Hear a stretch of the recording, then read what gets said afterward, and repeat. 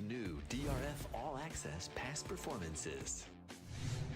With one best-in-class product, you now get all three past performance formats. Easily switch between views. Access the most trusted information in horse racing with DRF All Access past performances. Go to drf.com and use coupon code 1FREEPP for a free single card today.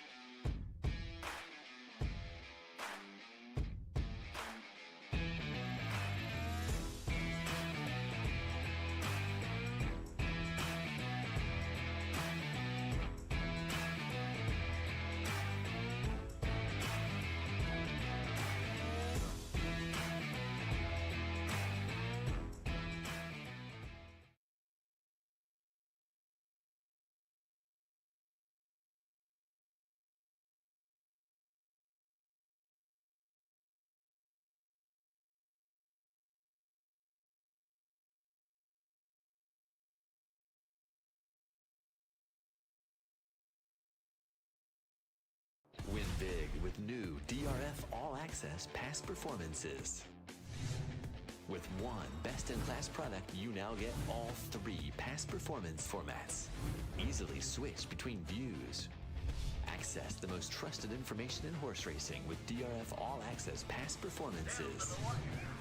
Go to drf.com and use coupon code 1FREEPP for a free single card today.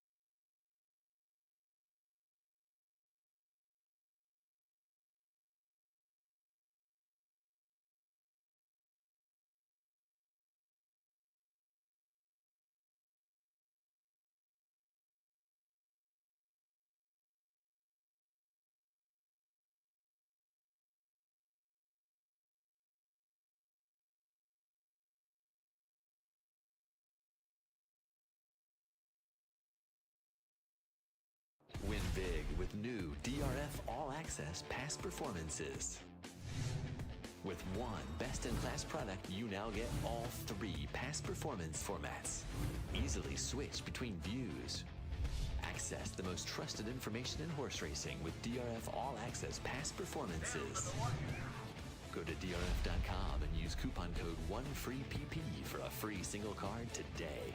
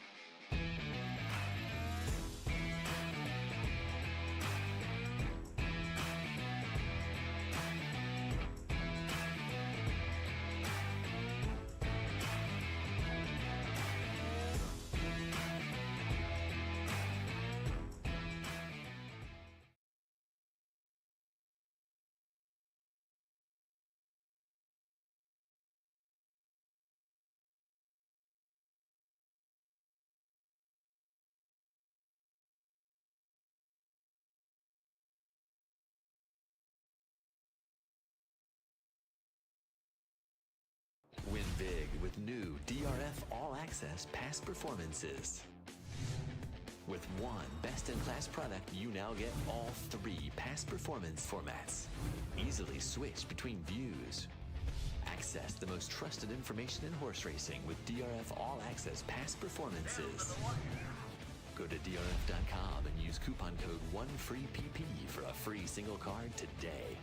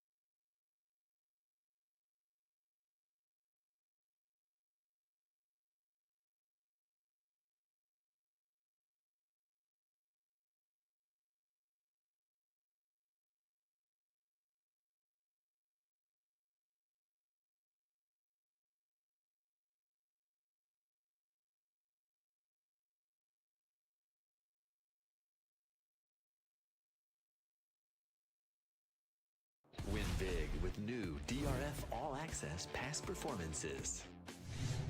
With one best-in-class product, you now get all three past performance formats.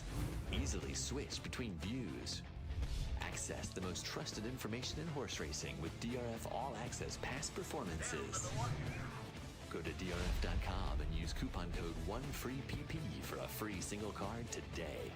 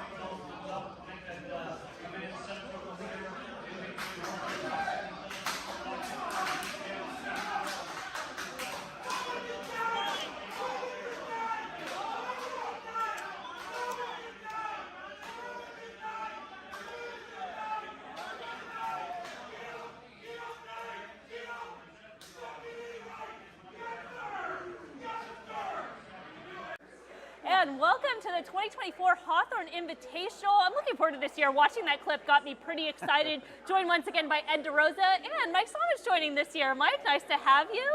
And both of you guys played the tournament yesterday. There's so much tournament action. Not only do we have the Hawthorne Invitational, but the standalone $500 live money tournaments, which are some of the best in the country. There's no takeout. Play you win. Lots of seats on the line. How's this weekend going for you? Well, I'm glad to be here. Did not do as well yesterday as I did last year coming into the Hawthorne Invitational, but had some fun, met a lot of great players, talked with Mike about stuff, and he and I both enjoy poker. And one of the things I like about the poker scene is a lot of the tournaments have a variety of games you can play. It's not just about that one big tournament. So I like what Hawthorne does. Make a weekend out of it. You have some options, so $500, obviously the Invitational. It's going to be a lot of fun today. Yeah, Mike, and then how's your experience so far coming out here? It's been great. I mean, the tournament is awesome, phenomenal yesterday. Love the structure, like Ed's point around poker. It's kind of like a mixed game today because we've got these $250 maximums in 8 different races, and then the no max in the last race with a minimum of 500. So you're switching up your styles throughout the day to try and make sure you're able to get to the front. Yesterday, I zigged when I was supposed to zag, but at least we handicapped well. We just bet poorly. And it's funny because betting is the most important part of these tournaments. You've got to bet well and handicap okay, and you can still win these things. So hopefully we can get off to a little better start today and hit these mandatory races we got coming up. I was just wrong, by the way. You were just wrong. Yeah, I mean, that happens too. Sometimes you feel better about that. Yeah, exactly. You're like, I can't really bet wrong if my opinion's wrong. It's just going to be wrong, right? Maybe you can get away with one or the other. You miss punch or something. But that's one of the things we're going to be discussing today with the room of players. There's 61 players in the room today. A couple people qualified yesterday. A lot of invites, some returnees, some new faces. But you get to hear that strategy, the separation of the betting from the handicapping. And as you mentioned, the format today, and we'll talk about the Hawthorne Invitational because it is a little bit more structured. We have those 8 races. There's 4 optionals. We'll talk to some of the players that have already moved up the leaderboard. There's already been some action early on in the day, and we're heading into our first mandatory race. But just as a reminder, there is the 4 optionals, 4 mandatories, and then the finale. And in each of those races, it's a $250 bet, no more, no less. It has to be exactly $250 as part of the rules in those 4 mandatories and the 4 optionals. And then the final race of the tournament will be Hawthorne Race 9, and that's your $500 that's left on your bankroll, but as a minimum. So everything that you've accumulated. So a lot of the players are going to be trying to building up that bankroll leading into that finale. And you're never out of it. You're never out of it, correct? Even if you're Until completely they cross wrong. the finish line in the 9th at Hawthorne, you are not out of this tournament. So one of the things with, Mike, you're going to play the Invitational this year. So a little bit different up here because we're going to be able to kind of talk to you from a playing standpoint, as well as obviously handicapping, but how you're structuring the plays.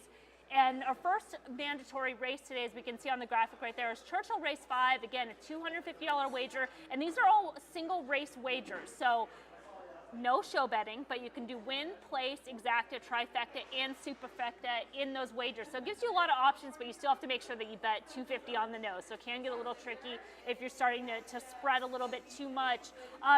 I guess we intro race 5 at Churchill since we are. It's a big one to start, yeah.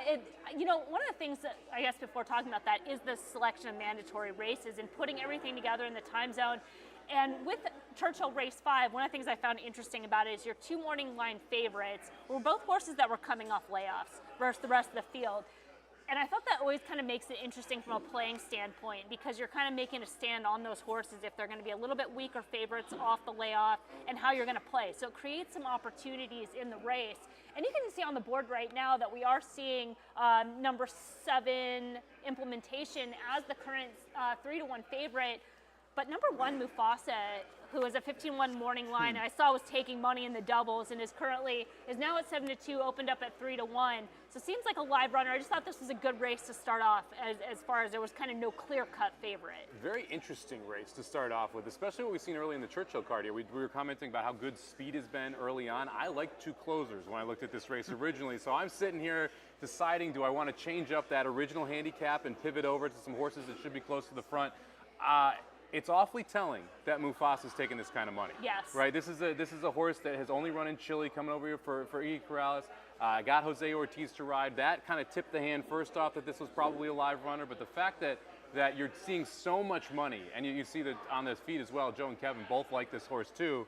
The momentum behind the 1, awfully interesting here with that 15-1 morning down to 7-2. And the question is, does it create a value on a horse like the 9 Gulfport now sitting there at 5-1 that is going to show speed, but is coming off that long layoff like you mentioned? Yeah, and you know, we were talking about this yesterday when I was on a show, talking about when you're handicapping a race, especially these mandatories, and in general, you should start by assessing the favorite. But then in this day and age, you should also be assessing the morning line, whether the morning line favorite is going to actually be the favorite. And in this case, when you have both the handicappers having the horse on top at 15-1, the early money coming in, the money coming in on the doubles, it's probably not so much that this was a 15-1 shot, that it was like a bad morning line. So now you're possibly dealing with that scenario as well, that if this horse had initially been assigned a 7-2 morning line or a 3-1 morning line, is it taking the action it's probably supposed to? And then to your point, there's probably creating value on other runners. Yeah, this horse was not in the pick 3. The imputed odds are 9.5-1, and then as you noted in the double, definitely took money. I'd be disappointed if I thought, man, even if you thought you were going to get 6 or 8-1 on this horse, now to see this board for a mandatory, I'd be pretty disappointed.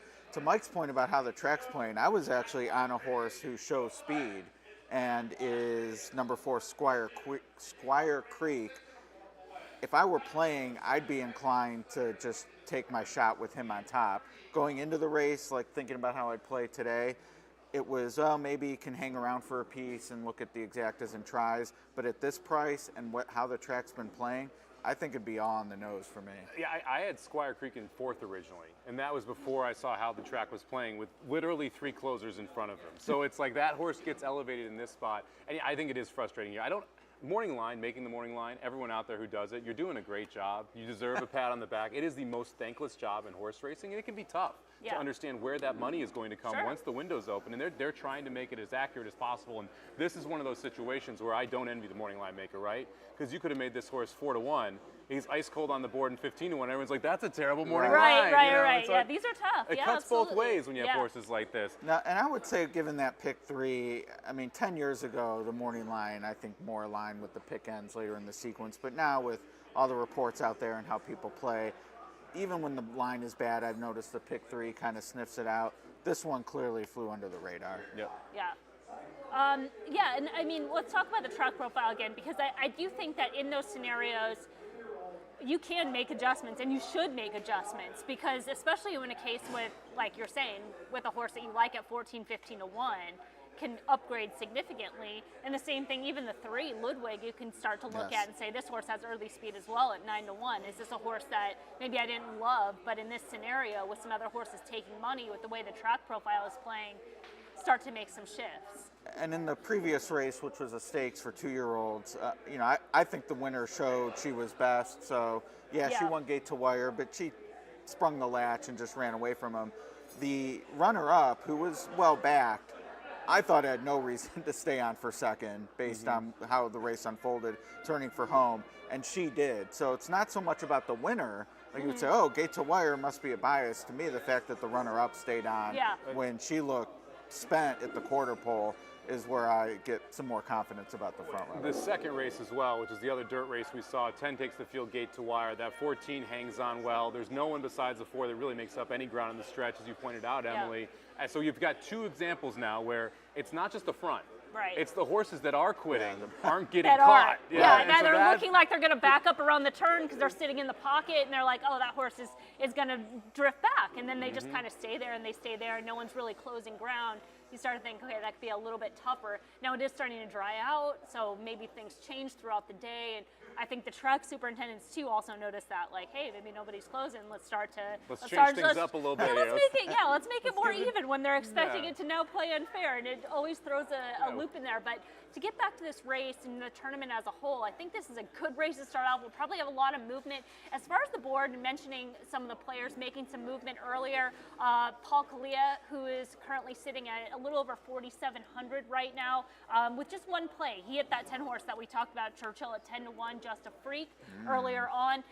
AJ Benton, who I know you're going to talk to in a little bit, because I'm curious to see what AJ played, moved into a little over 4,000 as we're looking at the leaderboard right now.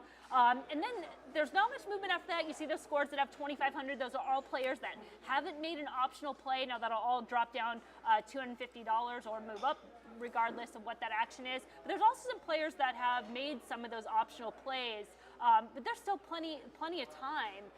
And it looks like actually Paul has made two of his optional plays based on that. So yeah, I think that's kind of a good plan too, especially when you lead, strike early, especially if everybody's kind of holding their cards. And I mean, to be double already is not insignificant, I don't think. And as we talked about on the spaces, you are now guaranteed to go into the last race with however many optionals and mandatories left with what, 3,000 then?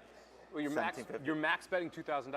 Right. So if you cash $2,000 over those 8 races, you're walking in with $2,500 to that last race. Yeah. Right. And so you're able to set yourself up well. And if you get on the board early, all of a sudden you can start going for the throat in a big way. You can play $250 tries. You can play one race scores that shuts the door for the rest of the room. And so it gives you a huge edge knowing where you can be. Or at least takes everyone out of their game plan. Well, yes, forces everyone in chase mode, I should say. And there's so much strategy into it, because there can be, if you're sitting in that position like Paul and you're saying, hey, I like some horses coming up, I'm going to be aggressive, I'm going to try to really jump out there, versus if maybe he played his 2 opinions of the day and now he's saying, okay, I have to make 2 more, but I'm going to try to conserve my bankroll, use that 250 to maybe do a place bet or whatever, just to kind of conserve that money to have 4,700 going into that last race. So there's so many ways that you can play it, but yeah, I think there is a lot of advantage of having a bankroll going into that last race. I certainly would like a bigger bankroll going into the last race. Yeah, but at the same time, I mean, I've been in spots where you are down to sort of what's your last play, and given the depth of the last race, especially, I mean, $500 can make a move. Sure. You have to be dead right, of course. Like, there's no margin for error chasing someone who has 7, 8, 9,000, but everyone's in the game, so. Yeah, with those multi-race stagers and still good size field. I think it's a 10. There's 1 scratch in the Hawthorne 9th race, okay. so it still gives a field of 10 in there. A lot of options, especially when you can bet supers and tries and leverage your bankroll. But you're not going to be able to get away with a $500 win bet on a 5-2 Right. at that point if you're down. We talked a little bit on the spaces as far as what we thought what it would take to win this tournament. Has anything kind of changed since then? Should we just kind of review what we think is going to be the final? I'll stand pat with my 16,000. I think we're under 10. Under Wow. 10, yeah. I think it's going to be under 10. Okay. The more you look at it, in the last race specifically, the 7's now out. I think the 4 is going to be a heavier favorite in that finale at Hawthorne. To me, it's handicapping the last race and working backward. Right. And if you feel like Fair. you can see a bomb there, I think all of a sudden the scores blow up. If you feel like it's going to be a little bit more chalky, I think they wind down a little bit. So I think that last race is really going to decide it. I've got to go make my mandatory here. Oh, yeah, that's right, let's yeah. talk So- about this, yes. I am looking at 3 horses. I'm looking at the 4-horse Squire Creek, which we talked about, which is the horse I like the most from a speed perspective. The 2-horse Wake Surf, or Irad Ortiz picks up the mount there. And then because of the way the track's playing, I like Gulfport a little more than I did prior. You just Gulfport clicked to favorite. getting bet down right now Barely. at 3-1. Well, they don't mess around here, so we better No. let you go. All Yeah, right, so yeah. Jump out. I'm going to play an exacta involving though, and I'm going to decide as I walk up Okay, here. So I'll be right back. Yes, the horses are walking to the gate as Mike walks to the gate right now to punch Right. those bets in. Yeah, we're looking at the board, and it has jumped around a little bit. It looks like the favoritism just moved to the 1, the horse that's Sure did. taking that steam and getting some attention from the public handicappers. But yeah, I think this is an extremely interesting race. I'm definitely interested to see how the room reacts, what type of plays. Now, for those that are following on the live stream, you can go to hawthorneracecourse.com/leaderboard, and that's where our leaderboard is. We're using the same type of leaderboard as BCBC. So when people put their wagers in, you'll be able to click that drop down and see what people plays, and I'm looking forward to that because get some information, especially when we're talking to players. Yeah, seeing or the plays is... Yeah.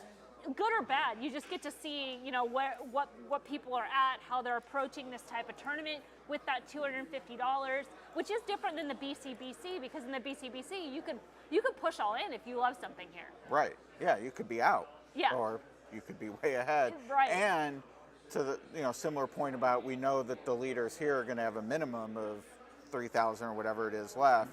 You can also press your wins as you go, and that's not an option here. It's the flat 250. So, the board hasn't gotten away from anyone at this point. So, for me personally, liking the 4, the win bet is enough. But, you know, as we get later in the day and people might feel like, man, I need a score, that's where you start looking at, okay, how do I key this with something? But Mike is back.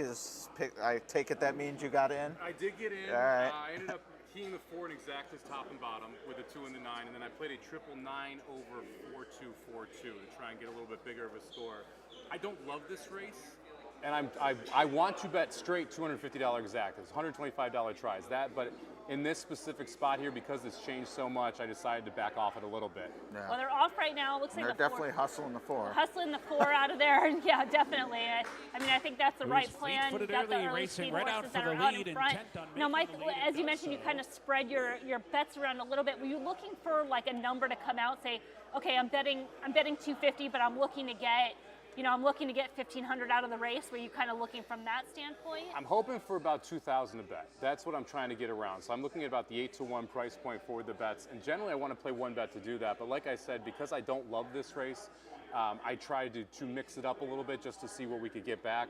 The trifecta is the big shot, right? Because I'm trying to get at something or some point where I can actually get a decent payout and be able to move forward. And this is working out okay right now. I like kind of where we're sitting here. We'll see if we can get this 9 going and how this speed holds on the 4.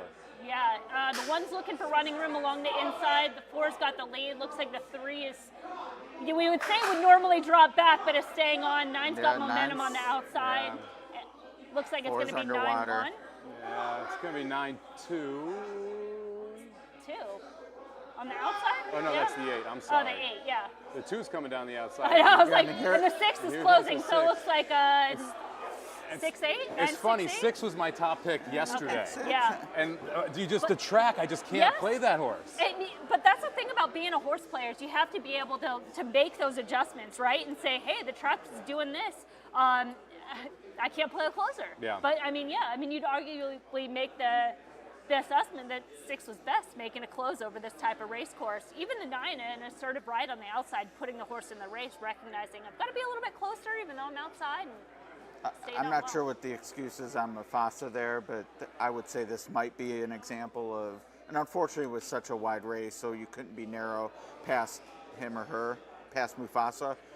But man, I mean, 5-2 is an underlay. Absolutely, like, yeah. You know, you had the public on the public 7-2 fell short. Right, That was yeah. great. Then to click down to 5-2 though, and you know, if there was an opportunity to have some opinion where you just had to get that one out of the number, you could have done all right. I did not have that opinion here, so couldn't hook it up with. But didn't sound like a lot of eruption though. I mean, obviously in a room of 60, someone probably did something with a 4-1.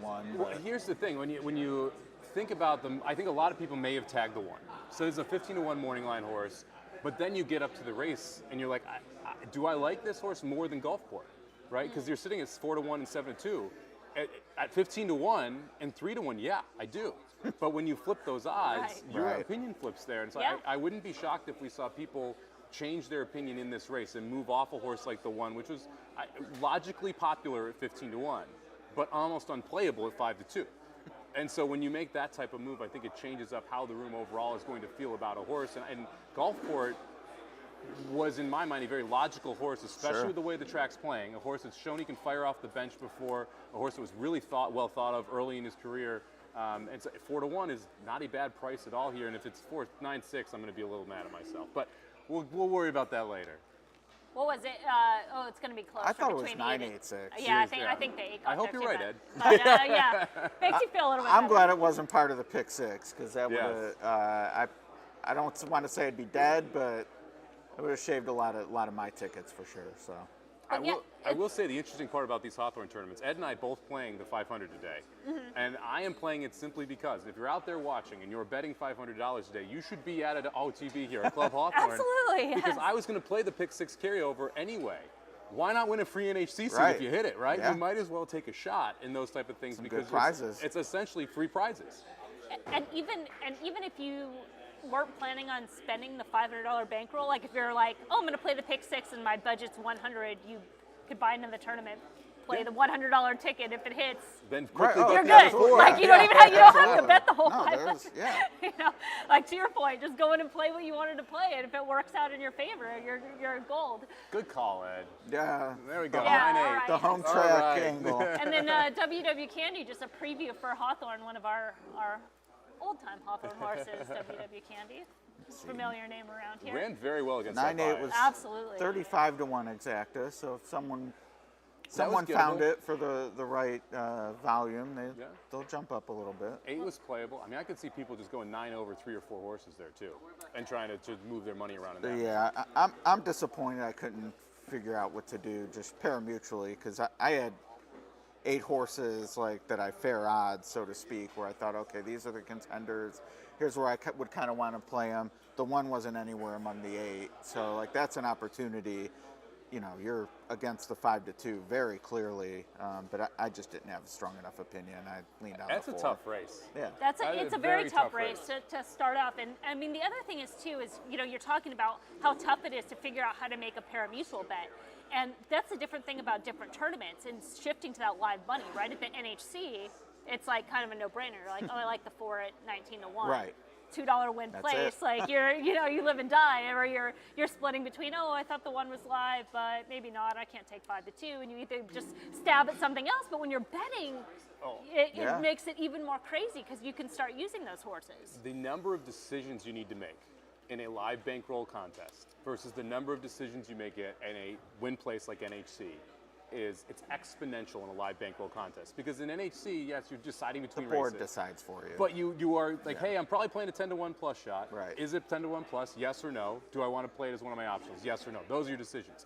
Here it's, okay, I'm going to play this race.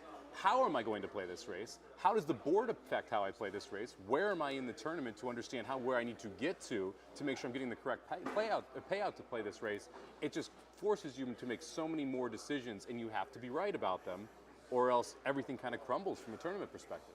Well, on that note, since we have a room of 61 players exactly, well, we have 60 because we've got one sitting at this table, but 60 players throughout the room, let's get some conversations with them and talk about that exact point as far as those decision-making process. So we'll take a quick break and we'll be right back with some of the players. Win big with new DRF All Access past performances. With one best-in-class product, you now get all 3 past performance formats. Easily switch between views. Access the most trusted information in horse racing with DRF All Access past performances. Go to drf.com and use coupon code 1FREEPP for a free single card today.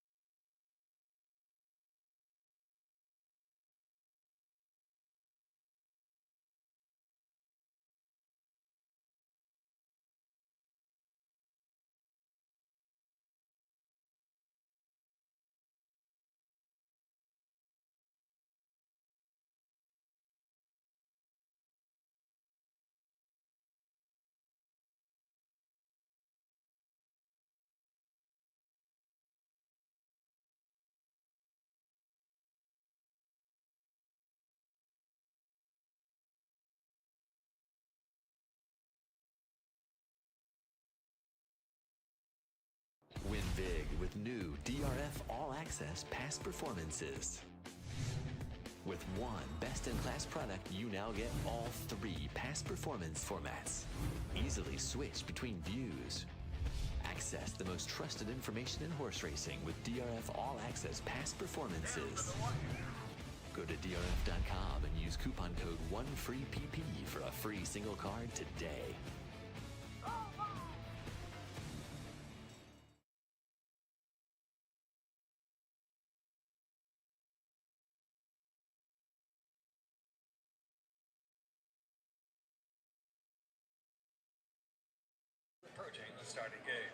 Ed DeRosa here with Brad Anderson back at the Hawthorne Invitational. I got my lounge set up back from last year. Good place to have a fireside chat with some of the best players in the game. Brad, you won the 2019 Breeders' Cup Betting Challenge Championship. Yep. You won it. That's the important thing.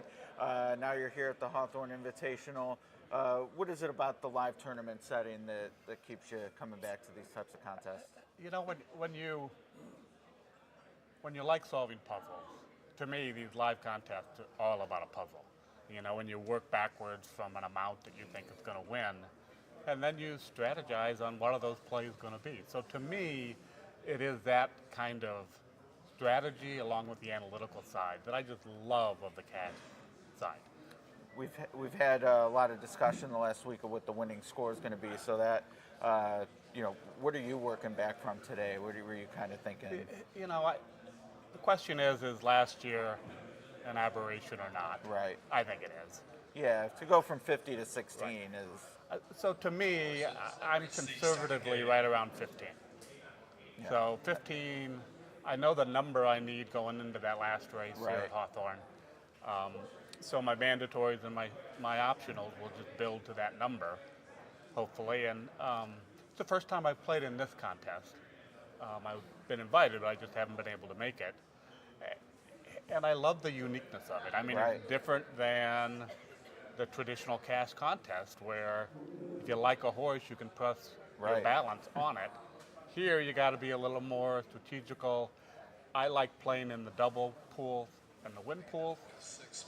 So I think this has forced me a little bit. I got to go at least into the exacta pool to try to find the value to get that number that I want going into that last race. And one thing I don't want to say struggle with, I haven't played a ton of contests, but one thing that I think maybe I overemphasize, I'm not sure, curious your take, but scoreboard watching, so to speak, how much are you massaging your strategy based on seeing where the leaders are? I'm not. Now, I may, if somebody gets a large number and there's still, you know, a couple of mandatories left, I may adjust my plays. But yeah, I try not to look at it unless there's a large number. Now, you know, in this contest, it's a little bit different because everyone's got that $500 balance waiting for them in that last race. So, you know, unless you find a, you know, 25, 30 to 1 combination you like in that last race, you got to make sure you're at least within hitting distance of that leader. One thing I think about, like, at a minimum, obviously people are going to have more than 500, but at a minimum, there's 30,000 in handle on that last race, 500 times 60 players. So even if you think, well, with takeout, say 20% to keep it easy, but that's 24,000 that will be paid back, like on average. So, well, depending on how it divvies out. Right. And I think, I mean, when you look at the roster of players that are in this contest, I mean, these are the best, you know, tournament players. So you know that going into that last race, there's a lot of smart people that are going to be on that winner.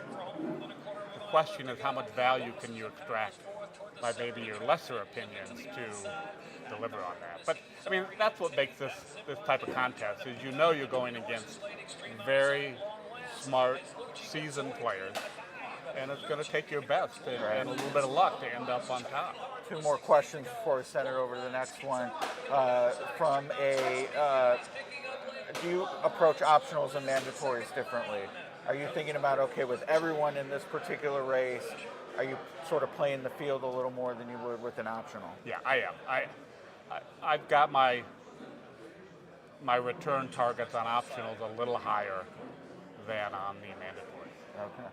Yeah, that makes sense. You know, it's just, I feel like if you find an opinion outside of the mandatories, the likelihood that there's going to be a lot of people in this room on that race, if you can find the right race, that really could be a differentiator. Where the mandatories are going to play out, and everyone's going to try to find that magic number in terms of combinations to deliver the value that they need. And tell everyone what your big opinion was in the Breeders' Cup that you won it. It's a funny story. So in 19, I had 2 entries. And going into that last race, I had a double that was alive to 3 horses. And my main opinion was I was going to go all in on McKenzie. But talk about leaderboard watching. I knew where the leader was. And the odds, I had about $27,000. The odds, I think, were 5-2, wasn't going to give me enough to win.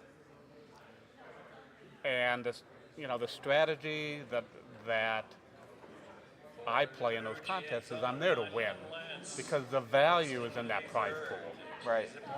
So I pivoted off of McKenzie and did a single win bet on Vino Rosso for about $27,000. There you go. And he delivered about, I think it was 9-2. And then you throw in the prize pool money, and all of a sudden you're up to 17-1. Yeah, very nice. So that's where the leverage is, and Yep. that's why I made that switch, because I wanted to win the tournament because of the top-heavy prize structure. All right, Brad Anderson, he's number 1 alphabetically. We'll see if he's number 1 at the end of this. Thanks for the time. Thanks. All right, on to our next interview. Mike Somich, we're here with Paul Calia, our current leader right now in the clubhouse, sitting on the board at $4,500. Paul, a previous winner of NHC. What do you think about the structure here for this Hawthorne tournament? I think it's an excellent tournament. They give you the races to play. They give you the amounts. So it's they take a lot of the. They tell you it's. I like the format. It's different than the NHC obviously, but it's really cool. I like it.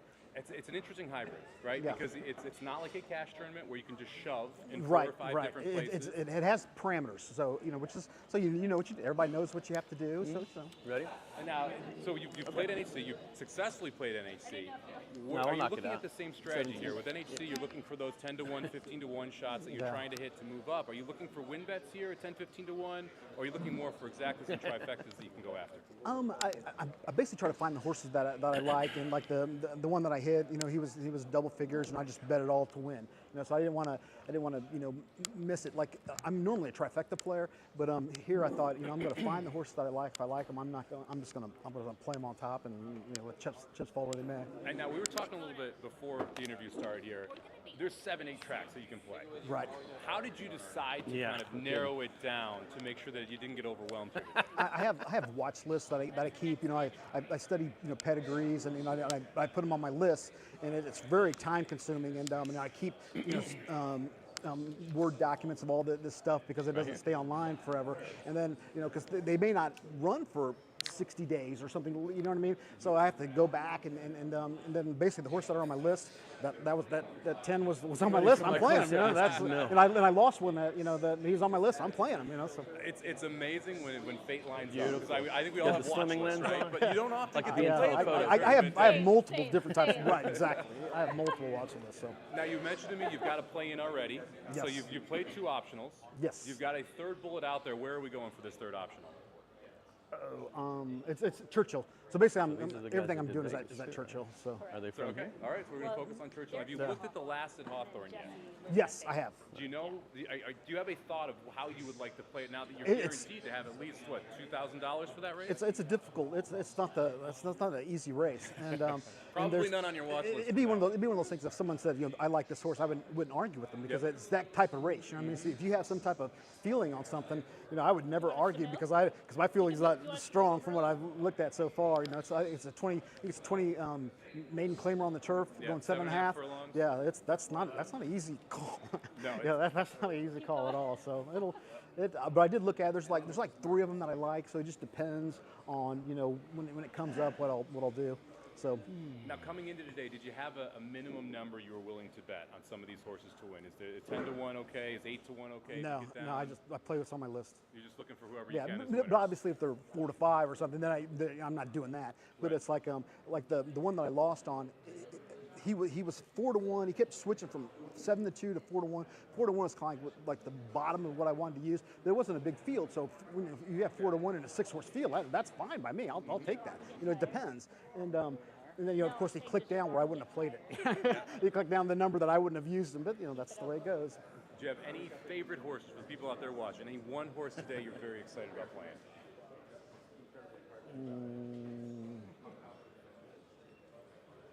No, but I'm excited about my horse that I own, Irish Aces. That runs next week in Indiana. There we go. So Irish Aces next week in Indiana. In the Schuster, I'll know tomorrow. Okay. There's 50 nominations, so I don't know if he's going to draw in, but he should, based on what the parameters are for the race. So I'm really pumped about that. I'm real excited about that. So if you're out there watching, make sure you start a stable, right? If you don't already have one, and make sure you're at Irish Aces policy. Thank you very much for the time, man. Appreciate it. Past NHC winner, current leader right now in the Hawthorne Invitational. We're going to send it over to Emily.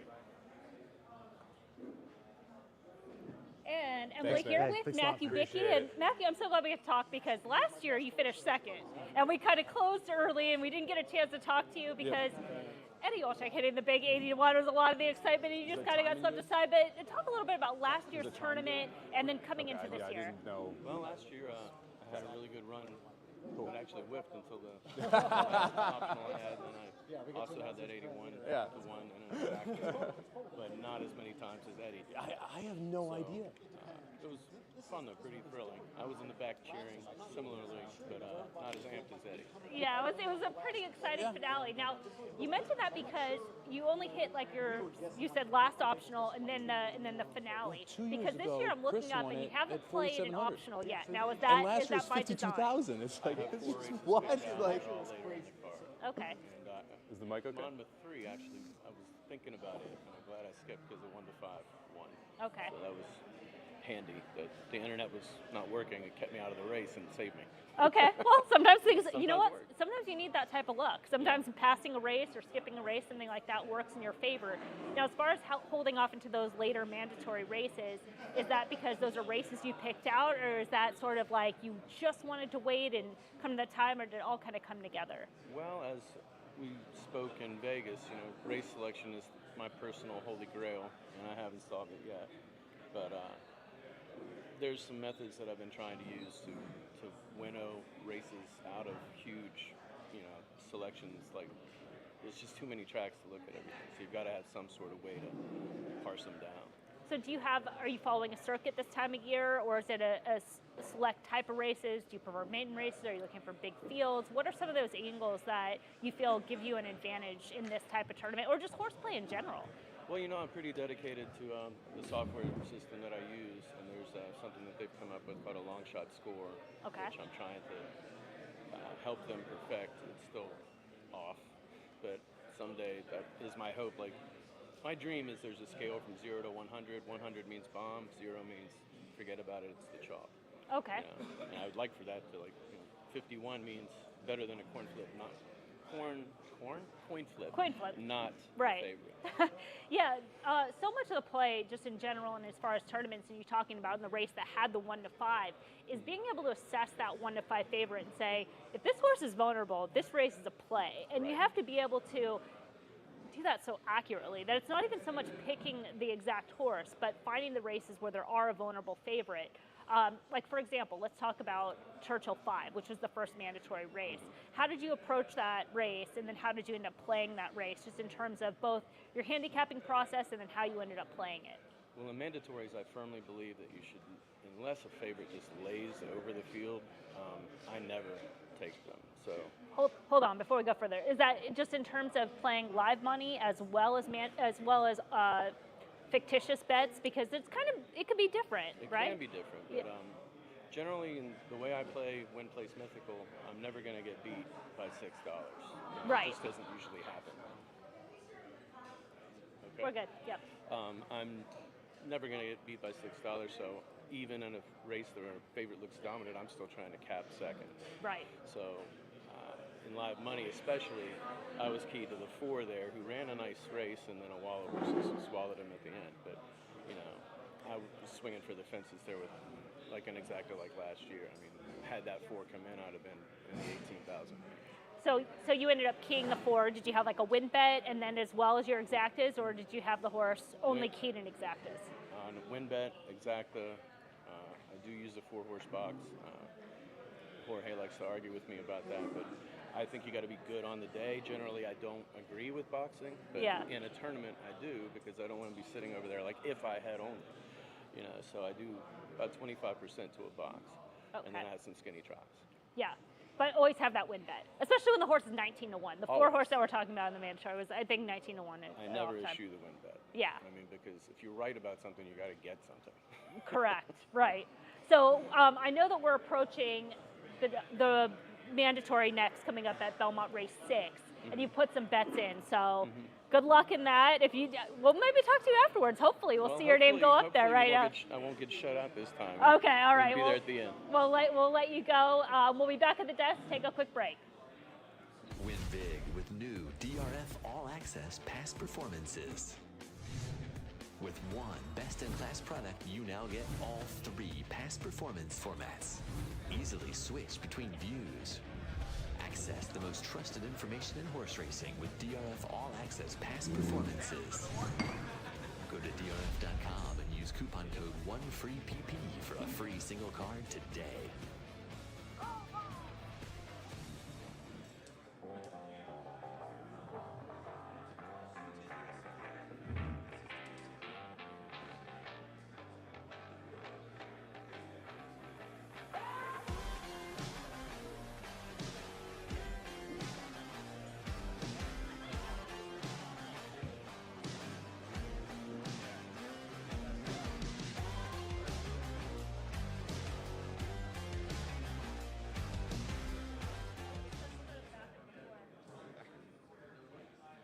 Before the car wreck.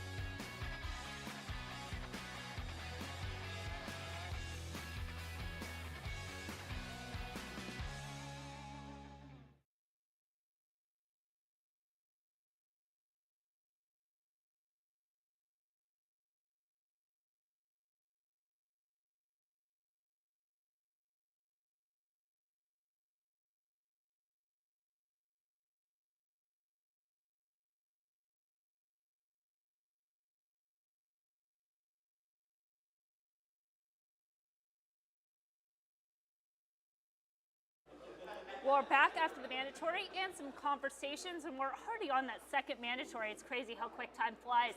Race 6 here at Belmont as the horses are on the track. A pretty solid field here of 10 horses and an 8-5 favorite, and then there's prices throughout. How did you guys see Belmont Race 6? Well, this is one of my first bigger opinions. I like a horse quite a bit here. I like the 5 horse at 9-2. This is a horse that switched barns a couple races back. First off the layoff, we saw the surface switch here, so went from the turf to the dirt, wasn't able to draw into a turf race. They wanted to get this horse on turf. Now second off the layoff, second out as a 4-year-old, which are 2 big-time improved angles for me. We're getting back to the surface that this horse wants to get to. Lisa Lewis, a former Chad Brown trainer, takes the horse over. I like that as well. She's very good with turf horses. So to me, all systems go here on the 5 horse Clear Conscience. Getting 9-2, not enough for me to bet a win bet in the tournament. No? So I'm gonna. Oh no, we're trying to win this. So we're. That's 1,500. I was gonna say you're chipping away. No? We don't chip here. I told you. I realized the last race. The last race we were trying to chip a little bit, but at least we were chipping with prices. Right. I like the 2 horse who's the favorite. 9-5 right now. I'm going to play $250 cold exact of 5-2. Just try and sting this thing. It's 20-1 right now. That pays a lot more than $1,500. So we're gonna try and pick up about $5,000 on this race and set ourselves up well for the future. I feel like this breaks my fundamental heart of like, I love a horse, but I have no win money on them. So it's interesting because like we can talk about at some point we should talk about tournaments, right? Yesterday I liked the 7-5 shot. I should have bet it to win, but I didn't, and I never would bet win money on that horse. And this is a situation where outside of a tournament, I would bet the 5 to win.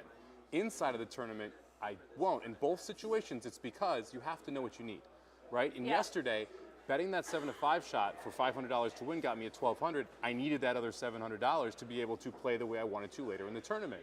Here, yes, winning, $1,200 would be great. I want to win the tournament. You got to go for the throat when you have the opportunity for it. And this is one of those races, one of the few mandatories I have a bigger opinion in.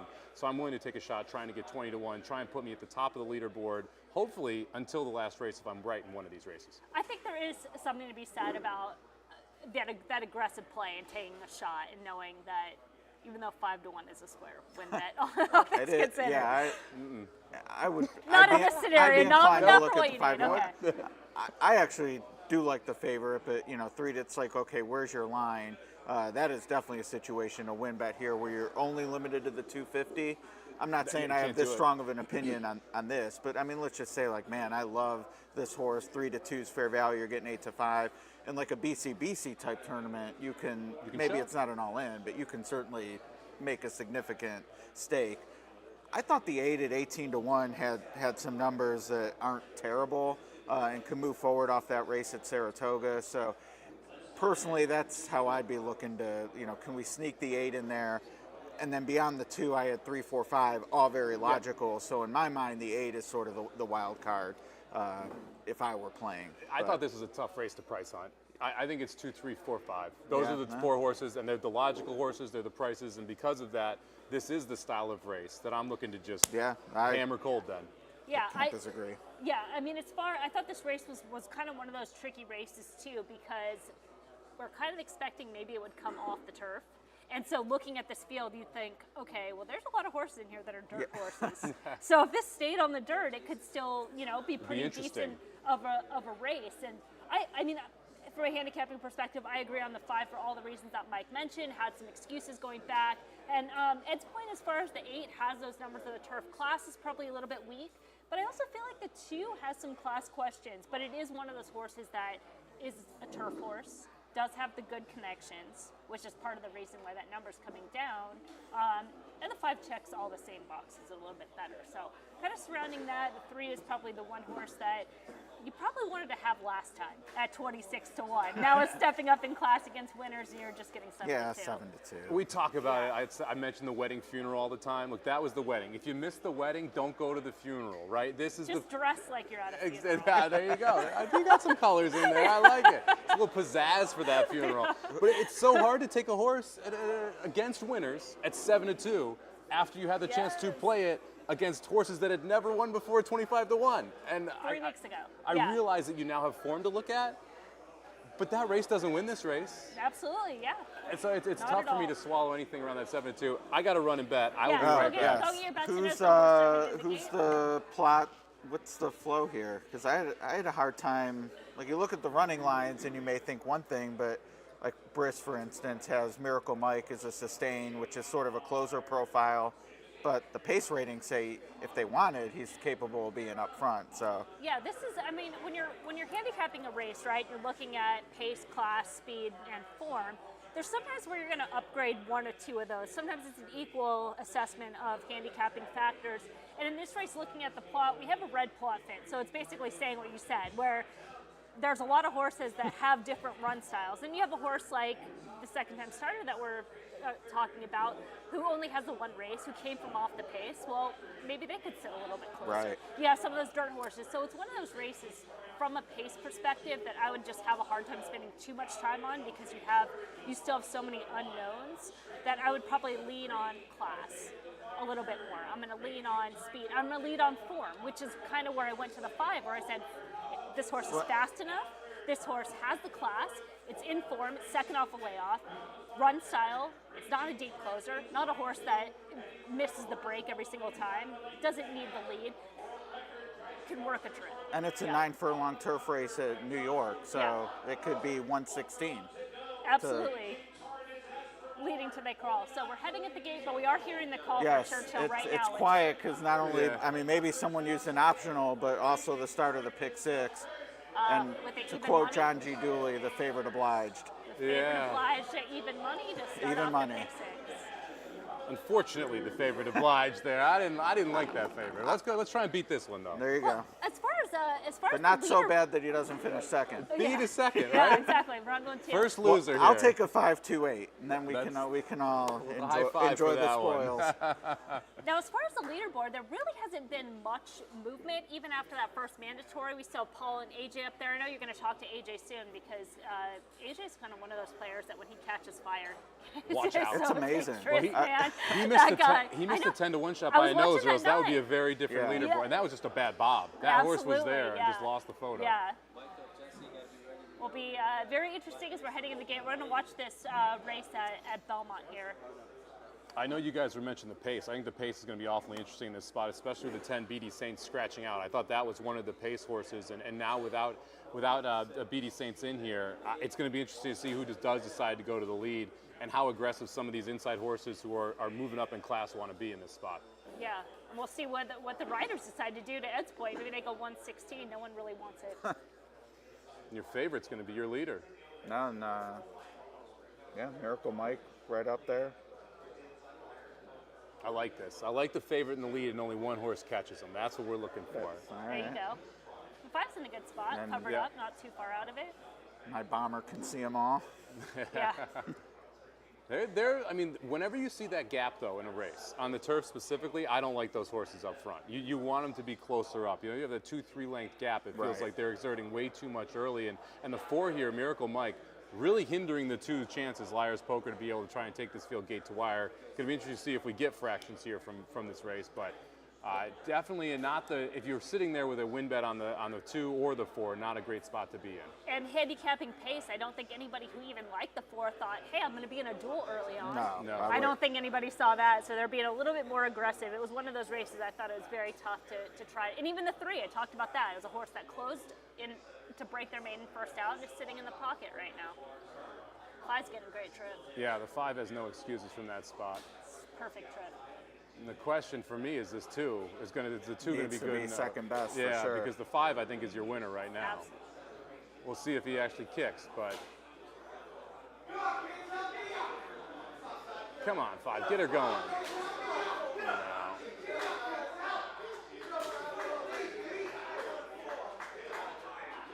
Come on, kick now. Get up. Get up. He doesn't want to quit. Get up. Oh, this is going to be close. Get it's up. going to go the opposite. No. Oh, it's going to be tight. Wow. That's tough. Did you, No, I never considered wheeling it, never I was considered gonna say, boxing did it. you No, box, and yeah. I will say the one thing we thought, why you bet to win, that wouldn't have worked out either. No. So yeah.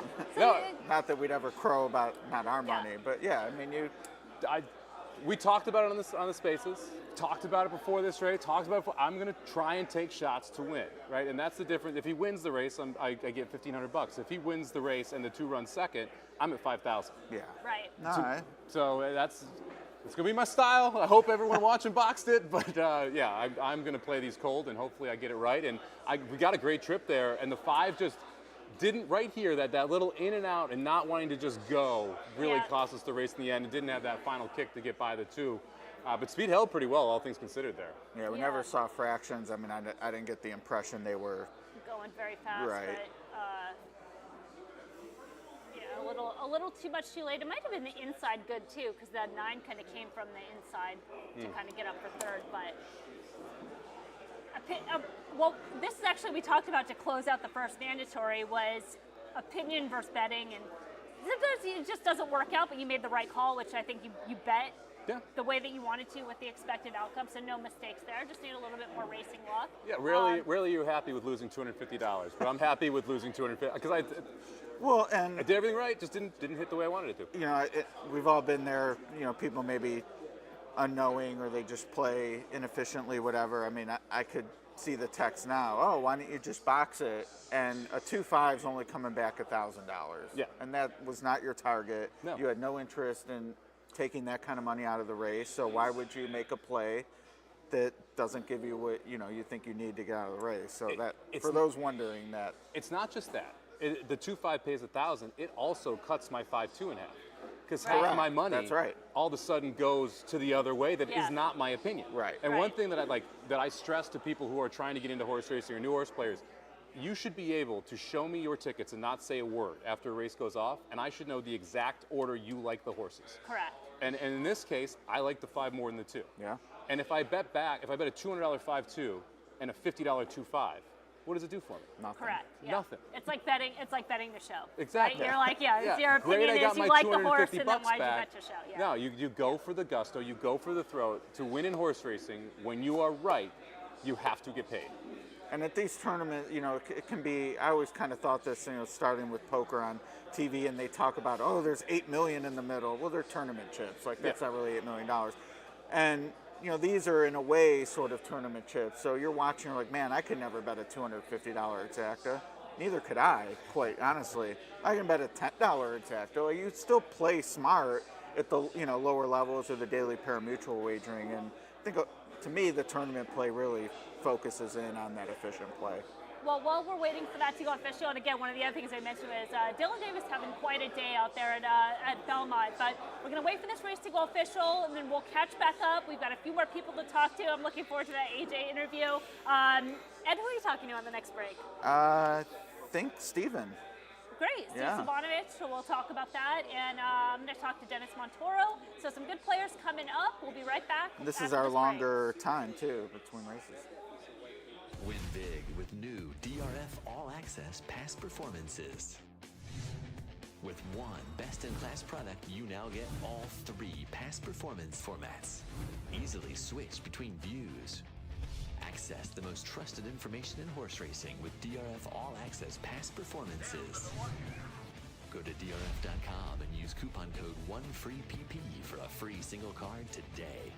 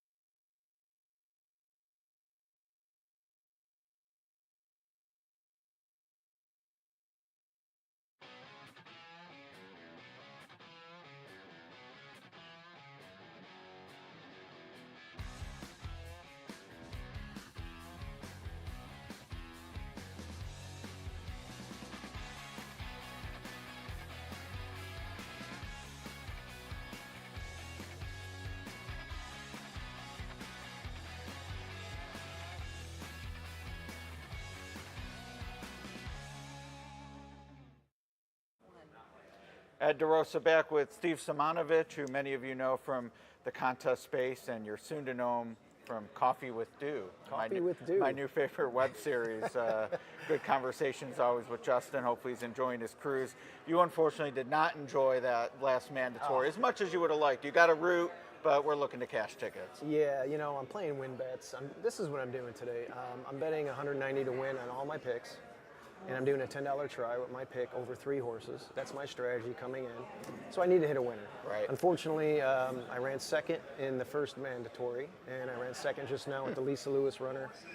You know, it had 2 9-furlong races that were subpar. They looked bad on paper, but trip notes in both.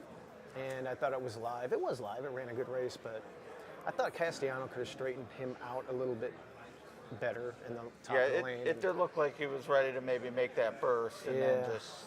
And it kind of grinded his way up to second. Right. Finished by, I don't know, lost by 3/4 of a length or whatever it was, but 0 for 2 on the Mandos. I'm 0 for 1 on one of my optionals, so I'm 0 for 3 so far. But I still have a lot of bullets left. Everybody's still alive. And Right. We'll see I what feel happens. like that's... I mean, you're always alive if you have money, regardless, in a live bankroll. But with this structure and the 250, you can't bet more or less until the last. Like, I feel like that keeps everyone grounded. Like, Yeah, okay, I'm not out of this. Nobody's going all in. You can't do it. You got to bet 250. You're going to have $500 no matter what in the last race. I mean, look what Eddie O did last year. That's right. I mean, so it's a cool contest, and it's a different format that is needed. You know, you can't have the same betting format in every one. We have the BCBC, we have our $2 win place mythical stuff, and we have the Hawthorne Invitational.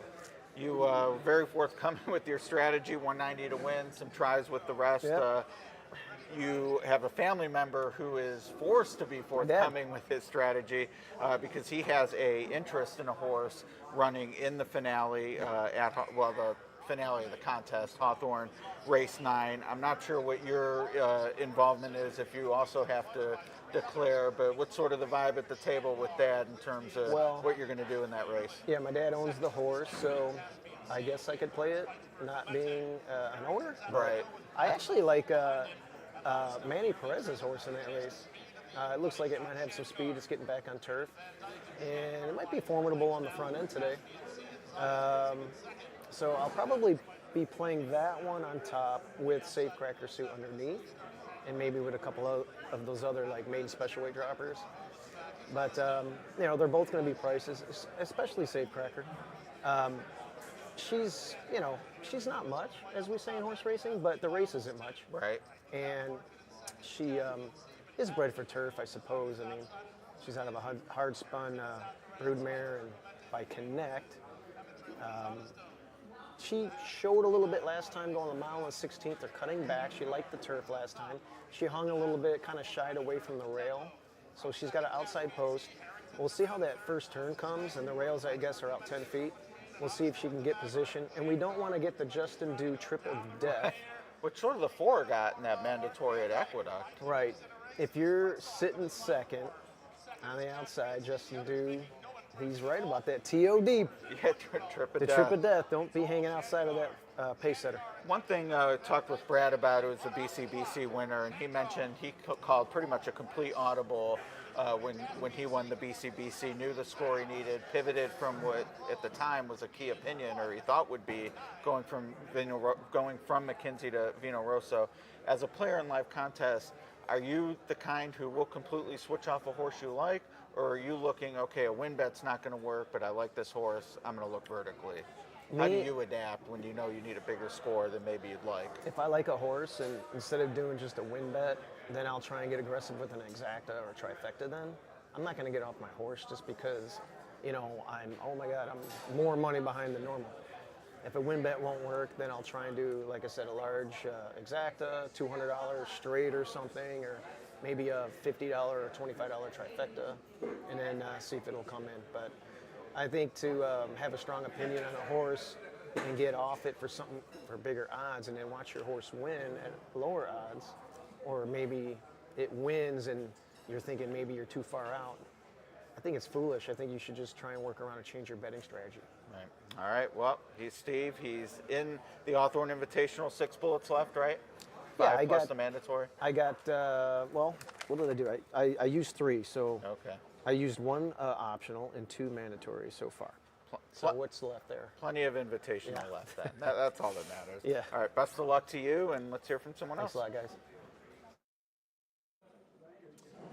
I'm here with AJ Benton. AJ, you have been crushing it for years now, online specifically. I know we're both at the final table together, NHC 2022. Kicked my butt. You ended up 3rd. I was 7th that year. Couldn't quite hang. Little different format here, but I feel like this is probably a good one specifically for that style because we've got these 8 races. where you're just looking to pick winners at prices, which is a lot of what we're trying to do there in those win-place tournaments as well. Absolutely. It's pretty much a $2 win-place format, but on steroids. You know what I mean? And you just have to be selective with what you pick. It pretty much plays out the same as an NHC. You have a certain amount of tracks. You have to pick races that you find value in. Now, going into the last race, where you can bet unlimited amount of money, does that change your style? Are you going to kind of switch this from that win-play style early to, I'm going to go all in, I'm going to take that big shot in the last race, or are you going to wait and see and kind of just feel it out? I'm going to feel it out, see what they look like on the track, and then I'll make my decision from that. Usually your eyes don't lie to you most of the time. Do you have a horse you like in the last? Yeah, I do.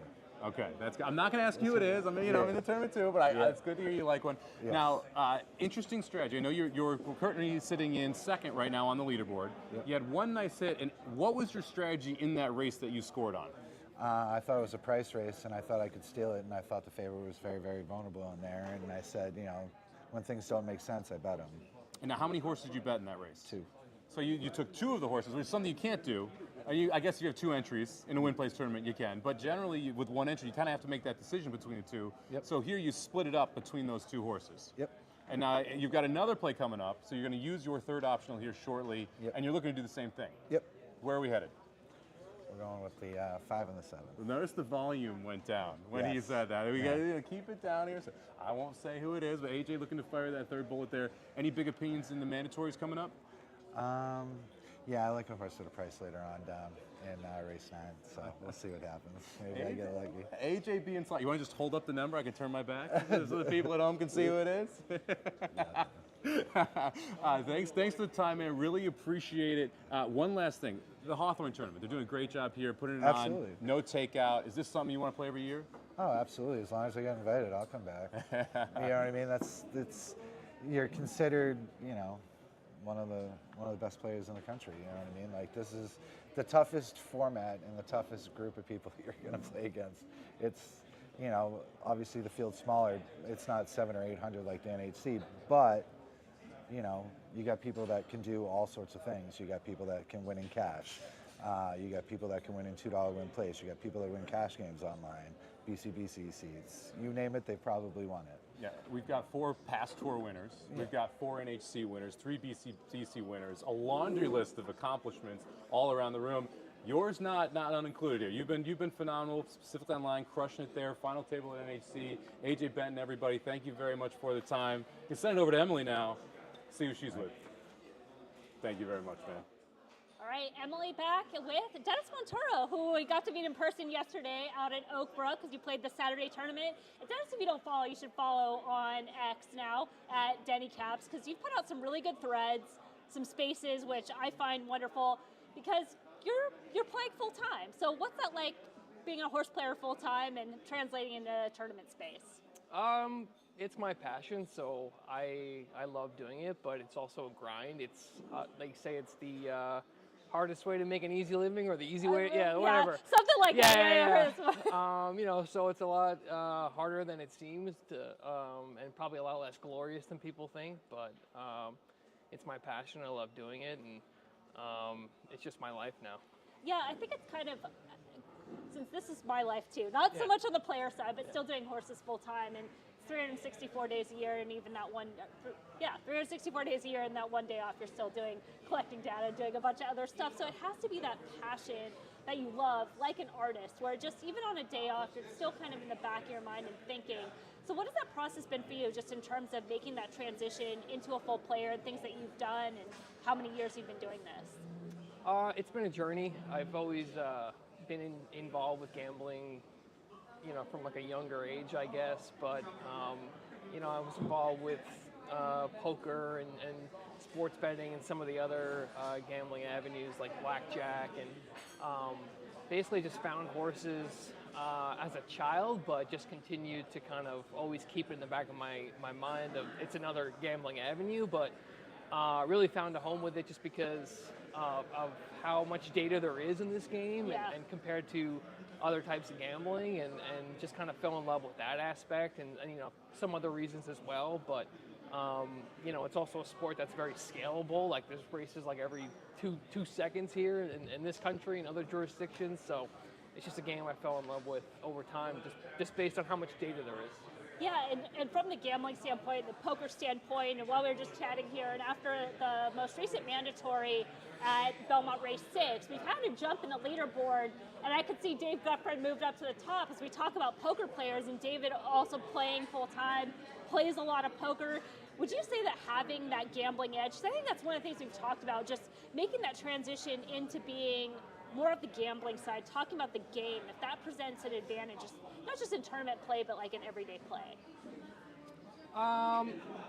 Yeah, I think, with tournaments especially, I think definitely like look at this as a game. And, every game there's an appropriate format and strategy you have to kind of abide by. And, I think there's ways to intertwine your day-to-day play when you're actually playing tournaments, something that I kind of do. I know other guys here might do as well, like either betting cash into the pools or playing other tournaments at the same time and covering different, probabilistic scenarios. And, so it could be very complex. It could be very straightforward. It's just depending on, what your appropriate strategy is. So we talked about that a little bit earlier with the earlier mandatory at Churchill, because you're also playing the other tournament, the $500 tournament that lets you bet open. So in the $500, and correct me because I'm just trying to go off memory of a conversation we had 20 minutes ago, but where you ended up playing the 9-horse Gulfport in the $500, and then what did you do here? What was kind of that thought process and how you kind of hedged those two tournaments? Sure. Just from like a race perception, the data was kind of telling me for an allowance race it was pretty wide open. So I wanted to cover different horses, and I was able to do that with the two different tournaments that I'm playing. One entry in the Invitational, 2 entries in the $500 tournament. So I had an opinion on the 9. I had an opinion on some other horses. The 9 ended up winning. I actually had him double to the next race, and I actually hit it. So I think I was actually checking the leaderboard right before you grabbed me, but I assume, I think I have like $3,000 on that right now. Okay. So, a lot of time to go left with that. But I was able to leverage my opinion into kind of, a score in the other tournament, not the Invitational. So now how do you, since you have kind of those 3 entries that are live, how do you prioritize them and kind of decide if they're sort of hedging each other, but then also trying to prioritize each one? Do you move like into an 8 ticket, or do you try to move 2? Like how does that work as far as playing those 3? Yeah, I think like the Invitational would be like your 8 ticket, like just based on like the top heavy prize structure and the better prizes there, bigger entry tournament, more glory as well. So there is a belt now. Oh yeah, there is a belt. So I guess that would be like the 8 ticket right there. But like if I go home with anything today, it's just great. So. In that regard, I would say the Invitational is your 8 ticket. Awesome. Well, thank you so much for talking. Hopefully we'll talk to you again. We'll see you up there. Still a lot of action. How many mandatories do you have? How many optionals do you have left? 3. Okay. Yeah. And it looks like Paul and AJ are done on their optionals. So. Oh yeah, they added that. Okay. Yeah, I didn't see that. Can move around a little bit. So it's updating. Dennis Montoro again. Follow on X. Great follow. A lot of good content. Awesome to talk to you. I know we'll talk a little bit more. Ed DeRosa back with you in the lounge environment here in the corner of the Hawthorne Invitational, joined by the NHC champion Mike Gillum, who told me you were on the board finally. Finally got on the board. As we learned from the NHC, when you get hot, watch out. That was a tour de force on the final day. Just a one-day tournament here, but looking to get hot again, I assume. Yes, trying to. Got a few plays left. So what? 3 mandatories and I think 2 option. I think just 1 optional. No. So yeah, I have, and not too good so far, but I finally got on board. I thought I hit a $20 try. It would have been nice, and I changed at the last minute. Played a $20 super and not a $20 try, and would have hit the $20 try. But anyway, I still had 130 on a, to win on a 5-2 shot, so at least I'm on the board. Something, on the board. A little extra on the last race. And not sure how current exactly the leaderboard, but it did flash while we were waiting to come on, and we do have a new leader, David. Well, actually, he's based on the score, he's 50 behind number 2, but David Gutfreund did jump at least toward the, there we go, 46-12, sorry. There it is right there. What a production staff here to pop that up as we're talking about it. But I bring this up, A, to applaud Maven on making it to the top, and Paul and AJ doing very well, and Bill Shurman, but no one has yet to separate. Like, this is a board that you can still play your strategy. Oh yeah, absolutely. It's still, everybody's still in the game. I love the format structured, where you can't bust out first race like I've done before, but it keeps you in the game, and you just try to build on it and hope to have a little more, to put on the last race. So just hope to get a few more scores in, and you never know. That's all right. Well, no matter what happens, you get to celebrate next week at Indiana Derby at Horseshoe Indianapolis. Going to present to you at the Eclipse Award. There's also a tournament that day you'll be playing. Maybe a little bit more to celebrate today, but what have these last few months been like as an NHC champion? Oh, it's just been just incredible. It's so fun, and I just wake up every day. I still can't believe it. I'm like, did I really win that thing? It's just so hard to even get there and to win it. It's just so happy. It's been a real life changer for me. Got me right, financially in my life, and did some good with the money, and it's been fun. Yeah, boy, and you've been a good ambassador. I haven't seen you, that I'm aware of, turn anything down. You've popped up everywhere, and you're promoting the game. And you're here at the Hawthorne Invitational, which from what other players have said, they love just the atmosphere and being around these players. A little quieter setting than NHC. What makes you take the time to come up here and support this tournament? Well, 65 or 61 of the best players in the in the country or the world. These are all the best. You guys have picked the best, and for me to to get invited is just a real honor, and I couldn't pass it up, really. Now I know winning the NHC, you get one berth into next year. You double qualified yet, or is that? I am. Okay. So yeah, for the Illinois Derby or the Illinois Derby contest, I got second. So I got a second seat there. So I'm double qualified. So the Midwestern region, that's your honeypot to Las Vegas. Yeah. Yeah, so far. All right, we like it. Well, we have.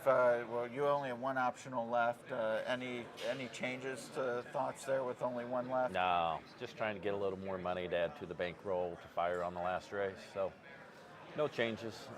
It's nobody's running away with it. It just takes one good hit on the last race, and anything can happen. Yeah, and a note about the prizes here, Mike being double qualified wouldn't necessarily get the NHC berth per se, but if he is the winner, that would still qualify him for the $1 million bonus. Yes. So plenty to play for in that regard, obviously in addition to all the cash prizes and everything else. When I got second in the Illinois Derby, there was that $1 million bonus for second place, but since the first place guy, Darren Schweiger, was double qualified, he got to keep that $1 million bonus. So I didn't get it. Okay, I thought I had it for a minute, but he did. Since he was double qualified. So if that would happen today, I would have that chance to get the $1 million bonus. That'd be quite a back-to-back. Or win it and then get the $1 million bonus the next year. But appreciate the time. Best of luck the rest of the way. Thanks. And I'll see you next week. Yep. At the Indiana Derby. All right, that's it from here. On to our next. Thank you. I'm here now with Eddie Olczyk, our reigning champion, back again to try and defend the belt. Eddie, doing well. How are you doing? I'm doing well. Nice to be back, and I'd like to know where in the hell a year has gone. Yeah, right. It's been a quick year. Yeah. You just came off the Stanley Cup Finals, able to check that out. Being in Edmonton obviously must have been a phenomenal experience for that, and then Florida wraps it up down there. And now right into the horse racing world. Of course, yeah, right. Hockey was getting in the way of horse racing the last little while, but it was a great playoff, and thought we were going to have a little bit of history there with the Panthers up 3-0, and then all of a sudden it's 3-3, and you're in a game 7. But I think for Edmonton is that it worked so hard, obviously, to get back into it, and it looked at times like they were spent in that game. But then at the end, they kind of found that second wave and eventually almost got that thing into overtime. But I thought it was good for the game, great for the league to have Connor McDavid in the Stanley Cup final. So it was a lot of fun to watch, and it was a great playoff. And now it's vacation time, and that means horse racing is front and center. We get to play little ponies now. Yeah, There was almost as much buzz for that Game 7 as there is for this Hawthorne Invitational. I'd say pretty close here. Yeah. Now, you mentioned you had a play. What did you end up going with here at Belmont? Well, I thought when we were talking, the one that I hit a little bit earlier was at Belmont. My next play is going to be at Woodbine. My next play is going to be at Woodbine. I like the longest shot on the board. I like the 7-horse. Not overly proven on the turf course, but I think can maybe sit a nice stalking trip and try to. Should have had the 7 here, I think, because the 7 at Belmont ended up winning the 7th race. So yeah. 7s might be lucky, but I think right now I was goose egg for the first couple of plays, and then I got back into it with my pop a couple of races ago at Belmont on the turf. So, and everybody's philosophies are different and whatever. I mean, like today, I had a feel for a couple of races, but you got to pick your spots. Like you know what it's like. You got to, when you feel like the iron is hot, you got to go ahead and press down, and hopefully we'll be able to put a little bit more money into the bankroll.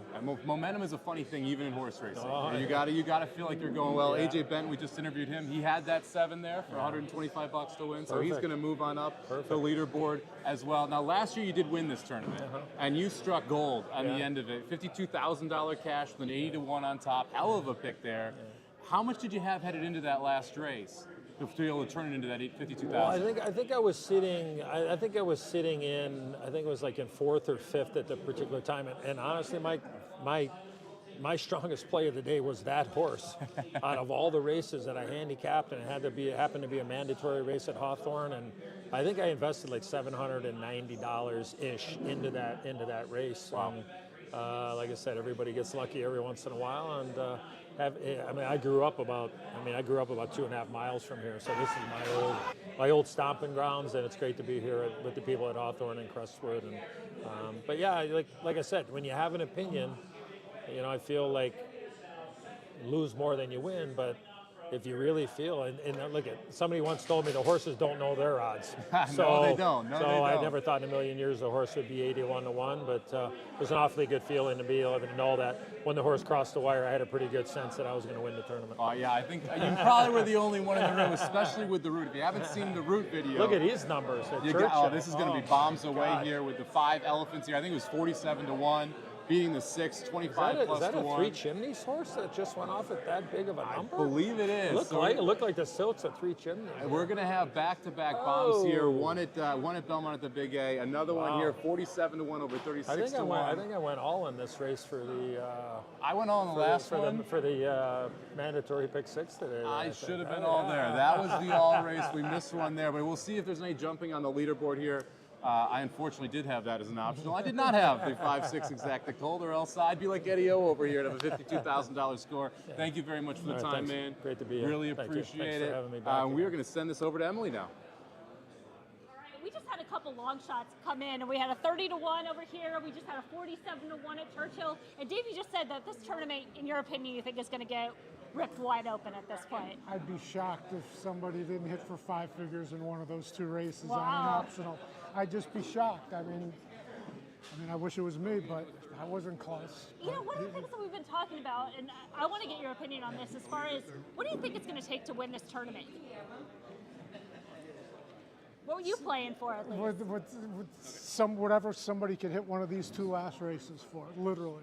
I mean, I thought somebody would have 5 figures going into the last race. Okay. I mean, whatever lead I had or have is not even tenuous. It's non-existent. It's just a blip, a temporary blip on the leaderboard. Well, yeah, I think that's what's so interesting about this tournament too, right? Is going into those, before those 2 races, we're going to get an update here pretty soon.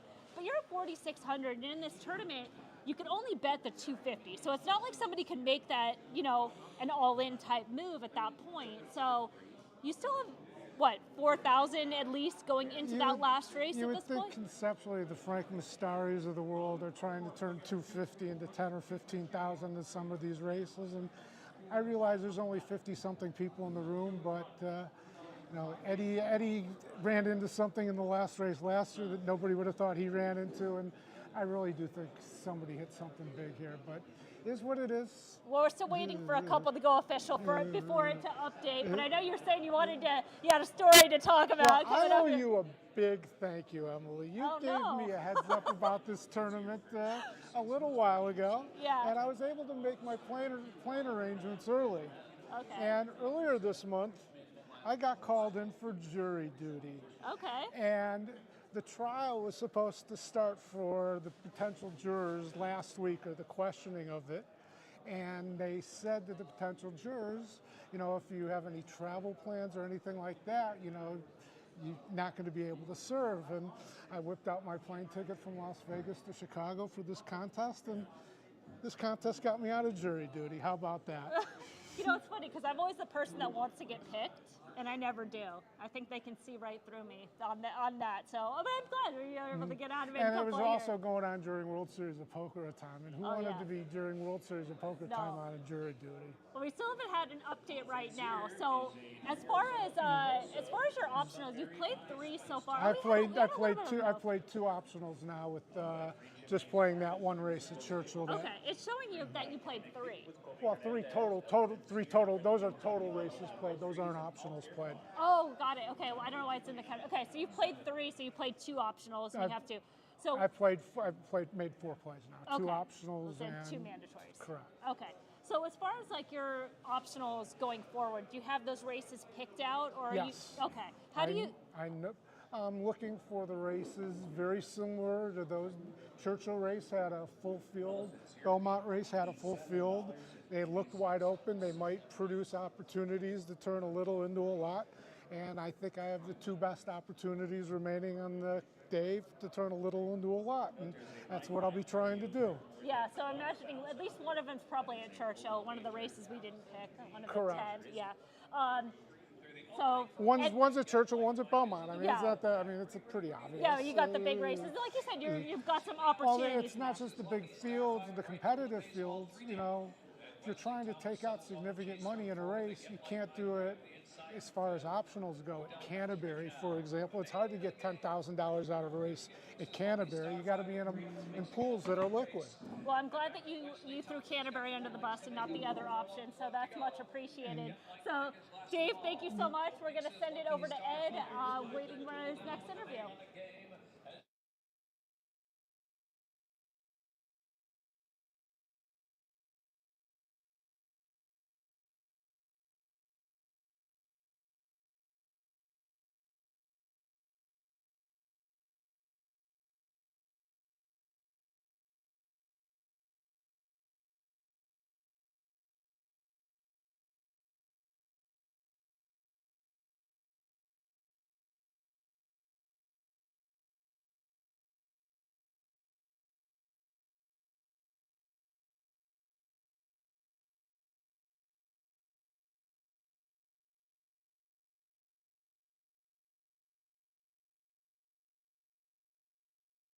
Win big with new DRF All Access past performances. With one best-in-class product, you now get all 3 past performance formats. Easily switch between views. Access the most trusted information in horse racing with DRF All Access past performances. Go to drf.com and use coupon code 1FREEPP for a free single card today.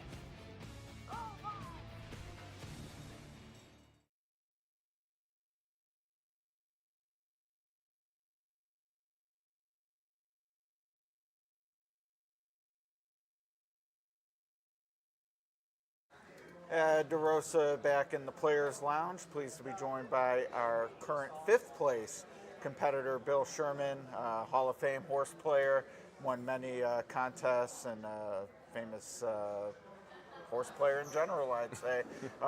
Not too many of them. And one of the reasons, Bill, we love doing the Hawthorne Invitational is it does get to shine a spotlight on the horse player, one of the key components of the game.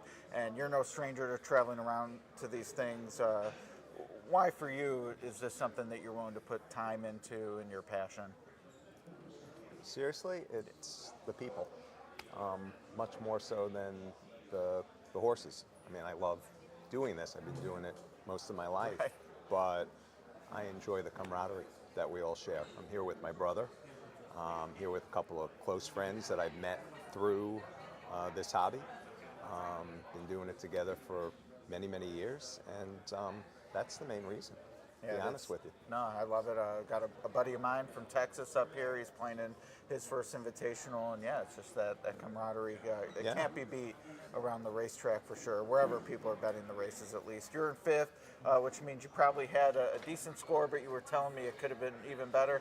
Yeah, I had, in the last mandatory, I had the short price horse on top, but I thought it was kind of wide open underneath, so I had played some all with one horse in third, all with one horse and then the winner with one horse then all, and that's how it came in, but the third place horse was probably the third lowest price, third worst price. So it cost me like $1,000, but which, you know, but I collected and I won money on the race, so I'm happy. No, you're very much in the mix. 1,400 off the leader, but as we've talked about many times already with this tournament, you're restricted to the 250 until you get to that last race when you can bet at least 500. Are you at a point now where I would think whatever your strategy was coming in, you probably don't have to adapt too much given your place on the leaderboard. So you're probably standing pat on kind of what you thought you'd be playing, or are you already starting to move some pieces around? Actually, there's so few. I have 2 optionals left. And to be honest with you, trying to handicap 80 races in advance for 4 optionals, where the bets are exactly 250. I'm here for 9 hours. I got plenty of time to look at these races in advance. Now, yes, I'd like to know if there's something I like late, so I don't waste the pick early and then find, oh darn, I love that horse, don't have an optional left. So I've played 2, I'll hold 1 in case something like that happens late. But yeah, I find this contest plays a little bit like a mythical contest, a mythical $2 win place with a lot more money because of the fact that everybody's betting the same amounts. So it's not like, you know, somebody's tapping out early on a 3-to-1, you know, with a couple $1,000 and putting a lot of distance between themselves and everybody else. So it plays a little bit more like that, which is more to my liking. Well, speaking of distance, I did see we just got a leaderboard update. AJ Benton must have made a score. He nearly doubled his money. You're still at 5th, though, because AJ was one of the few ahead of you. But yes, at 6,700, the new top score.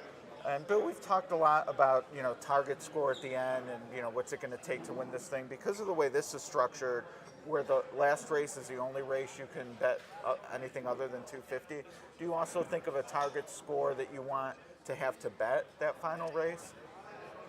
No. What I'd like to have is I'd like to have, you know, $4,000 or $5,000 where I can, you know, maybe play 1,000 and still have a decent shot to collect if I miss, and take a shot to get to the lead. Yeah, that was one of the surprises for me last year, and obviously a sample of 1, so take it with a grain of salt. But I mean, after Eddie in first, Matthew in second, like it was super concentrated in that, you know, 3rd through 10th spot where, you know, anyone could have maybe moved up with a slightly different, you know, tweak to their opinion. This format, it's not my strongest format when you have a big money tournament, big live money tournament, because the winner is probably going to be somebody who goes into that last race with $4,000 or $5,000 and bets it all to win. And, you know, I might have trouble pulling that trigger. So I may be having to hit an exacta where somebody else, you know, who's willing to blow $4,000 or $5,000 on one race might only have to hit a win. So, you know, that's when it starts to diverge from the mythical. It's very real money. Did you also do the $500 I did, and I'm out. Okay, yeah. I did well yesterday, although I lost the last race by this much, and I would have won the contest, I think, unless somebody else had the same horse, that 4 horse. But yeah, but I still had a decent collection yesterday in that. All right. Well, Well, I'm out. You're out. I'm out already. You're still in this, 5th place. Which is good. I need the time. Yeah, there you go. So- Yeah, you don't have to worry about managing So, the other yeah. contests. Well, he's a Hall of Famer. He's on the leaderboard in the top 5. Bill Shurman, really appreciate the time. Thank you. All right. Appreciate it. Good luck. Thanks a lot. Thank you very much, Ed. I am here with Rick Vasquez, and Rick is one of our 2 contestants here who won this spot into this tournament yesterday, Rick. And you did it hitting a pick 5 over at Gulfstream. Yeah, yes, actually, ironically, that ticket wound up finishing 3rd. Oh, really? Yes, I had another one that was just about done, and I hit a double and then at Los Al and then a pick 3, and so here we are. I was just trying to hang in second with the other one and wound up winning. It's an interesting format yesterday compared to today. Oh, absolutely. So in those $500 formats, you can play any race you want. You can play multi-races. You can play superfectas. And you put $500 a race or $5 a race, no matter what you want. Today here in the Hawthorne Invitational, we're playing $250 a race, 8 separate races, and then you can go crazy in that last at Hawthorne. How is your strategy adjust from playing yesterday to playing today? Well, I haven't done well. I'm kind of breaking. It's a bad even, adjustment, so, right? Yes, exactly. But I'm finding myself taking charter bets. Yeah. Smaller exactas, tickets to win. So. Do you have a number that you're looking to hit on each of these bets? Are you looking for something in the 4-to-1 range or 10, 20-to-1? Where are you trying to? Probably 4-to-1. 4-to-1. Then try and hit a couple, and then give yourself some ammo for that last. Yes. What do you think about that last race? We're going 7.5 furlongs on the turf, maiden claimers at Hawthorne. A very difficult race from what I thought. Yes. Did you have an opinion there? I have it. I think I liked the 3 or the 9, but it'll probably change as the odds change. So. It's going to be an interesting odds race as well. The 7-horse scratches out, second timer that I think was going to take a lot of money and be very popular in this room. The 4 now going to be the favorite in that spot. We'll kind of see how it plays out. Do you have a goal in your head that you'd like to have going into that last race? Oh, if I did, at least 2,500. Okay. Which I'm just trying to float. I like it. I like it. Now, you mentioned you're going to play a mandatory later at Canterbury. Yes. How many tracks did you look at for today's tournament? Actually, I only looked at a couple races at Canterbury. Pretty much Aqueduct, Churchill, and I looked at Gulfstream, and then it started raining. Kind of messes with it a little bit there at Gulfstream. Now, you mentioned you're from Springfield, Missouri, yes. So you made the trek here to be able to check this out. It's a live tournament only, so you got to be here in person to be able to play. Was there something that specifically drew you to playing these tournaments here at Hawthorne? This is the first time I've been here for this one. I've played in the Arlington tournament previously. I've probably been to, I went to Northwestern for a few months, and I've probably been to Chicago 100 times. So. Very cool. Yeah, it's a phenomenal tournament. Well set up for the players as well. Nice to not have that takeout there. Live tournament-wise, is this something that you're used to playing? Do you generally like to play these type of live tournaments? Are you more in that pick and pray or the win play style? It's funny because traditionally I think I do much better in pick and praise, except for this last year I'm doing much better in live money. So, and I've been on a slump for the NHC. And I got that yesterday in a live tournament, and I mean I've been playing pick and pray after pick and pray to get it, and so I don't know. That's one of the best boxes to check. It's the day that you get your NHC seat for the following year. Yes. I know you qualified. Is it 8 times now, or is it? I think 7 or 8. 7 or 8 times now. What's your favorite part about that NHC experience? Just hanging out with the guys. Realistically, it's a long shot to ever win, but it's just a good time. Yeah, the camaraderie is phenomenal in that room. And Yes. then be able to go back and see all of your friends for 3 days, the 40, 50 people you only see one weekend a year. It's just exceptional. Thank you very much for the time, Rick. Really appreciate it. Rick Vasquez, one of the qualifiers from yesterday, able to get into the tournament today. Hopefully make a run, Rick. Thank you very much. Thanks a lot. Appreciate it. Emily, over to you. All right, Emily here with Nick Seevers, Nick's been on many of the spaces talking, and we talked about tournaments quite a bit. But this is your first time here at Hawthorne and playing the Hawthorne tournaments. What's your experience so far? It's the best tournament ever, maybe? Yeah. Wait, So, wait. I didn't hear you. Can you say that again? It's the best. So I went to NHC once, and it was fun because you have a big room full of people that, love horse racing. This is a small room of people that love horse racing, and everybody here is really, really smart. So it's like, yeah, I made the NHC one time, so it's not that hard. Getting here is somewhat difficult. And you're sitting at a table with last year's winner, and you have a pretty good table right there, pretty competitive, and you're right by the big screen, and doing well so far. We're currently sitting in co-10, dead heat for 10th right now. Talk about your approach coming into today. where you're at and where you're trying to go.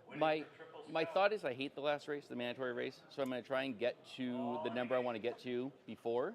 Okay, let's pause. What about it? Do you just not have an opinion? I have very bad opinion. Okay. It's a maiden claiming turf race. I don't like turf races. So it's like nothing about that race would be something I'm like, oh, I have a strong opinion. Okay. So my goal was to get to the number I want to get to before that race, then see where the leaderboard is, and maybe fire more than the minimum. But if I just fire the minimum, then I just fire the minimum, and I can be okay with that and know that I did what I wanted to do. So let's talk about what you think that number is, because that's always kind of the biggest challenge. What it's going to take to win this tournament. I feel like talking to everybody, that number's all over the place. And Yep. this is something that you've talked about quite a bit. So what do you think it is, or at least for you, the number that you want to be into? My initial thought was like 15, or like 25, 30-ish. Okay. And then smart people told me that's way too high. Yeah. So I said, okay, that's too high, and I'll live with that. So probably 11 or 12,000. I'm shooting for 12 is the number. If I hit 12, I turn $2,500 into 12,000, and you know what? I did my job today, right? And if I lose, then I lose, and that's okay. Yeah, and also too, sometimes we talk about like not having an opinion going into that last race. But when it comes down to playing what you need, that can change an opinion a little bit, because now you're not thinking about it from a handicapping perspective. You're really thinking about it as the gambling game that it should be of, here's what I need to extract out of this. I'm going to bet this amount, which would still give me a number that I'm okay with. Maybe that's enough or something, and get yourself a little bit forward. And I think that's a little bit different as far as tournament strategy and play. Now, as far as the optionals, because the optionals are so key to this, how many optionals do you have left? I have 3 left. Okay, so you have 3 left. Yep. And I know you're kind of waiting. You just said you don't like turf racing, so you've been looking at Los Alamitos. Yep. So And that gives you- Emerald Downs. Okay, and Emerald. Do you feel like you're kind of zigging and zagging because most people are playing Belmont and Churchill? Yeah, but I don't play Churchill that often. And when I do play Churchill, I play the dirt races. And one of those is a mandatory that's coming up, and then there's one beyond that. So maybe I'll play an optional there, and then it sort of comes down to what makes the most sense when we get to that point. I wanted to make sure I didn't spend all of my optionals before the mandatories are done, because at that point it's like, well, I'm just sitting here doing nothing. So I bought myself into the $500 contest so I can go over here and fire at things. I'm like, oh, I want to play this race, but instead of playing it for $250 and losing a spot, I play it for $50 and I lose anyway, so it's okay. Yeah, that's something I talked to Dennis about that, Dennis Montoro, about kind of hedging with the 2 tournaments. I know Miller's playing a few, and it's so great, like offering that. And to go to the poker analogy we've been using, that just gives you kind of those more opportunities to play. Now, picking your optionals and knowing you're trying to get to like 12,000. For each race, is that if you play one of your optionals at 250 and it blanks, does that now change how you're going to approach the next? Do you have to be a little bit more aggressive? Like, how does that work? Yeah, a little bit. So I want to hit basically 125 to 1, or $125 bet at 60 to 80 to 1 is sort of my goal to get there. So I basically have to hit twice. So if I miss, then it's okay. Well, I still have 2 left to go, so I'm okay also hitting it for the next one. So I'm also going to be moving forward on the mandatories. That's what I'm going to be doing, is playing it that way. I hit 1 chalk because I didn't like that race, and I hit for $800. So it gave me at least a little more ammo to fire. Now, I know for you, this is kind of something we've talked about on the spaces, and like we've had ITP on, and I know he's talked to you about it, and it made so much sense to me. You have these conversations, you talk it out loud, that in a mandatory race, there is some value to preserving your bankroll and not trying to stab. Was that kind of what you were thinking in that race? Of like, Absolutely. So talk about that a little bit more. I mean, everybody in the room is trying to get 100 to 1, and if you get 8 to 1, well, you move up and they move down. Yeah. And so if I have an opinion that's better, then I'll play the opinion that's better. But I'm not going to sit here and be like, oh, I'm going to hit 100 to 1 for the first time in my life, because I'm sitting in this room with a bunch of people who've actually hit 100 to 1 before. Especially in this case where it's $250 that you can move forward into something later on. You might need that $250 versus trying to say, oh, I'm going to try to turn it into something that's a little bit more stabby. Exactly. That you can use that money on your opinion going forward. So in the mandatory race, which I think we're still 1 on deck, it'll be Churchill race 9, right? So that's the one that you kind of feel like you have a good opinion on, that mandatory? No, it's a 2-year-old dirt race, so it's like my good opinion is bet against the favorite. and I'll kind of spread a little bit underneath and try and hit something that gets me in that 60 to 80 to 1. But I'm probably going to go a little bit higher because I'm going to not play it for 125. I'll play it for 25 or 50 and try and get a little bit longer of a price and try and catch something. But if I get 30 to 1, okay, I'll live, right? So it's not going to be a big deal if I miss 60 and I get 30. Like, okay, still moving forward. That'll still get you to your end goal, right? Still kind of chip away. Well, Nick, it's always nice to talk to you. I don't know if you've ever heard on the Hawthorne signal, but one of the things that we'll talk about is we'll say last to the paddock, first to the wire. And you're last to the tournament, so maybe you'll be first to the wire in the tournament. I like this idea. All right, so thank you guys. We're going to run a commercial, and then we'll be right back. Win big with new DRF All Access past performances. With one best-in-class product, you now get all 3 past performance formats. Easily switch between views. Access the most trusted information in horse racing with DRF All Access past performances. Go to drf.com and use coupon code 1FREEPP for a free single card today.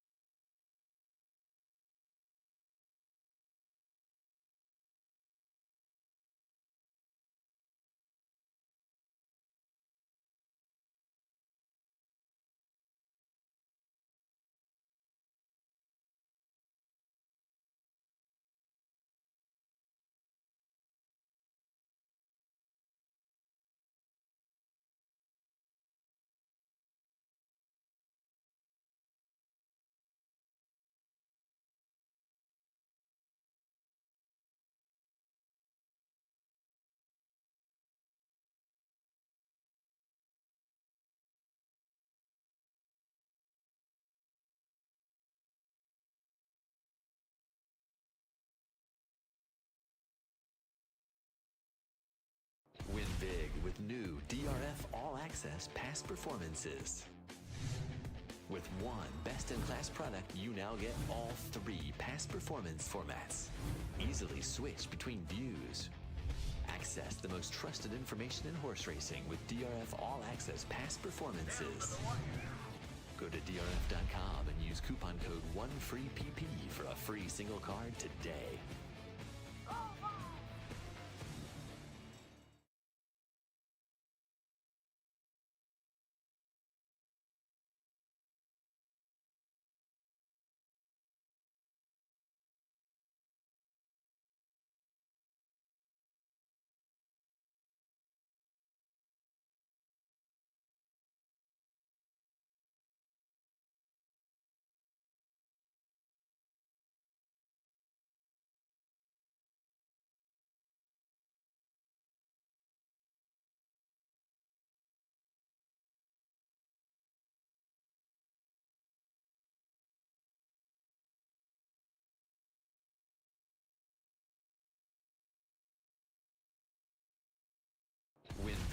with new DRF All Access past performances.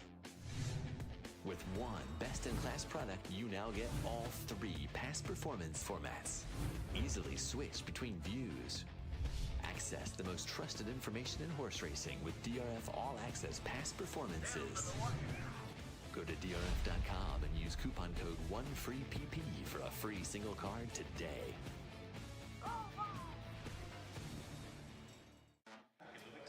DeRosa back in the Horse Players Lounge with Hawthorne Invitational with Christy Moore, keeping it on the top 10.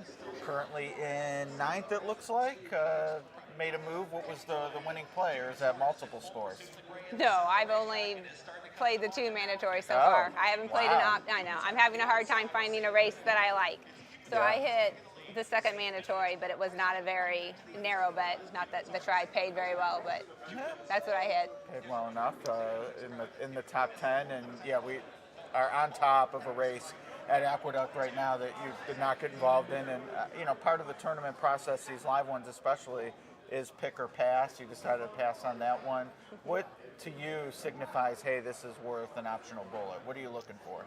So I'm looking for a race that probably, number one, I have a good feeling about, where maybe there's one horse that I really like, maybe to win, or maybe that I think it'll get like 2nd or 3rd in an exact or a try, but enough that will give the race some value, but that I really like something in it. I don't really like it when I don't have a strong feeling on any horse in the race and I'm just trying to force a bet when otherwise I wouldn't, which occasionally happens. Right. Yeah, that's the main thing I'm looking at. I mean, there was one race where I looked at and I was like, wow, I like these 2 horses, and they're both 2-2. There's not really much that I can do with that. And are you a scoreboard watcher? Or are you? I am, and I think it's to my detriment, so I'm always curious how others approach it. But are you looking at the board to decide, you know, how do I need to play? Do I need to switch things up?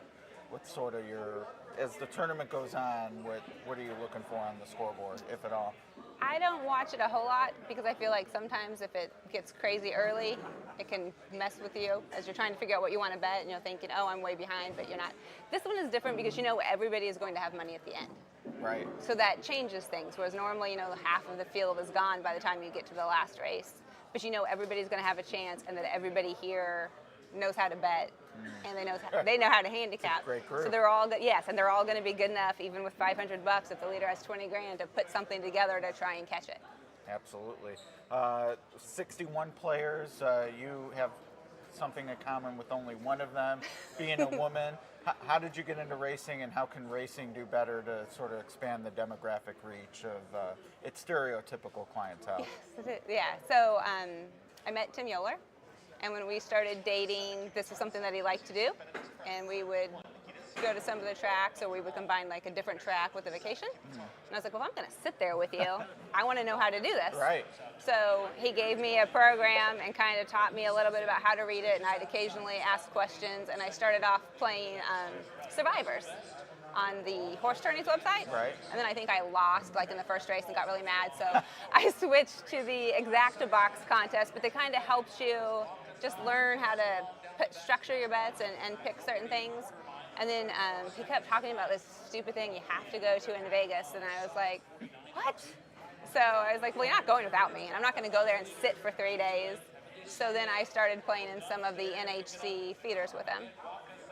And then it kind of snowballed from there. Right. And our first live money contest, I think my second was at Hawthorne. And it was really fun. Yeah. So that kind of helps too when you're like, oh, this is different, and it's kind of fun being at the track and having a little more freedom with the live money versus the mythicals. The live definitely gets the bug. I mean, I lived in Lexington for a while. And, okay. I mean, you just see it with UK being there, and people who had never been to the track, but they come out to Keeneland, and I mean, it's just a difference from watching on TV only. So, I mean, is that your thought? To get people to the track more, is just sell that live experience? And Keeneland is a great one. Jim Goodman, I'm probably his biggest fan. He knows that I love him. Yeah, I tell everybody that.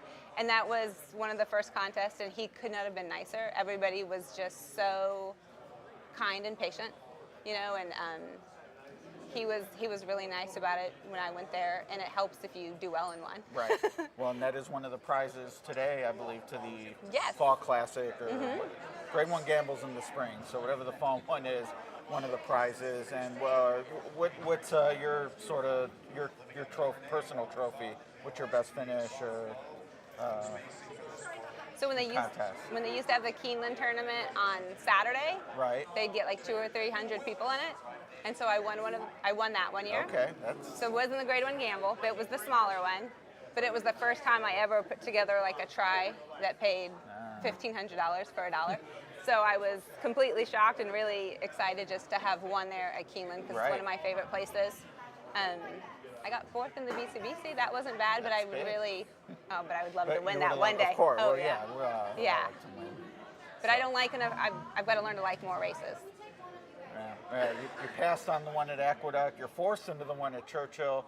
We just had race 8, so I know you wanted to plot your mandatory. So now that we're going to go official, don't want to keep you from that. So appreciate the time, though, and best of luck. Thank you. All right, Christy Moore currently still 9th. I don't know if we've gotten an update, but that's where she is.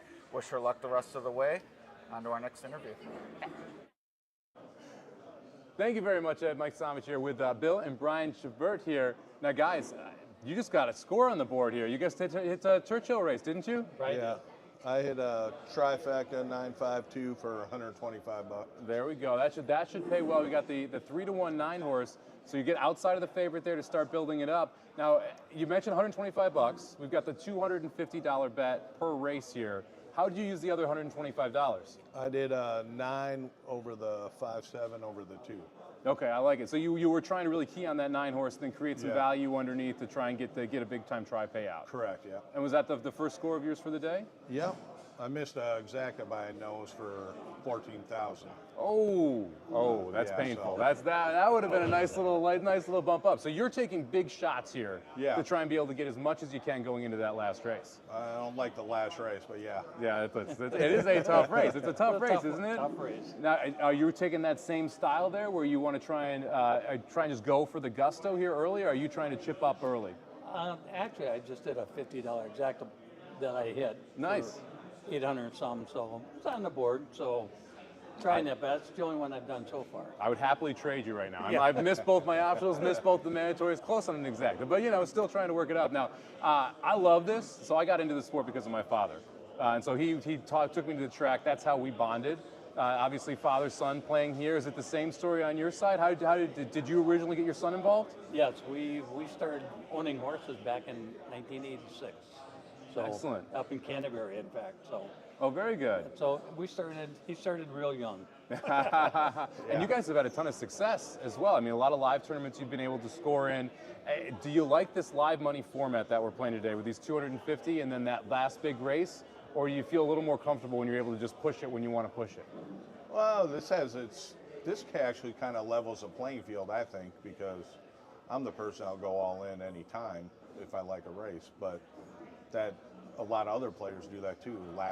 Wait till the last race, and I don't think they can do it here, but going all in on maiden claimers kind of tough at Hawthorne. I haven't done it yet, but it's a first for everything, right? Today may be the day. I might not need to though if this pays well now. Yeah, so. no, this is going to be interesting seeing this pay out here. I have a feeling you might be shooting to the top of the leaderboard right now. Our leader, AJ Benton, sitting there around 6,700. He's had a couple winners, and his strategy has been actually to play 2 wins in the same race, in just a race that he thinks is going to be a price. So it's interesting to see how people are attacking this. Now, Bill, did you have a strategy in that last race? Are you willing to just shove it? Are you going to try and play big tries?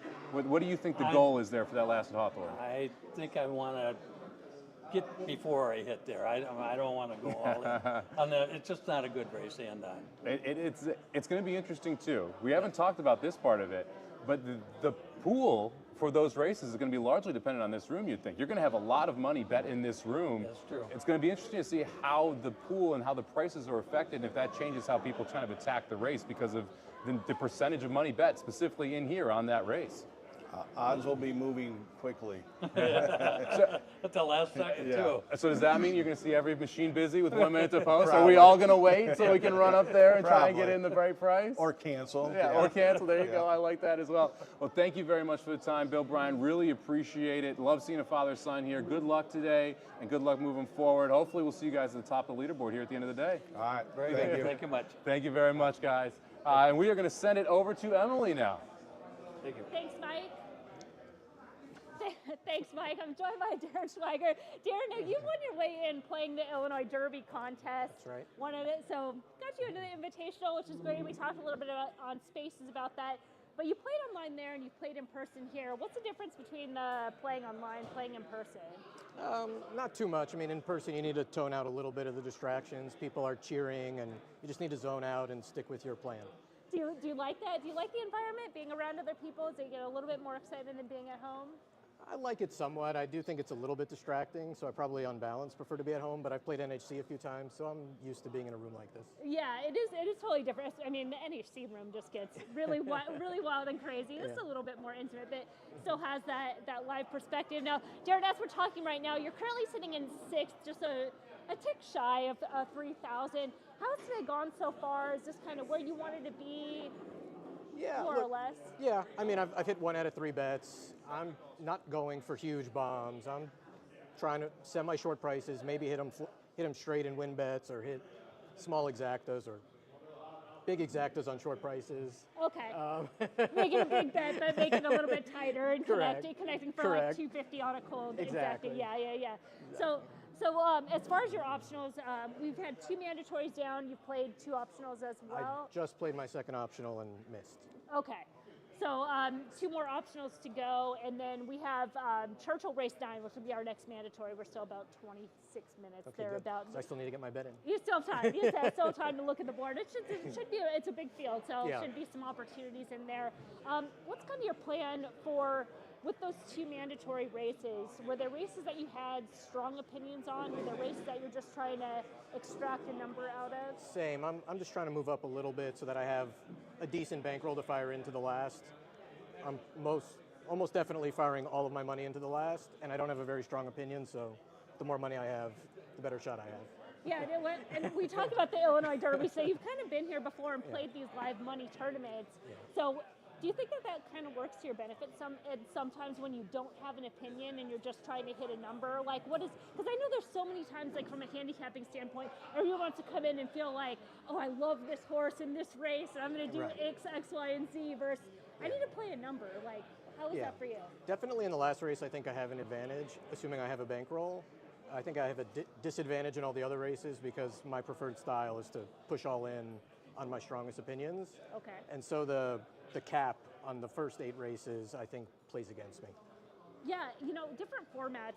There's a couple other players that come from like the mythical $2 win place, and then they feel like they come in here and they're like, oh, I'm at a disadvantage. Now the 250 cap is kind of like that middle ground. I think it levels the playing field a lot and gives them a much greater chance than they would probably have in a normal style cash tournament.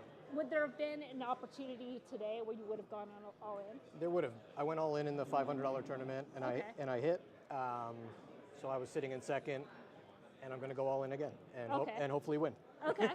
So there's so many people. I think it's such a great opportunity to have those 2 tournaments because one, you can hedge, plus you can do what you just did, where you said, "Hey, I have a stronger opinion here, and I can push all in." And you played Did you play yesterday? I didn't. I flew in this morning, so I'm pretty tired actually. It's not too far. I came from New York. I know. Not too it was far. a long travel day. Yeah. But playing here and you're towards advantage. So where are you wanting to be going into that last race to give yourself that best opportunity? I'm hoping, based on where I'm sitting now, I'm hoping to be at around 5,000, but we'll see. What do you think it's going to take to win this? Scores are pretty high. If they hold at this level, I would guess could be 20,000, maybe 15 or 20. 15 or 20. I mean, it probably depends on the prices that come in the last. If the prices are big, who knows? Well, even Eddie last year, I don't think he was expecting it to be what it was. I mean, but you're right. I don't think it'll be 50, but you never know. Somewhere around that 15 to 20. Yeah. All right. Well, Darren, awesome. I love catching up with you, meeting in person. The Spaces was great. Everybody can check it out on the Hawthorne. It's worth going back and listening to. We'll send it over to Ed, short break, and we'll go back over to Ed. Ed DeRosa back in the Horse Players Lounge area, joined by another top 10 denizen, Mike Cirincione. You got it. I got it. I've known him for years. Finally said his last name correctly. But Mike, on the leaderboard in 6th, and as we approach this mandatory race, I heard you're swinging for the fences here. Yeah, looking at the board, I've got a 9-1 and a 12-1. I'm going to try to exact the box together. And I also have them in the trifecta. on the ends. So I'm going to give it a shot. Yeah, those prices definitely could get you up to the leaderboard. This is your first, not only Hawthorne Invitational, but one of your first live money events, traveled up from Texas. What made you take the plunge to come on up? Well, in Texas, not a whole lot of opportunity to do horse betting. You can go to Sam Houston, you can go to Lone Star, which I do from time to time and play in those contests. But other than the Grade 1 Gamble and Keeneland, those are the only ones that I've had the opportunity to do live betting on. So it's a little harder in Texas to be able to do that. So when I get the opportunity and can travel, I like to come to these live tournaments. And I've had some success. Yeah, no, and you've done well in the feeders. I know you've qualified through horse tourneys, and hopefully you don't mind me sharing this personal detail. Mike had a little bit of FOMO last year when myself and John Costin were sitting at a table together at the NHC, so I know you really want that berth to Las Vegas. Oh, absolutely. That would be a lot of fun. Just coming here and playing with some of the best and meeting a lot of the folks. Everybody's so gracious and welcoming, and I'm sure it's the same way in NHC in Vegas 100%. as well. Yeah, they do a great job with the hospitality, etc. You mentioned Churchill. You got some prices. Doesn't always shake out that way. You have one optional left? I do. I have one optional left. And then you'll have the one more mandatory after Churchill, and then the finale, of course. Are you starting? What are you thinking about your chess pieces, so to speak, going into your Well, I know bullets? going into the last, I'm going to have almost 2,200, 2,500 left to be able to play. In the last mandatory, where you have to bet the 500. So, I hope to increase this a little bit. I haven't really looked too deep into the final yet. After this, I'm going to go kind of dig deep into that and see what I can do. You'll have some chips to play with for yeah, sure. especially if we get lucky in this next race coming up here. This will put me in a really nice position. Yeah, those are some big prices. Now, a lot of the people I've talked to, they actually moved up on mandatory races, but your score so far was an optional, right? It was. Yeah. I haven't had real good luck today on the mandatories. Well, there's still a few left. But what, race selection's a big part of success in this tournament with the optionals, how to weigh them, how to play them, etc. What attracted you to that Monmouth race? I'll be honest with you. Again, in Texas, since I don't have an online betting account and things like that, I've played a lot of the horse tourneys. That's really taught me to look into the data and look for opportunities and horses that have good value. I happened to see the 2 and the 6. I think they were the 2nd and 3rd or 2nd and 4th, maybe 2nd and 4th on the odds. I like both horses, so I just decided to put them together so I didn't miss it one way or the other. Right. And it paid off for $1,700 or $1,800. There you go. So that's kind of how I'm learning more and more is by the use of that horse tourneys and all the data that is available out there. And then, of course, being in a room with this quality of players, you can't help but pick up some tips along the way, I reckon. No, absolutely. Just like I said yesterday, talking to a lot of folks that I've only heard of or seen in these different tournaments, picking up some tips, dinners, and drinks. It's been good, and it is fun to see all those names on the leaderboard with me. Exactly. Seeing your name there, especially. Pretty cool. I'm not sure how many optionals are left between now and that 9th at Hawthorne, but they dwindle with every minute that goes by. Do you have a few in mind that you're going to look at the board? I've got 2 on my sheet. I'm not going to go ahead and give them away at this point in time. But so like I said, after this, I've got to go do my homework on the last couple. I had prepared with the ones I liked. A couple of them I didn't like prices, so I've scratched them. But there's 2 left that I'm going to have to go take a look at. All right, and you'll have to pick one of them, or if both are awful, you could further move off of them, but come up with something for sure. Exactly. Well, you have something big here if it happens to come in. He's on a couple of long shots at Churchill. Emily, Mike, and I will be back with that mandatory race from Churchill Downs. It's race number 9. It's in 15 minutes. Mike, thanks for your time. Hey, thanks, Ed. Thank you very much, Ed. Mike here with Matt Miller and Howard Kravitz, 2 of the best to do it, both local Chicago boys here. Matt, now you've had a championship at BCBC. Howard, you've got a phenomenal podcast, just coming back from Ascot as well. Yeah. How much do you guys love this tournament scene? Matt, we'll start with you. The camaraderie in these type of rooms is just phenomenal, isn't it? I would say from a camaraderie perspective, I'd probably put the NHC first because it just gets the most number. This is like an NHC light. It's a great feeling. Yesterday's contest was good. It was a little smaller in terms of spreading out. To get everybody in one room here and to see so many friendly faces, this is an absolute blast. I've been saying it for weeks. It's a lot of fun. Even if you're not in the Invitational, the $500 tournament, you can still hang with all these people, talk to all these people, see how people are playing. I love it here. Yeah, and great value as well, no takeout, and you can bet whatever you want. Now, I bet a $480 pick six at Churchill. It did not win, it's out, but at least you get a free roll there to an NHC seat, so you might as well come down and make sure you're going to play next year. Now, Howard, a lot of camaraderie, but you want to win, right? This would be a nice title to add to the list. Oh yeah, for sure. I mean, this is 60 plus the best handicappers in the world, literally. So this is quite a challenge, and I'm just humbled and honored to be here for my second year. And the cool thing is a bunch of people in this room we've had on my podcast interviewed to banter and talk about horse racing like yourself and other people. So it's a lot of fun. I mean, winning would be great, but just being here is really an honor in itself, and it's a great challenge. Yeah. And now Matt put out a book recently, A Better Way of Thinking Here. I love a little play on better there. Well done. Love numbers, right? You love being able to kind of dial in, where do I need to be to win a tournament? And this is one of those situations where it's really hard to dial in where you need to be to win this tournament. How do you adjust your plays for specifically this style of tournament where you've got those 8 $250 bets? So I'm looking into the camera. He's being mean to me because we talked right before this interview, and I said to him, this format is completely befuddling. Obviously, you'd love to go into the last race with more than the $500 minimum that you're going to have.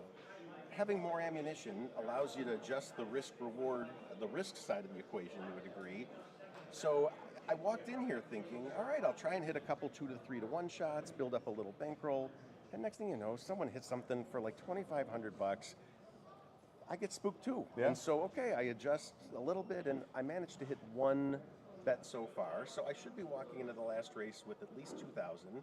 If I can hit one of the next 2 mandatories, that's a little more ammunition, but yeah, it's no secret in this room. Whatever I've got in front of me is getting shoved, and hopefully it's on a low-priced horse rather than trying for something crazy, but we'll see. Hey, crazy worked last year, and crazy worked so far this year. Right now, our leader, AJ Benton, had a 30 to 1 winner and a 12 to 1 winner. Second place, Brian Chenvert had a $125 cold trifecta. It's taken some big numbers to get it going. Howard, how's the day gone for you so far? Any big plays you have left? Well, I have no more optionals left. I've been really close. The first race that at Aqueduct was my first play of the day. I had a big exact 5-2, and the 5 came up just short. I know Matt needed the 5 also in some live money action. So I've had a bunch of near misses. I've had a few minor scores, but you talked about the format here, Mike. I mean, in all reality, we'd love to have a large amount going in the last race. But the bottom line is Hawthorne race 9, you have to crush it. Yes. No matter if you have $700 in your bankroll or $4,000, you do have to crush it. Now, obviously, if you have more money in your bankroll, that allows you to hedge more, play different horses, etc. But the bottom line is, as we saw last year with Eddie O, you got to crush the last race. So I'm not overly concerned on what I have going into the last race of the day, but it would be nice in the last 2 mandatories to boost up the bankroll a bit. Yeah, when I was preparing for this specific tournament, the first race I looked at was Hawthorne 9. Yep, absolutely. Figure out, okay, who's going to be the favorite? What's the price going to be? If I'm at 500, what do I do? If I'm at 5,000, what do I do? Sure. Is that the same style that you looked at, Matt, heading into this? Look, you're holding a book that talks about working backwards.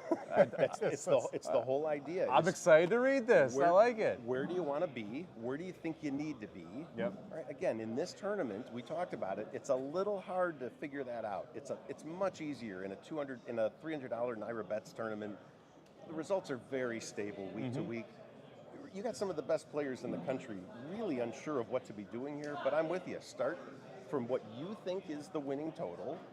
Start with what you need to get there. And maybe in the case of Eddie O last year, maybe he knew all he needed was $500 because he was on some huge long shot. That's fine. So maybe he can afford to take a bunch of risks during the day because his big play is going to work. But otherwise, for me, it's a math equation. It's kind of working backwards, and with a couple grand going into the last, I'll be able to afford whatever I feel like having. We'll see if it's good enough. And we'll see if it is. We've got a lot of rooting going on here. Belmont race number 9. We got a 10 to 1 shot over another 10 to 1 shot. Like I said, Matt Miller here. A better way of thinking. Everyone getting a copy of this today, right, Matt? That's actually Hawthorne's generosity. Yeah, there we go. I've cut the price a bit, but Hawthorne's been unbelievably supportive and kind, and honestly, from the perspective of someone that never thought he'd be in this spot, to have a group of people like this reading this book feels amazing, and it's very humbling. So this is a fantastic book, and you don't have to be a horse player to enjoy this book. There's life stories in here about other sports betting, just money management in general. A better way of thinking, I've read it, I'm proud to be mentioning it for my good friend Matt. But even if he wasn't a good friend of mine, I would highly, highly recommend A Better Way of Thinking to everyone out there, Mike. It's really a fantastic book. Yeah, I've played poker, bet sports, bet horses. It's very interesting how many similarities there are across around money management, risk management, understanding when to get in at a specific number and when to sit on the bench, which is just as important in certain times. Matt, I'm excited to read this. Howard, really appreciate the time. We've got like 8 minutes before our next mandatory. All right, we got I it. haven't bet it yet. I don't know if you guys have. So we're going to send it back to the desk with Emily and Ed here so I can run to the window. We can all run to the window, hopefully cash some tickets and build up for that last race. Thank you very much, guys. Really appreciate it. Thanks, Mike. Win big with new DRF All Access past performances. With one best-in-class product, you now get all 3 past performance formats. Easily switch between views. Access the most trusted information in horse racing with DRF All Access past performances. Go to DRF.com and use coupon code 1FREEPP for a free single card today.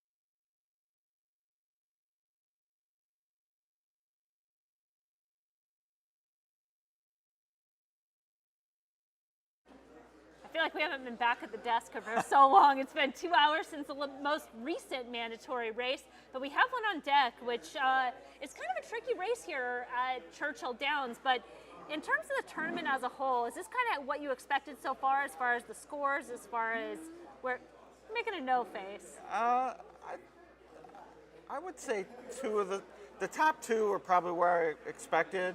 I thought there'd be a few more, like the third place is what, 4,300?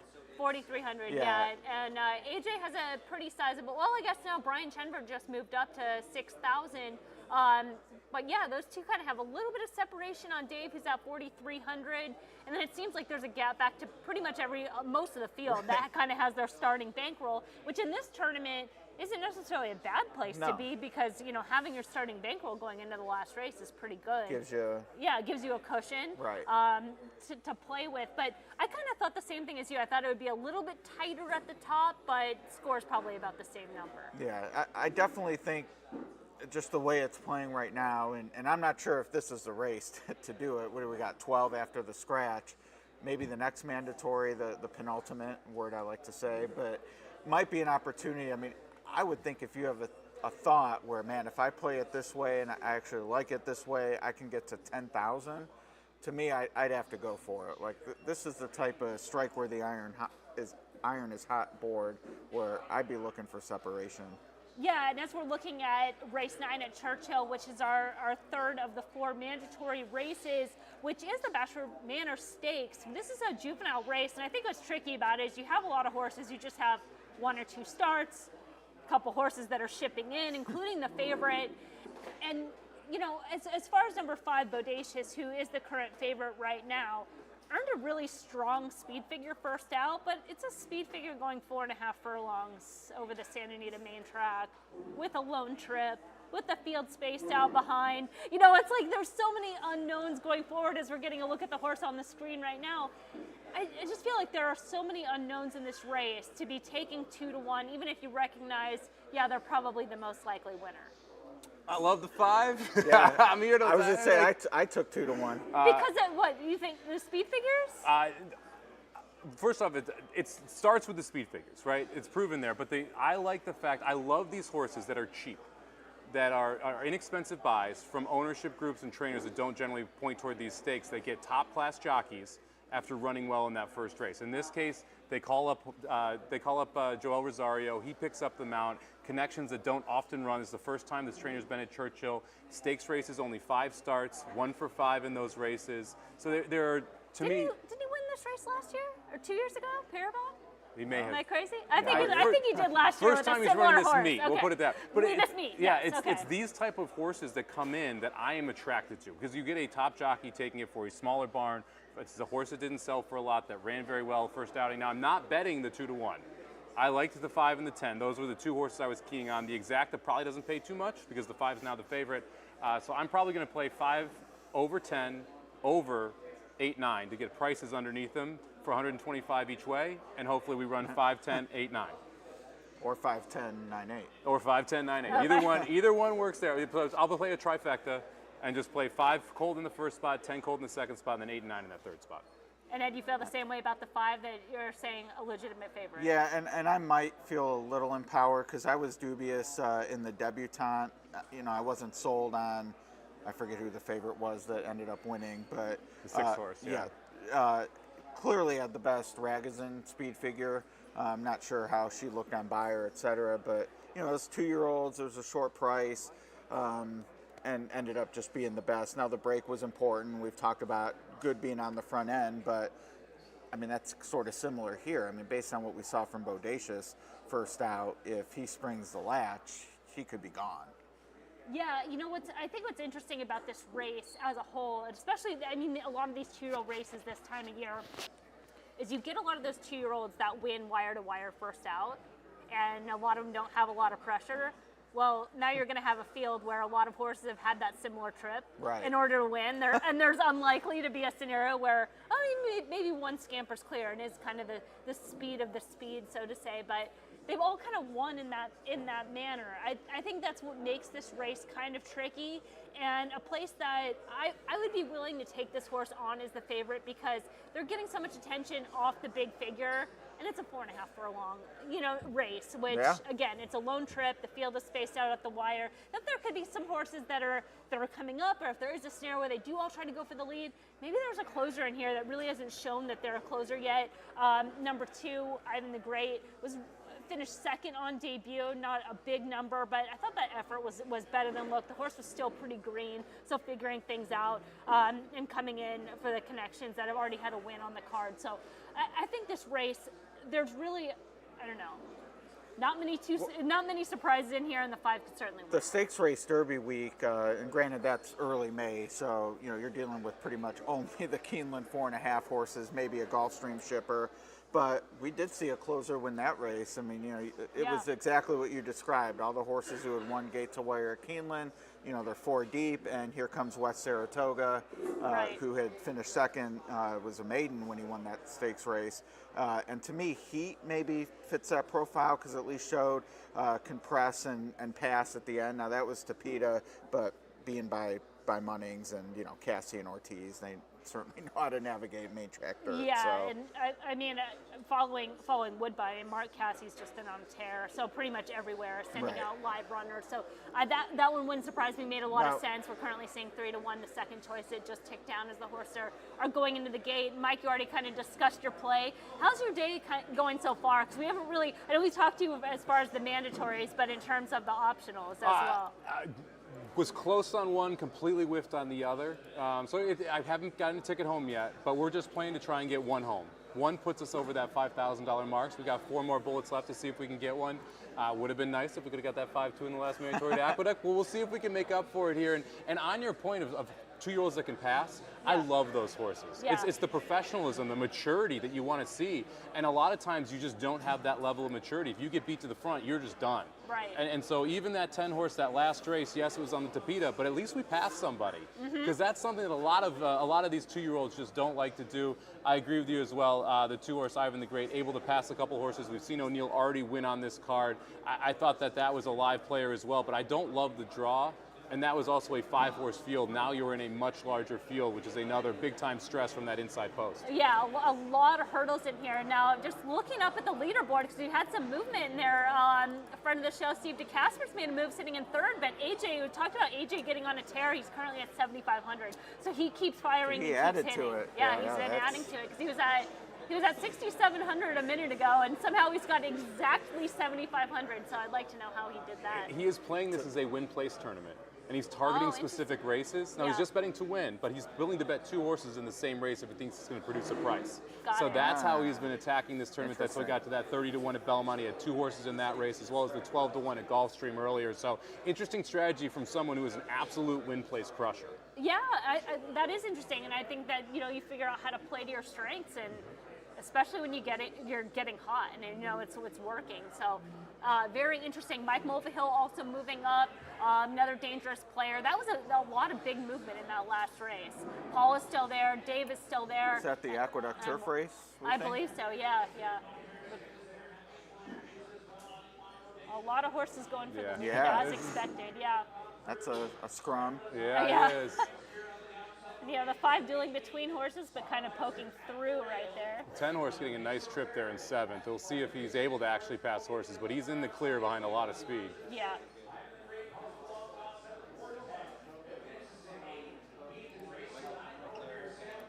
Be interesting to see if this track's going to kind of even out a little bit as it's been drying.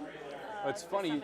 You also have the races where it's speed, and the jockeys know it's speed, and all of a sudden every jockey sends, and then that next race, then it absolutely collapses. Yeah.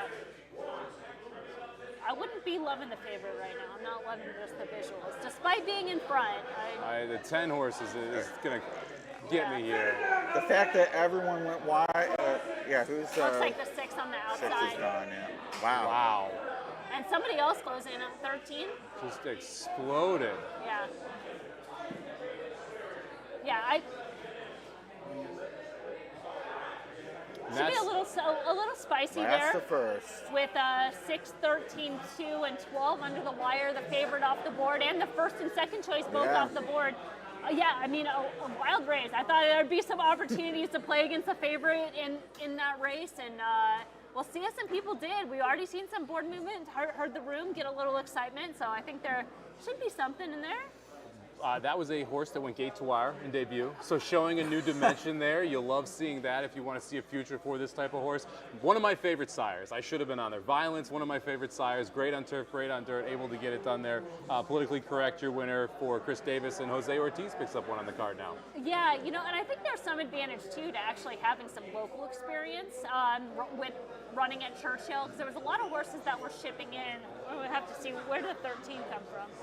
13 ran Evangeline, finished second there, but Barn Change, Hernandez sending out a lot of live runners, and then the 2, Ivan the Great, the horse that ran better than looked. Pretty good effort, all things considered, because he was up close chasing that first flight and stayed on well, considering the top 2 came from off the pace. But yeah, that collapsed pretty good there. That was the one, and you kind of saw that coming with that 21-4 or 21-2 opening quarter there. It's like, okay, let's see, can we push through this wall that we're going to eventually hit here? And it was beneficial to come from off the pace there. Someone has this exacta. It's gonna change it quite a bit here, because you got 7-1 over 32-1 here. And there might, this to me has the makeup of maybe some bad beats or shoulda, woulda, coulda. I like the 6, but I needed the 2 second or something. Yes. So the 13 was harder to find, I would say. Yeah. Yes, just slightly. So. Well, you know what? I mean. Yes, but if you're in this scenario where you're doing process of elimination, you're just saying, okay, I'm not using the 5, I'm not using the 10, right? And the 6 is my key, and then you can start piecing away at some others. Yeah, I mean, like 6 to 5 on debut, so took and money. I mean that 1 by 7 lengths. I mean, pretty decent. Moved up on and off track in the debut, so maybe having a little bit of cut. But it does seem like the main track at Churchill is evening out a little bit, but won't matter here because I think our only other mandatory is on the turf. Yes. So we're done with that main track. Yeah, now that they're fast, maybe the profile changed a bit, but the way they went at it early, I mean, Jose Sat a nice Yeah, trip, just- got it, and was able to go wide and was able to just kind of fly right on by. The early pace there really set it up for someone to come in from off the pace, and the 6 ran phenomenal. I thought that was a very, very good race, especially from what we've seen with the track earlier in here. But I'm excited. I want to see these payouts. Like this is. We've had mandatory races. This one's, I think people had the 6. The question is, does anyone have the exact year? So you can see people make a jump up, pick up about $2,000 with a $250 win, but will someone have the exact and really 613 separate himself? Was 192 for $1. Yeah, so even a $50 exact. Well, 50, yeah. I mean, you're rolling. Yeah, there was a lot of movement. Peter Bear just moved up. Tony Joe moved up quite a bit. I mean, and now we had the conversation 7 minutes ago talking about how the board, it was just like a couple people at the top, and now it's what we thought. Yeah. Everybody would be in that like almost $5,000 range in that top 5. So yeah, top 4 or 5. So you'd have to think top 7 or 8. We'll have 5 by the time we get to the finale. Yeah. And a word for those that might be looking on the leaderboard as I am now, but the column is labeled optionals played, and I believe it's actually all total played. It's totals played. Yeah. So subtract the mandatories, and then we've had 3. We've had 3 mandatories. So if we're looking at AJ, well, that'll be updated. So because that hasn't included that last one. Right. So his will be 7. Yeah, so if AJ did say he's played all his optionals. Okay, so he has just 1 mandatory left. Where Brian he's got to have 2 left, 3 left. He's going to have 2 left. Two left. Two optionals and 1 mandatory left for Brian then. Yeah. But yeah, a lot of plays for a lot of players. Looks like Christy, you just talked to Christy earlier. Yeah, she hadn't played an optional yet. You know what? That's Christy, because talking to her at the NHC, she says she's a save bullets. So that's not a surprise. Yeah, know what you got. A lot of options here too. Like, there's a lot of different races tracks you can go to here. It's not just Churchill and Belmont at the Big 8. It looks like somebody played 8, so I'm not sure what what happened there. There's some error somewhere along the way. Or maybe user, maybe software. We're not sure which, but there is an error at some point there. I think that's one of the things too. We talk about like making mistakes or things going right. Like there's things that just don't work out. You have a bad opinion, or like, Mike, your bet where it just is 2-5 instead of 5-2, whatever. But you don't want to make the mistakes of, I played 1 race too many. Yeah. Like, oops, that's a mistake you can't come back from, or I bet $249 or $251. Right. Things like that. Following the rules is important, as is reading the rules, right, Ed? No, reading the rules, yeah. I mean, coming in here thinking you can make a show bet to, use the obvious example. Yeah, I mean, that's part of the game, knowing the rules. Sign your scorecard. Yes, always sign your scorecard. And based on the rules, your strategy changes quite a bit too. It's been interesting. Sure. We've been separated for the interviews, so we get a chance to come back together. It's been interesting to talk to the players about how their strategy changes from this specific style where you have these 8 $250 bets versus something like BCBC or something like the Keelan tournament where you can shove at any point and be able to really press hard on those couple opinions as you go through your day. This is much more of a challenge because you're really shifting from one style of a tournament to another style of the tournament midday with these early 250 bets, and then that final race where you can push it all into the middle. Yeah, and as you're talking about that, I think it'll be interesting to see how the players adjust to that too, because when I was talking to Darren Schweiger, who's one of those like push all in types, which he's done because he's playing the 500 as well and doing well in that, where he's kind of waiting for that opportunity and trying to build his bankroll. And then now AJ, who's been able to kind of divide and conquer, when he's going to get in that situation, let's say it was right now, how he's going to play that, that $7,500 bankroll to cover in the same type of strategy. It could just be different. One thing, we're still unofficial, so waiting to see what, I can't imagine the super high 5 got hit. So we will have a carryover into the 10th race. Oh, interesting, yeah. And I know Nick was talking with both of us about, Nick Seevers, yeah. And now the issue there is with 250, a $1 super I5 gets pretty expensive quickly. Well, and also, but like if you wanted to gamble and take your shot at a $30,000 score, that's the pool to do it in. Kind of like this idea. I'm not gonna lie. I'm over here like, wait a second. So I can play one for like $210. And you jump in with a $40 bet to get you a $250. That's one of the beauties of playing specifically here is like, look, you got to take advantage of advantages when you have them, and having a carryover pool like this where you're more likely to get a monstrous payout gives the opportunity to try and take a shot and come from behind. And like you said, reading the rules too, because there might be some players in here that don't think that that's on the table. Are we sure we can bet Super I-5 in here? I need to go read the rules myself. Okay, but well, I don't have the Nick rip said here. yes. I don't know. I thought it ended at supers. I thought it ended at supers as well, but Nick seemed to say that it was all vertical bets except for show. So it'll be interesting. right. The payouts are up right now. Yeah, some good prices there. Exactly came back $385. Yeah, $190 essentially for $1 for that exact. The trifecta returns $2,000 for $1. I mean, so we could see some big movements there. Even if you had a couple bucks on that trifecta, a couple bucks on that exactly, you're going to jump. I mean, the superfecta is also in play, so that'll be interesting. Right. Yeah, 5,000 for a dime is no joke. Yep. Yeah. Super I-5 carryover 7,000 headed into the next race. Looks like you're just short of 7,000. All right, and that's an 11-horse field, the Hanshin. Yeah, so we have a couple more races before we go to our next mandatory race, which will be Churchill 11, the penultimate of the tournament of the mandatory races. So we're going to take a quick break, and we'll be right back. Win big with new DRF All Access past performances. With one best-in-class product, you now get all 3 past performance formats. Easily switch between views. Access the most trusted information in horse racing with DRF All Access past performances. Go to drf.com and use coupon code 1FREEPP for a free single card today.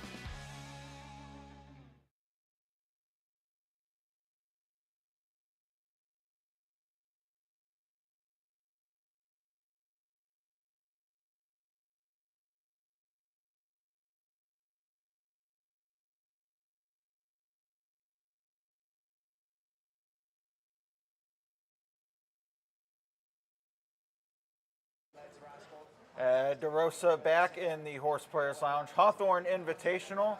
And we're back on the top 10 list. Top 5 right now. We'll see what happens when the mandatory gets scored. But Steve DeCasper is doing well. 5,000 plus. They have to be happy with that. I'm real pleased with that. Yeah, you know, you just have to have 1 or 2 good opinions on a day like today, and one of mine managed to come in. Which one was that? Yeah, so that was Monmouth Ninth. You know, I'm a big fan of forgiveness, Ed. My wife's watching. I'll just let you know I'm a big fan of forgiveness. And I thought that the 3-horse Alpine Thunder was worth forgiving. Last race had run against a lot tougher. And when I went to bet, I bet it, and it was 9-2, and I thought I was getting a great price. Some nut job came in and hammered the 10 at the very end, so the win price went up on Alpine Thunder to 12-1. And then I managed to have the exacta with the 10 in second. as well as the trifecta. You beat the CRW. Yeah, I did. That's exactly right. Love So it. that was great news. Forgive one bad effort at Philadelphia Park. Of course, came back to the form that he had been in previously, and I managed to win by about that much. So it's good. A win. That's a win. It's binary, thankfully.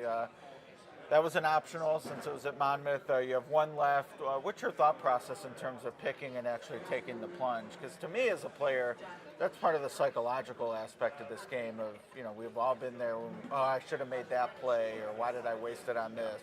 What, in your mind, what does make you pull the trigger? Sometimes the horses just jump off of the form at you. That probably was not the case with this horse. I think it was much more of a, it was a race where I thought I had some decent opinions. I can tell you want to talk about frustrating. I had two very good opinions at Laurel, and I'm confident that next week when these horses don't scratch and actually run back, they'll probably win by 6 lengths, but they both scratched today. Gotcha. So that was upsetting. I had, but really what you're looking for is a horse that you have a decently strong opinion on, a race that you have a strong opinion on, right? A disliking of a heavy favorite, where you think, oh well, this horse, might be able to do, all right, and you're getting the price. That's probably what's important. You can't worry about what happens today. You have to worry about what happens over the long term. Of course, that doesn't help my short-term mental condition, but yeah.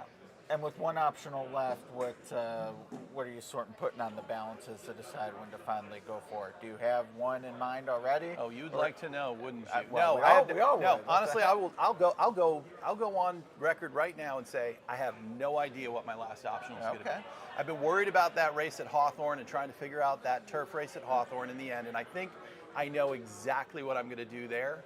But now with these last few races that are available, I'm just going to have to feel it out and see what I can, see where I can go. And for you, is with your bankroll, if you end up with more than let's say you have now, will you press that opinion, or do you know, hey, with this X amount that's static, I can get to the target score? I mentioned my wife earlier in this interview, so no, I'm not a plunger. I admire the guys like Frank Mastari and Tony Zhao, and 2 years ago, my good friend Justin Dew took a huge plunge on a horse that finished like 9th, and so that's not me. I will probably bet the $500 would be my guess. Okay. But I will make it count, and I will make sure that if the combination that I think is going to come in comes in, that'll put me over the top. All right. Well, you're not on top right now, but you're close to it. You can see the zenith. So. I like where I'm at. Yeah. I feel very good about where I'm at. So you have one mandatory, one optional, and then the finale. Yep. All right. Best of luck. Thank you very much. All right, I appreciate Steve DeCasper is currently in 4th. Let's hear from another one of our contest players. Hey, we're back here, and we're with Peter Bear, winner of the 2013 BCBC, and currently sitting 3rd on the leaderboard. Peter, you just had a score come home. Tell us about it. I did. Well, Dylan Davis, who's a very hot day, came in on the 11 horse of maiden at 11-1. So that was a nice score, and I had just a win of 250 on him. So, yeah, always seems smart when it comes in. So, yeah. It's nice when you're cashing tickets for over 2,500, right? That's always a good day. Always a good day. Yeah. Now, we were talking about this a little right before we started the interview. A lot of options here, right? A lot of tracks we can go to. Yeah. How did you try and narrow it down so you had a little bit of a strategy coming in today, only playing 4 optionals? Yeah, generally like maiden and turf races, and you weren't sure about the turf staying on the turf today, so I sort of focused on maiden races. And, the nice thing about maidens is when they come in, often they come in at a good price because there's much information to go on for a lot of them, so I like playing maidens. I love hearing that. I'm a maiden player myself. It feels like people on them. Yeah, exactly. They want to have a little more data. Yeah. And it feels like the less data you have sometimes can mean the better prices that you're going to be able to get. And that's the case with that 11 horse. Exactly, yeah. I mean, a very, very good trainer with Brown, and I like maidens with a few starts. I think he only had 1 or 2 starts last year. He was just coming back from a layoff, so sort of a lot of things I liked. You always seem very smart when it comes in, so yeah. Improvement angles, right, where you can say, all right, he's going to be a little bit better this year than last year. Yeah. Now we're starting to get down to brass tacks here. You're sitting in a great spot there on the leaderboard. Now 4th, it looks like someone jumped up above you. Is there a specific strategy you're looking for in the last race? Are you going to push the pedal to the metal, or are you just going to try and finesse your way around it? Generally I like price horses. I'm not real good at gimmicks. I don't play gimmicks very often, either exactors or factors. So, I mean, I'm looking for a win. So, and I very seldom bet a winner less than 4-1. So, I'm looking for something with a price. But going a little price. Are we going to shove the whole 5,000 in? Or are you going to save some of that back? I think I'm going to save some of it back. Yeah. I don't blame you. These are maiden claimers. I mean, you know, can't fall in love with them. So. But it is maidens, though. It Right? is You maidens. got a little bit of an edge on the room there. But they're hopeless maidens. So, You know, some of them are career maidens, but we'll get through it. Any other optionals? How many optionals do you have left at this point? I've got 2 optionals left. So, yeah, both price horses. So if they come in, I'll be up there, and if they don't come in, I'll be down there. So it goes. So it sounds like you've got those races pegged. Then do you know I do. where you're going? Yeah, I know where I'm going. Yeah. Are you willing to give it away to the crowd? Sure, there? I'm going to the last race at Churchill and the last race at Woodbine. And are you expecting prices out of both those? Yeah. So looking last race Churchill, last race Woodbine, 2 prices: first time starters, second time starters. Second time starters at Churchill and at Woodbine. It's a cheap claiming turf race. So now you won BCBC in 2013. Yeah. 11 years later, how have you seen the tournament scene change? I mean, we've had a lot of explosive growth in it. As you've seen the betting change as well? What do you feel like there's the difference between then and now? I think the players are much better. I mean, I think my scores probably haven't varied a whole lot over the last decade, but a lot of scores have gone way up. There's a lot of very good players, very competent handicappers. A lot of them are in this room at the moment. So, yeah, it's a great competitive sport. It's a great game, but the lessons can be expensive. So they can be very expensive. It's nice to be playing a place like Hawthorne here, where they're offering us the ability to play without a rake.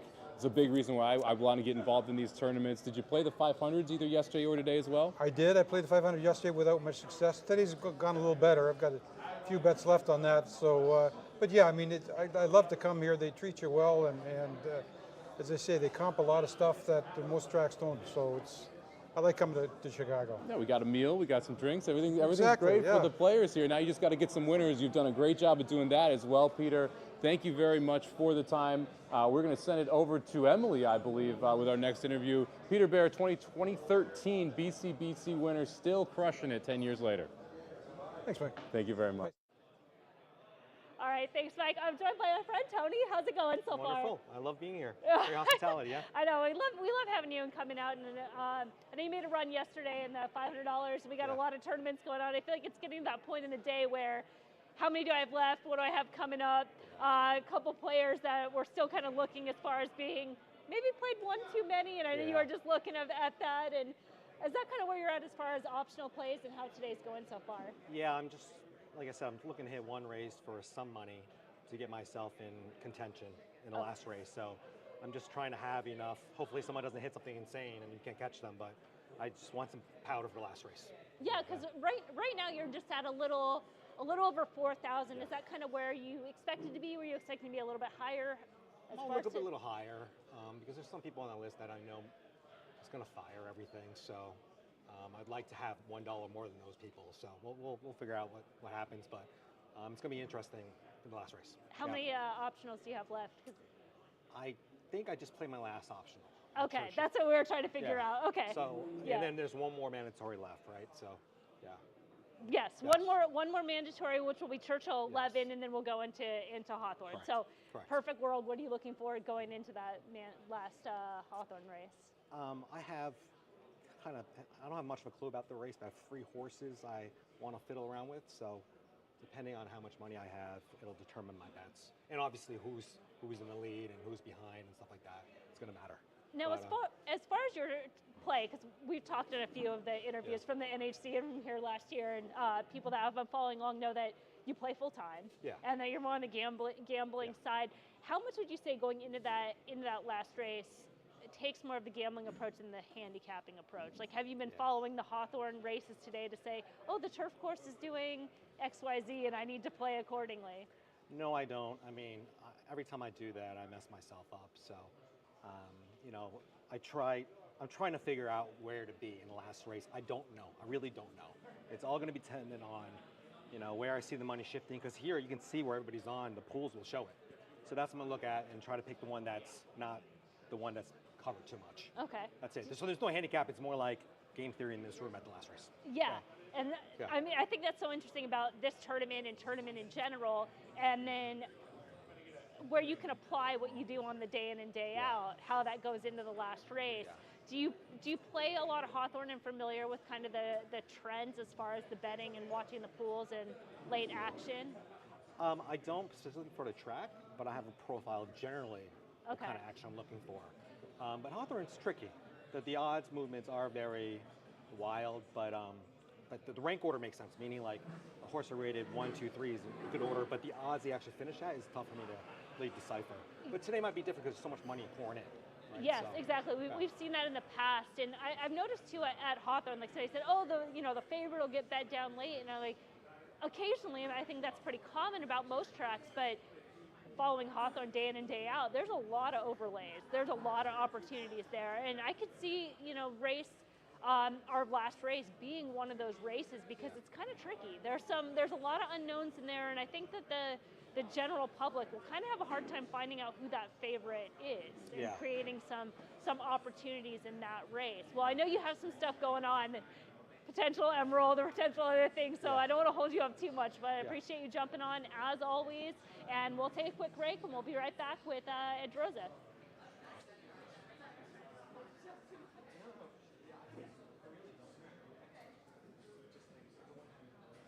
Win big with new DRF All Access past performances. With one best-in-class product, you now get all 3 past performance formats. Easily switch between views. Access the most trusted information in horse racing with DRF All Access past performances. Go to drf.com and use coupon code 1FREEPP for a free single card today.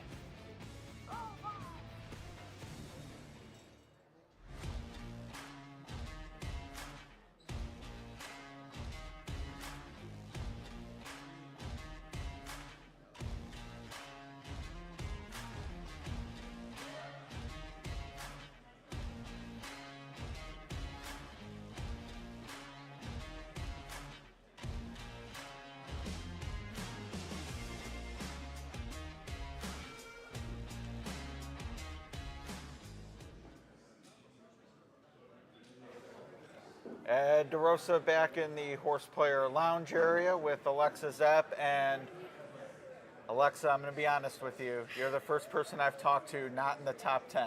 Oh, but bummer. It's a tournament, and part of that is, you're always in it, especially this one, because everyone's going to have at least 500 for the finale. What's your thought process as we sort of made the turn for home, more than halfway done? How are you going to climb this leaderboard? Well, I'm currently just trying to shake off my big error from last race.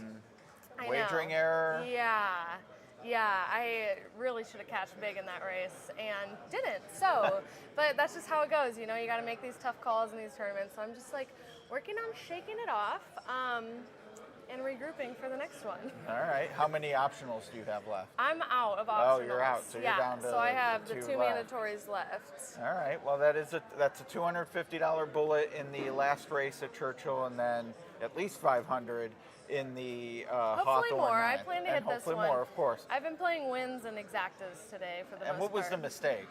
So I loved that 13, that 32, Oh. 36 to 1 that got second. I absolutely loved that 13. It was just a pedigree play. And I liked 5 horses. And other than that, I didn't have a super strong opinion. Right. And I needed to get it down to 4 other horses to make it worth it. I was playing $25 exactas, and they were all paying like $5,000 to $7,000. They were robust. They were huge. And my original pick was the 6, 9, and 13. And I faded the 6 for the 7. I even I texted a friend, I think I'm going to fade the 6 and use the 7 instead. So that was just a bummer. Yeah. That was a bummer. I mean, we've all been there on one hand, but on the other, some of us get to sleep on it and come back. You have to come right back. You gotta come right in back. a couple races with the mandatory. But you joined us, so that's good karma. I know, this is good, yeah. You're in good shape. Changing the pace. Now, what about the finale? Have you looked much? Like, do you have an idea of, depending on what your range of caches going into it, or? Well, you know, I was hoping to have more going into it. Now, I know I still have one left, but I was hoping to have a little more to work with than I do. So I might have to get a little more creative, but I do think that race looks like a lot could happen. Right. Maiden claim around the turf. Yeah, a lot could happen in it. So there's definitely price opportunities, even if all you've got left is your 500. And I believe you and I are both driving back to Kentucky tonight. We'll diverge eventually. You're going to Lexington. I'm in Louisville, but you're heading back, right? I'm going tomorrow night. Oh, okay. You decided to wait. Good for you. Yeah, I thought it might be a little too tough to do it tonight. I do like seeing the windmills at night on 65. That's kind of cool, but otherwise I'm dreading the drive. How long is your drive? You're in 4.5 hours. Okay, 5.5. Just like a little too much. A touch far. Yeah, I get it for sure. But you're newish to Kentucky. What do you think of the Lexington vibe? I love it. Okay, I moved a year ago today. Oh wow. Yeah, so I've been. Which is why you didn't play here last year, right? Right. Yeah. It would have been like the day before moving across the country, and I was like, that might be a little stressful. I might not be able to focus, so I wasn't here. But I love Lexington. I'm so happy there. Awesome. I'm close to the horses, close to the industry. I have my own racing syndicate, so it's nice being like right by all the sales and everything. Yeah, it's all there. Now, I'd be remiss because I asked Christy, who is the one person you have something in common with in this room among the players, being 2 women out of 61. I mean, I'd like to see the demographic shift a little bit from the stereotype. I mean, love my guys, but you know, it's good to mix it up. What can racing do to appeal more or to get women excited? Quite frankly, I think.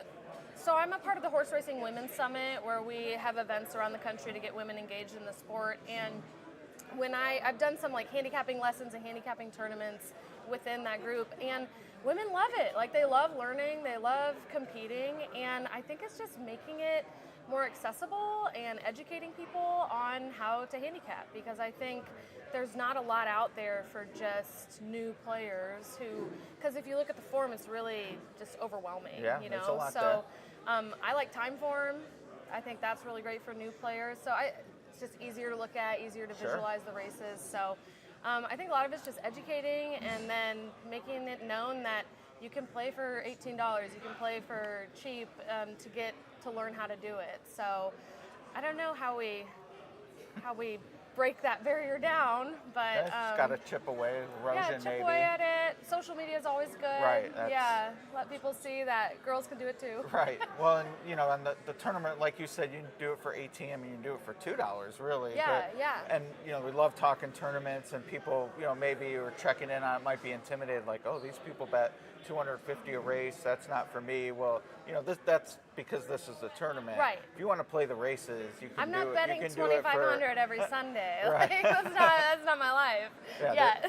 It's a lot you can do with, you know, whatever your bankroll is, you can make it fit. So always, you know, remind people of that. But you're right. I mean, the resources just need to improve, and you know, whether that's my employer, HRN, yours, DRF, Hawthorne's doing its part for sure. So hopefully we can just get the news out there and get more people involved. I think we're on the right path too, with sports betting becoming so popular everywhere and legalized everywhere. I think if we can kind of insert ourselves with horse racing into that market, it'd be good. Yep. So. All right. Well, I'm in now.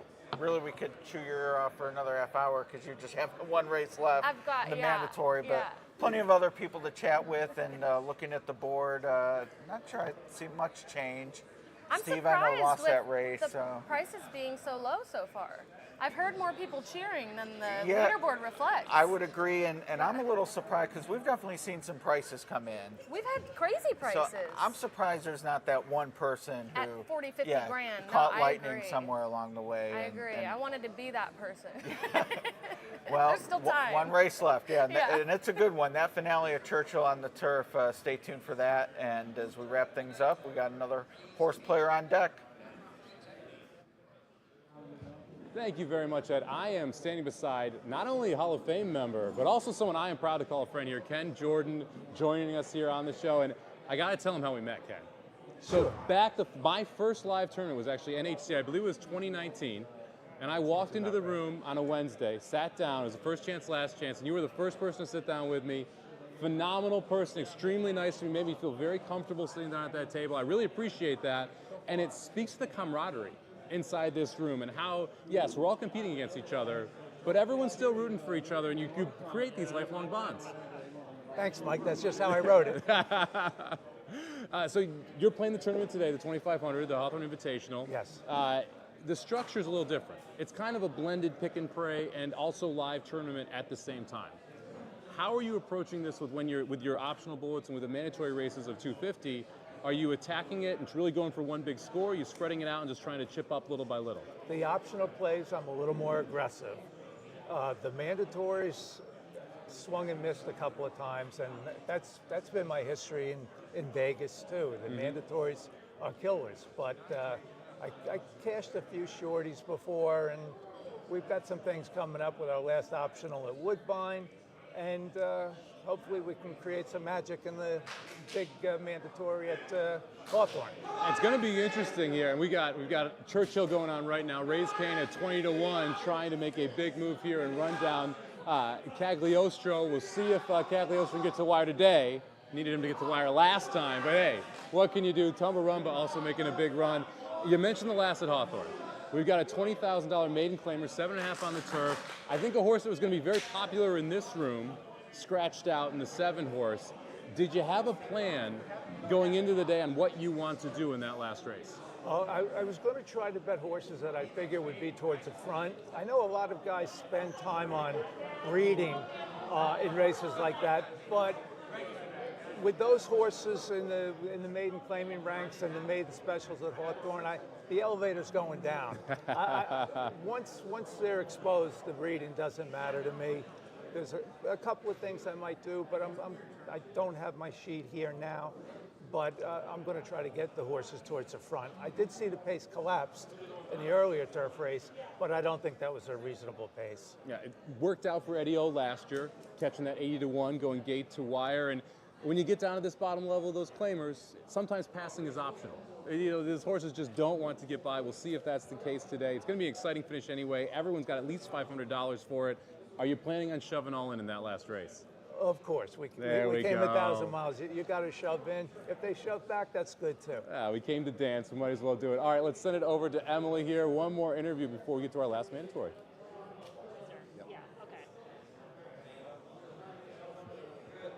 That's it. Thank you very much. Appreciate very good. it. Very good. And it seemed like a big race for a lot of people in the room, especially getting late with the optionals. And you were on the 11-3 technique, who made a huge move around the turn. Thought you were going to get there, pretty dramatic stretch drive.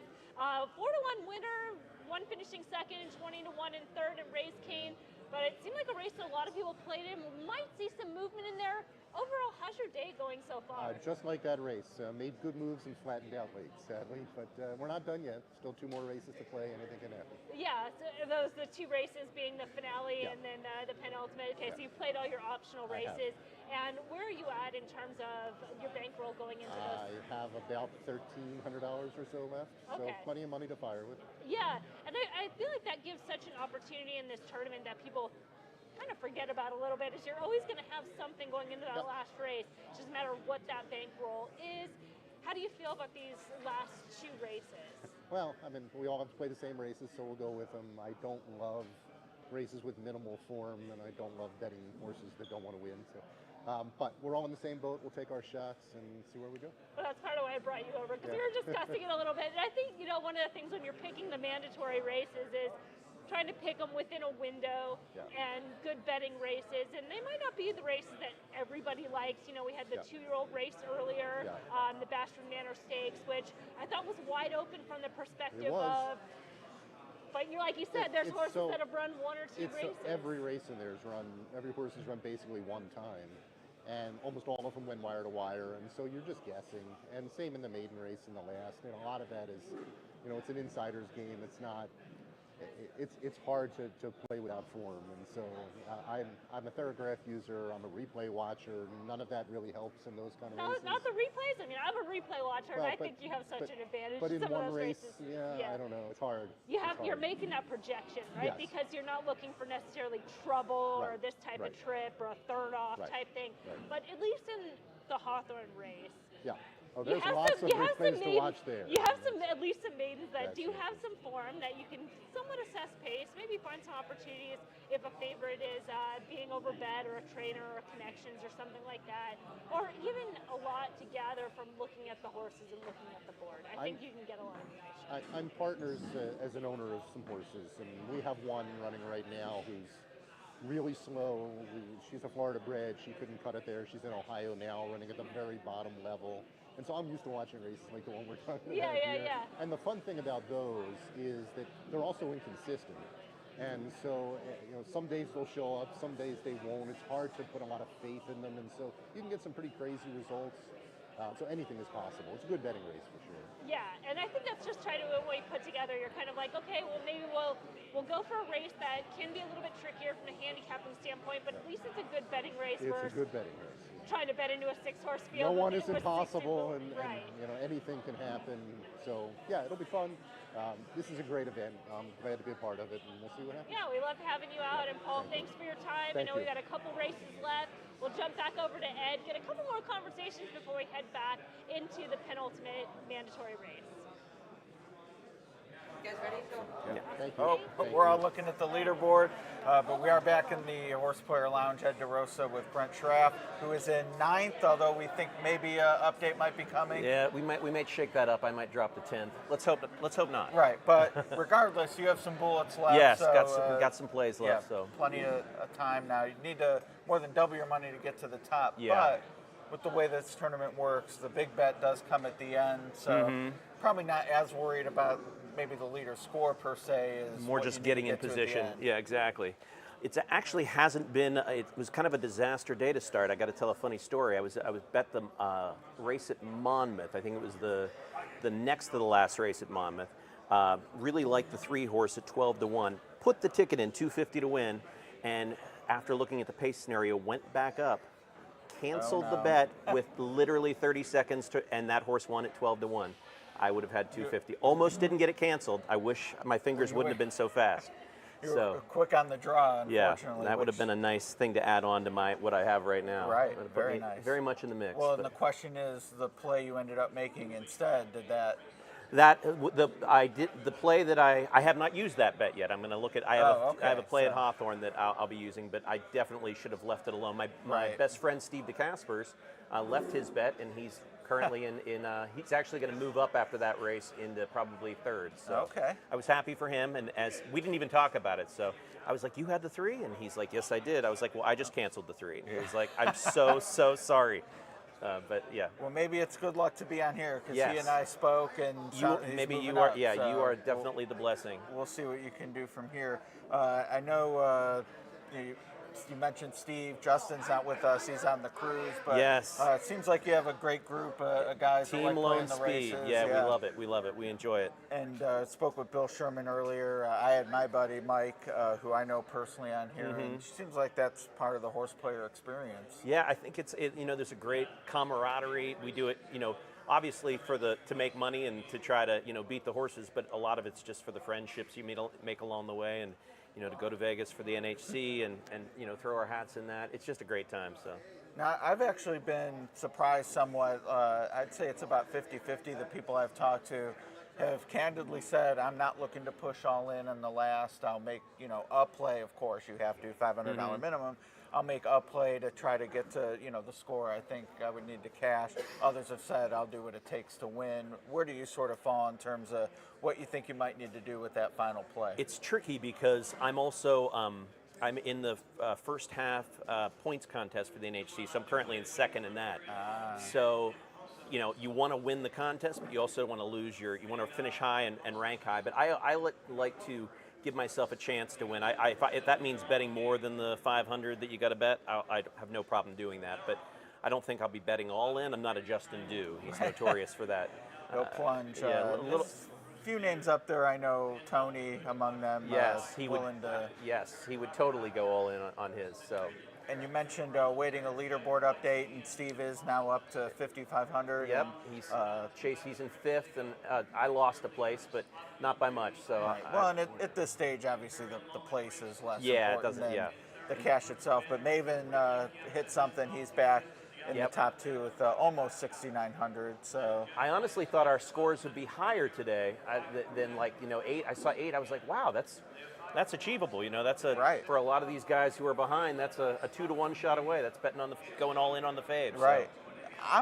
I thought, because we've seen a few 30-to-1s. I've noticed in optional races, big price in a mandatory finished second at Churchill. I thought among the 60, I'm thinking, someone has this for 15 grand. I thought there'd be one of those. And we'll see where it shakes out. No, I said winner's going to have somewhere. The goal would be to get 15 to 20. I think is what wins it. So I've got a long way to go, but there's still hope. Now I know you have some credits to your name, so if people are recognizing your voice, are you active in anything? Yeah, right now? I do. I'm a TV film actor and also do mostly voiceover work. Okay. Yeah. I spent like 14 years in LA and kind of did a lot of TV film and then moved to the East Coast.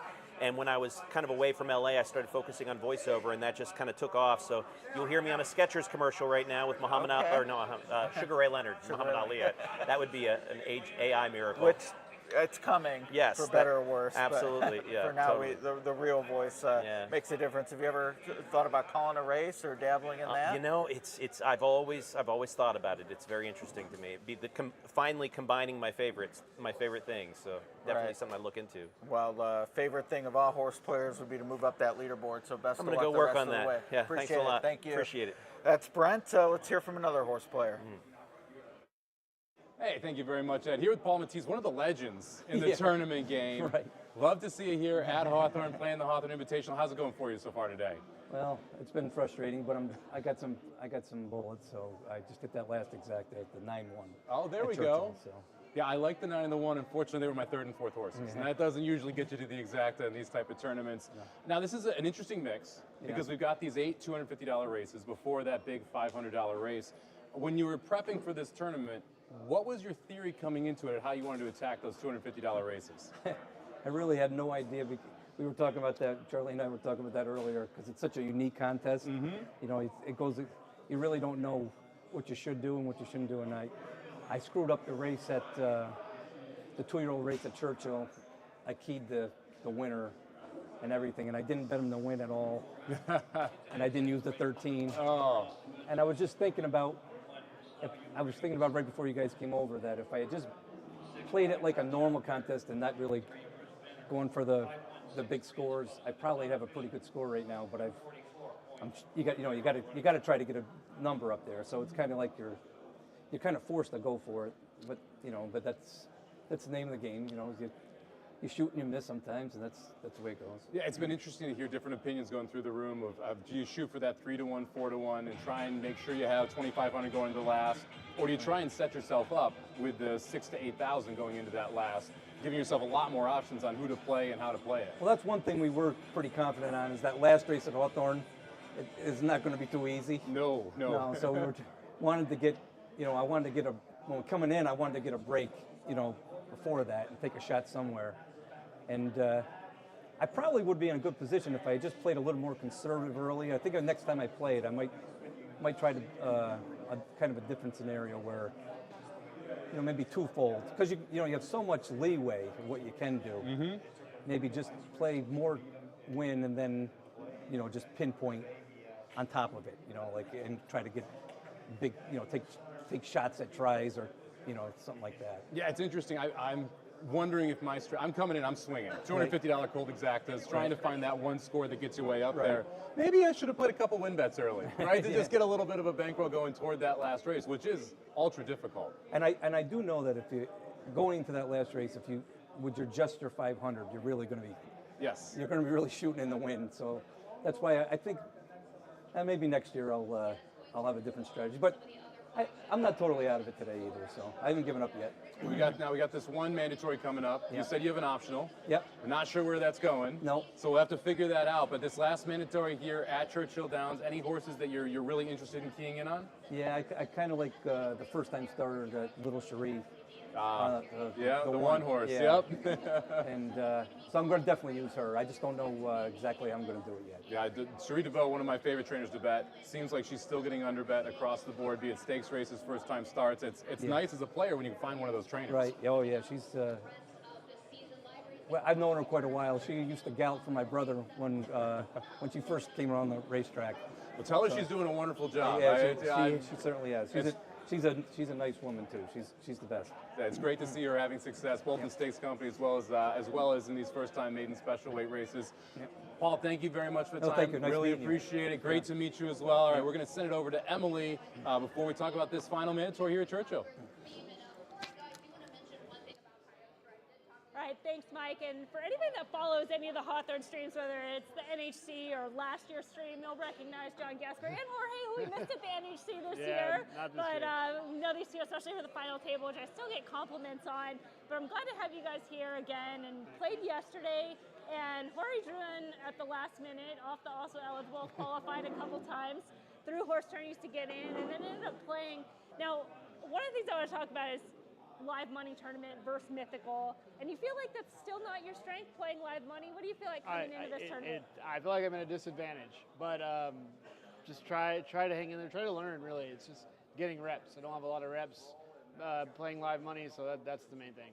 What do you think about, like, with AJ sitting at your table, who's from his strategy is kind of like playing mythical, would you say, and turning that into live money? What do you think about that strategy and how it kind of works out? I actually like it. It works for AJ. He Yeah. likes picking multiple horses in a race, usually 2 horses over 10 or 12 to 1. Bet them both. I mean, you're getting 6 to 1. If you can tell somebody you're going to get a 6 to 1 shot for 250, why not get a 10 to 12 to 1 shot for 125? You move up the same amount in the leaderboard. You give yourself your own insanity insurance, and you're picking the horses that you like. Right, and then you're not playing 2 entries trying to move up one and then move up the other. You can kind of split on the one. It simplifies it for you. Yeah. Have you thought about a similar? He tends to like longer horses than I do, so it's kind of hard to do that same strategy with the horses that I tend to gravitate towards. So I kind of have to get more creative, and that's where the issue comes. Sometimes I get too creative, sometimes not enough, and I haven't put all the pieces together yet. And I think that is like a good distinction, because as you mentioned, if you're splitting 2 12 to 1s, you are getting 6 to 1. When you start splitting 3 to 1s, all of a sudden you're getting, you're kind of getting 8 to 5s, and you're like, oh, I don't know if that's going to quite get me to that final goal. Now we are getting a little bit late in the day. We just have the one mandatory before the finale. Where are you at in terms of optionals, opinions, done with optionals? Done. We are in the same boat together. We both have our $500 left to fire away in the lost. Well, you have the two, $750. Well, you could say you still might have more than $500 in the finale. Let's be optimistic here, because I think there are some opportunities in the next Churchill race. We are going to talk about that soon, so I won't hold you up too much. But at least with that 250, are you trying to plan for a little bit greater than 500? What would you like to be in that point? You have to try to have a step approach. So if you like a horse at Hawthorne, depending on his price, and you have a number that you think you need to get to win the tournament, which say is between 10 and 12,000, and your horse is 10 to 1 in the finale, you've got to make sure you have at least a $1,000 bankroll. Yeah. So you have to bet a horse here in the lost mandatory to get from the 500 we currently have to wager, at least 500 more to wager in the finale. If you like a 6 to 1 horse, you have to bet even stronger. You have to bet a horse that's higher priced in the last mandatory. It's all working backwards in the math, depending on who you like in the last. And if it doesn't work, you have to take another horse, one that you don't particularly like, just because he's the proper odds in order for you to get to your goal. I feel like we're doing the final table all over again, but it's constantly the final table all over again, because you're always thinking, how am I going to win, and what are the different strategies in order to get there? Do you kind of feel it's the same way? It's going to be about 12 to 14, or based on kind of the scores right now? Could it be? I don't know. I probably shoot for 8 in this $250 race, and then maybe in the 500 go for that 10-12 number. Okay, so just see it's going to be right around there. And I want to make sure they know that I'm critical of everybody else at the final table. Make sure I'm critical of myself going into this and how lousy it is, but how bad my math is to get to 10,000 and 12,000. Well, next year at the NHC, you're going to have you at the final table at the NHC and doing final table analysis with us. That's what I want to do. That's my goal. Absolutely. We love that. All right, we're gonna take a quick break. We're gonna go back to the table because we have that next mandatory, that final mandatory race before the finale. So thank you, John, Jorge. Good luck in this race. Thank you. Thank you, Emily. All right. Win big with new DRF All Access past performances. With one best-in-class product, you now get all 3 past performance formats. Easily switch between views. Access the most trusted information in horse racing with DRF All Access Past Performances. Go to drf.com and use coupon code 1FREEPP for a free single card today.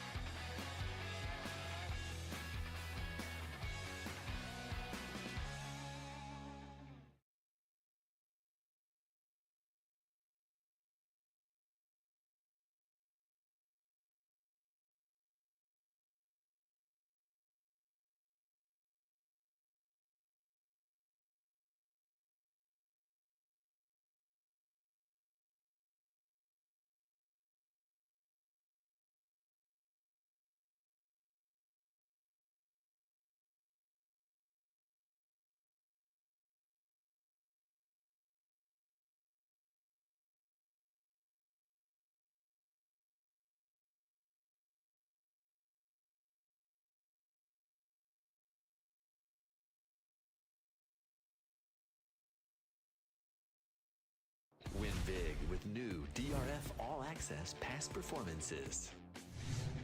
With one best-in-class product, you now get all 3 past performance formats. Easily switch between views. Access the most trusted information in horse racing with DRF All Access Past Performances. Go to drf.com and use coupon code 1FREEPP for a free single card today.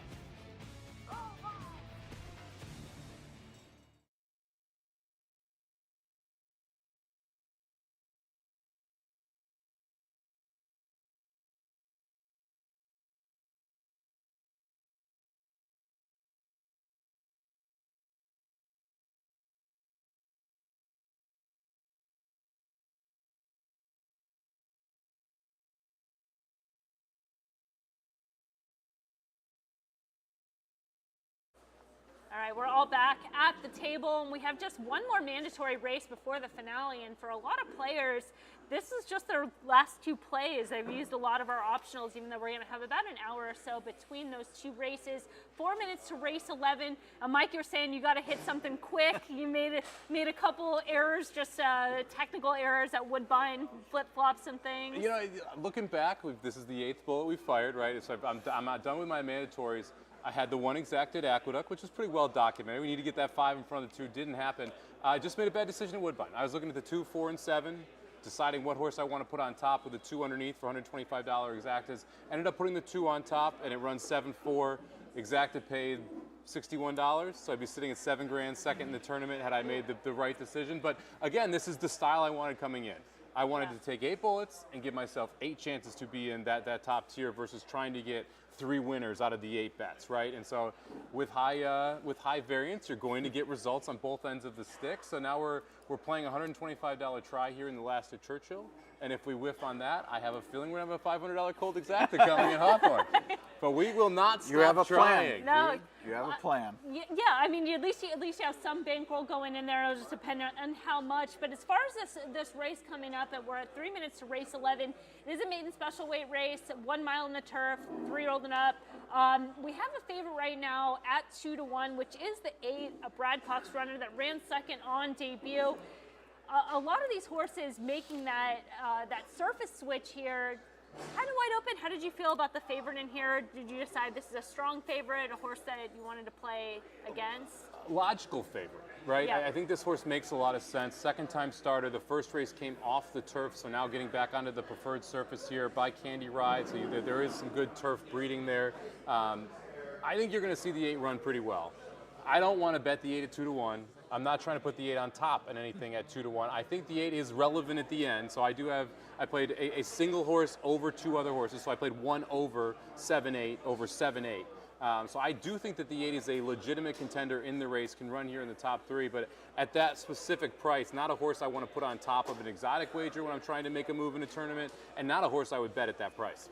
You know, this is one, sorry to cut you off, Ed, but when we talked about the maiden race earlier, was it, this day is already so long, I don't think it was one that we were on camera for us right before we started, but it was a first-time starter, and I'm like, it's a first-time starter debuting late in the meet. Now, I feel like my opinion would switch for this race, and part of that is, one, obviously the odds, but looking at every horse in this field that has run, I'm completely underwhelmed. I'm looking for a new face, so I would be looking at those first-time starters just saying, hey, I know pointing towards debuting on closing day maybe isn't the most ideal, but a new face at a price, I can definitely get there. So I would be looking at 1, 2, and 10. Just through straight up process of elimination, those are the 3 new faces in this race. Well, I like a new face on the turf at least. I think Remarkable Mo can improve, and not only do you get turf, which is new, but 2 turns, so maybe something there, and I think the price is generous.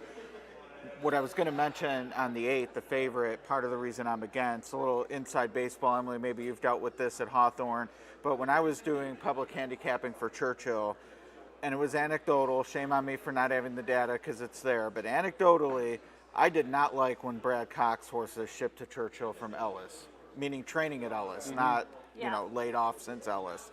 And this horse was at Churchill, went to Ellis, and I think I was onto something because Brad pulled me aside after I mentioned on TV and said, hey, don't talk about that because owners think that those are my lesser horses, and that's not true, which I get where he's coming from, but the fact he pulled me aside not to mention it makes me think I was onto something. I don't work at Churchill anymore, so I can mention it now. I'm fading the 8 and betting the 4. Hey, Brad, how's it going?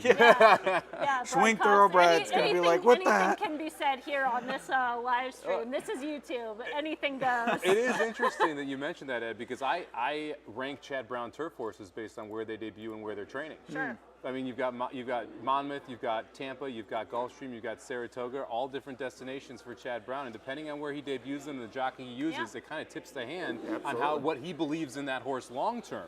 Now that may change, but at least it gives you a good starting point for some of those turf horses when you have multiple of them facing each other. If you have an extremely good horse and they're running maiden races for $150,000, like so many are, and then you run one for a maiden special weight for $30,000, that tells you a lot. They're off here at Churchill in race 11, the last mandatory race before the finale. Good luck.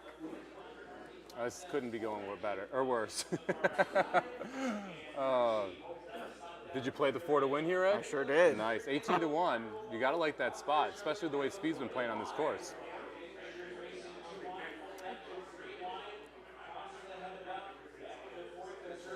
$22-1 off price, so floated up for you there as well.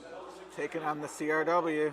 I'm interested to see how this race gets played from the room as well, because it is the second to last. Are you going to see some big time swings right before that last race? Are you going to see a little more conservative play? Maybe try and chip up just a little bit if you haven't anything. This is going to be one of those where it's going to be interesting to see what type of jumps we get, especially if you get a 22-to-1 shot that wins the race. Yeah, and especially the way that the leaderboard is right now, where everything is kind of getting a little bit congested up at the top, where people have $4,000 or $5,000, and in this race, you kind of think, am I going to try to find some even more separation here, or conserve my bankroll and try to go into that last I'm race? hoping to find some separation turning for home. Well, you found about a length or two. Now it's now it's the getting cavalry a little charge sweat going is here. into this spot. I think you're What? home. Did you just give him the kiss of death right here? Come on, Shap's going to get this was Shap's top pick. Yeah. Well, and there's one of your first time starters. Yeah, I mean that was like, the angle. It's just I've seen everybody in the race, Yep. and I want a new face. And watching Yeah. there's a. I can't really take credit for it. This is like a Mark Kramer thing, but it's like you really are the lesser of evils. It's just really a process of elimination. Everybody that's run, I don't want on top. I'm down to the first-time starters. There's 3 of them. 2 are 20, the longest price of the 3 won. So By far. there's some angle there. But yeah, and one of the things that I talked about on Howard's podcast coming in, as far as talking about the last mandatory or the final race at Hawthorne, a way to approach is by eliminating horses. If you're looking at that field and saying, here's a field of 10, I can start, I'm not using this horse at all. I'm not using, you eliminate 3 horses. Now you've cut it down to a field of 7. From that field of 7, who can you eliminate on the top? Cut another 2. Okay, now you're down, and you should start playing that way versus trying to think, who do I like? Who can I go get away from, and then kind of close your bets around that. It's just a different way of looking at the race. And I thought Cherie at 4-to-1 just was too light. So then that's another layer. That's you another can top, lop on. yeah. And then if you're playing I'm a AJ, then you're betting 250 on the 2 and the 10 at both 26-to-1, and you're doing okay. You just got home a $250 bet. Yeah. I'm a Cherie stan. I she- love her no. as a trainer, and she usually does not get bet. Right. Usually she is one of the more underbet trainers as well, Absolutely. especially towards stakes races. So I have a soft spot in my heart for Cherie DeVaux horses at this point. And the break I wish was a little better on that one. The one really stumbled bad at the gate. That's a horse I'm interested in coming back. We'll see if we get anything. The 4 I thought ran very well there, and the 2 just a solid effort there. We're going to have the longest shot on the board over the second longest shot on the board. Oh my, yes. We heard a little clapping. There was a couple high fives over your shoulder there. I bet we have a win bet at worst. At the very here. least, Yeah. the exact is $3.11 for $1. Wow. Okay. So that's moving territory. And look, if you got jazzy with liking the favorite and somehow find a key box or something, it's not out of the realm of possibility.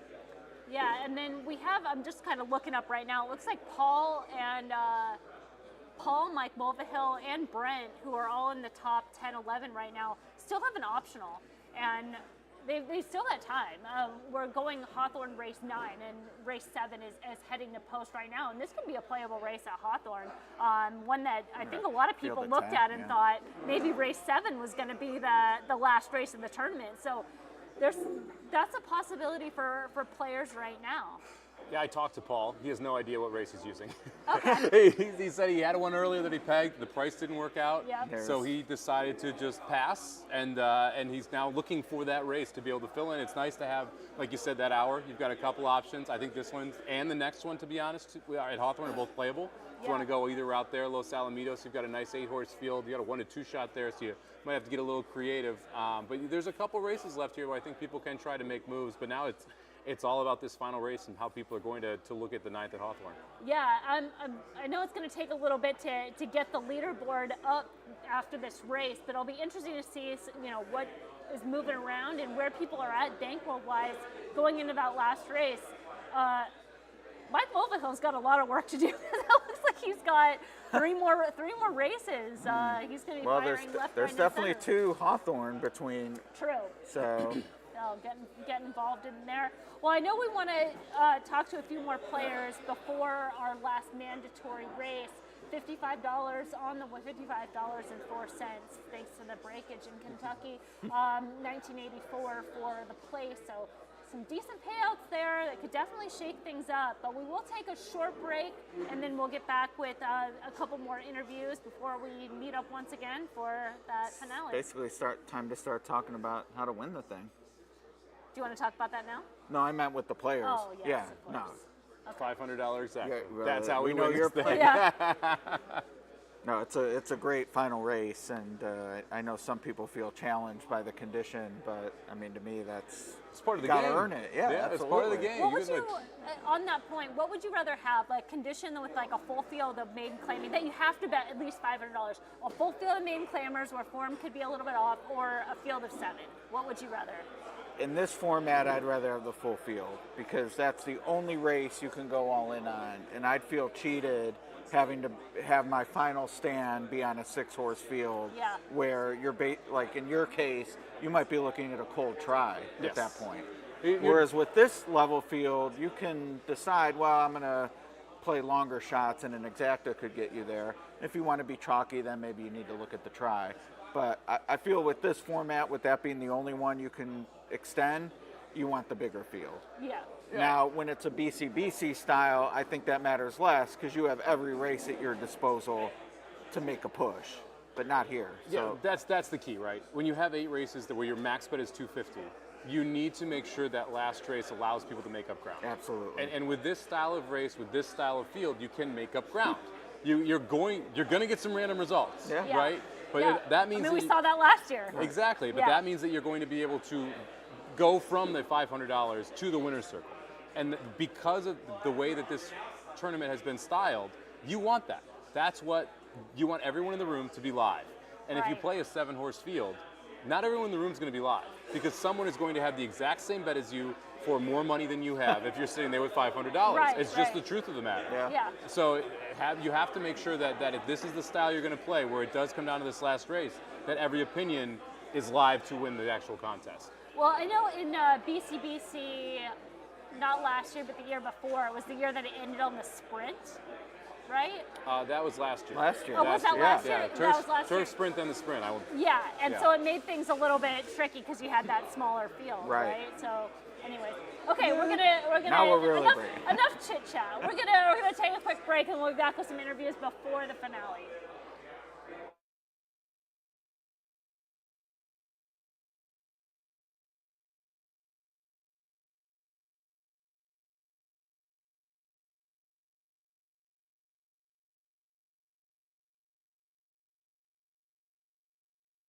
Win big with new DRF All Access past performances. With one best-in-class product, you now get all 3 past performance formats. Easily switch between views. Access the most trusted information in horse racing with DRF All Access past performances. Go to drf.com and use coupon code 1FREEPP for a free single card today.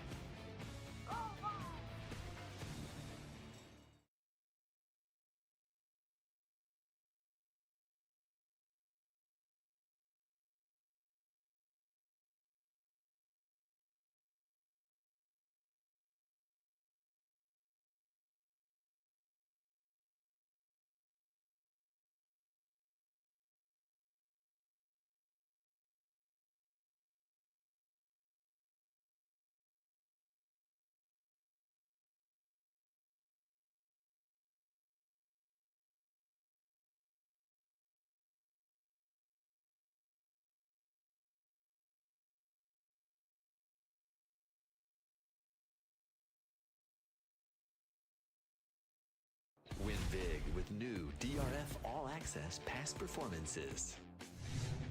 With one best-in-class product, you now get all 3 past performance formats. Easily switch between views. Access the most trusted information in horse racing with DRF All Access past performances. Go to drf.com and use coupon code 1FREEPP for a free single card today.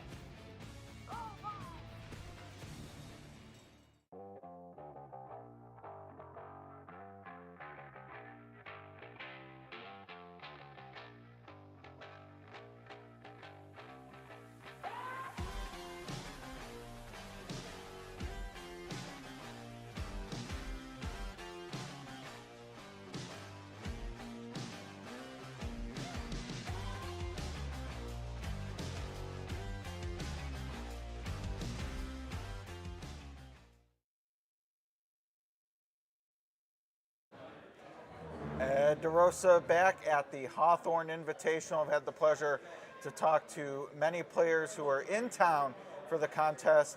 Leonard Peterson, it's a home game for him, and he was telling me he loves the people at Hawthorne and gets to support contests. Sounds like you're a regular. Yeah, I am. What keeps bringing you back to these types of events? I love Hawthorne. That's about it. And Hawthorne's still around, which love for them, a lot of man. Chicago tracks, Yeah, unfortunately. they're supposed to be doing some remodeling, so that's my home track. It's always been. And heading into the last mandatory, which we have Hawthorne 8, and then the 9th is the finale, and you said you hit one of your bullets, so you'll have a little bit more than 500 to play with if you choose. Do you play contests outside of the Hawthorne environment? Yeah, or I played the NHC. Okay. I led the tour first half last year, so I was first. And overall, second half, I was 16th place. So. All right, and there's a first half prize, right? BCBC, 10,000. Oh, okay. There you go, not too bad. I picked up another 7,000 for the second half. For the 16th. That's not too bad. Are you? Do you prefer the mythical win place, or do you like betting at the? I like the 2 and 2. I'm not really good at live money because you never know when to fire and when not to fire. You know, so you fire, you don't have any bullets left. So 2 and 2, you just hang in there. And what? You a native of Chicago? Yeah. Was Hawthorne always the track? Hawthorne and Sportsman. Sure. What is it? A family affair, or you just ended up starting going to the track? No, it's just I think me and my 2 brothers. Okay. Yeah, it seems like a lot of players talk to the Shurmans and Matisse, their brothers, and then the other camaraderie. Are you an OTB guy, or do you actually go to the live racing? I'm live. You're there. I like it. Yeah. I don't like to cut on the OTVs. No, but if you can. So when I do live, they don't take anything out. Right. Well, that's part of it too. But yeah, I'd been to the harness races before many years ago. Illinois Derby weekend was my first live race, and I was impressed with the crowd. People were into it, and hopefully when they get the casino, it'll be even more robust. Oh, I'm hoping. Be a lot of fun. Yeah. So have you thought about what you're going to do in the finale? Is it? No, I'm probably going to bet 1,000 on somebody just to win. I'm not a gimmick player. Right. That's why I don't do really good in live money, because I don't play pick 6s and 5s, and I'm straight win better. So. Well, it's a maiden claimer on the turf, so you're going to have a lot of options. It's going to be challenging for sure. Yeah. What do you have a favorite local jockey or trainer? You find yourself gravitating toward? No, that's good. Some horse players have that bias. I think it costs them. No, I first try to find the horse, and if I get lucky and get one of the top jocks, that's a big plus for me. They can't carry him to the finish line, so you get enough horse. These guys are professionals, so I think anybody could get a nice horse across the finish line. Yeah. No, so I don't get caught up on. Now I will favor top trainers more than jockeys. Okay. Yeah, I think the separation in talent isn't that great. So overvaluing a jockey, I'm with you. I've gotten into trouble doing it. Over the years, trying to play. I'll play this jockey just because horse don't go any place. Right. So I just try to get me a horse. If I get lucky to have a top jock, that's a big plus. And have you qualified for NHC yet for next year? Okay, so I had 2 last year. Right. So this year I got 1 already. I'm working on the second. Okay. How many times have you been out there? 4 or 5. Okay. I'm envious of the people that live in the hub cities because you get the direct flight. Yeah. And that connection for me going out to Vegas can be pretty brutal. So. Where are you from? Cleveland originally, but I live in Louisville. You can't now. get a straight flight? Well, Cleveland you can. Louisville, Southwest only. It's just weird time, so yeah, it's a little tougher. Yeah. But Chicago, you got everything out there.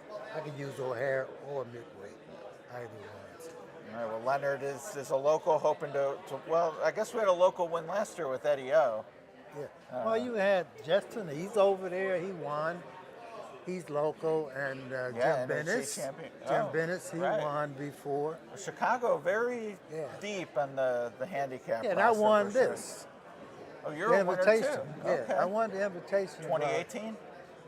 No, about 3 years ago. 3, okay. And I got DQ'd. Oh. The last bet was supposed to go in before 5 o'clock. I didn't read the fine print, so I got DQ'd for 30,000. Well, you didn't hold it against them too much because you're back. Well, last year in cash and prizes, I picked up a little over 60,000. So it wasn't too bad. Right, that's not too bad at all. Well, and you have a chance, 10,000 more up top today. Yeah. NHC to the winner. Best of luck in the finale. You know what? I don't think I can catch the boys. They're way Nah, up there. I don't think I can catch them. 8-1 gets you there on a $1,000 win bet, as long as they miss. Yeah, they got to miss. Not everybody's going to miss. That's true. Well, good luck just the same. So He's thanks Leonard, again. Yep, NHC multiple qualifier, winner of this in the past. On to our next horse player. Good luck. Thank you. Thank you very much, Ed. Here with Mark Odorizio. Hopefully I got that right. Odorizio. Odorizio. Yeah, We'll nail it by the end of Yeah. the interview, I promise.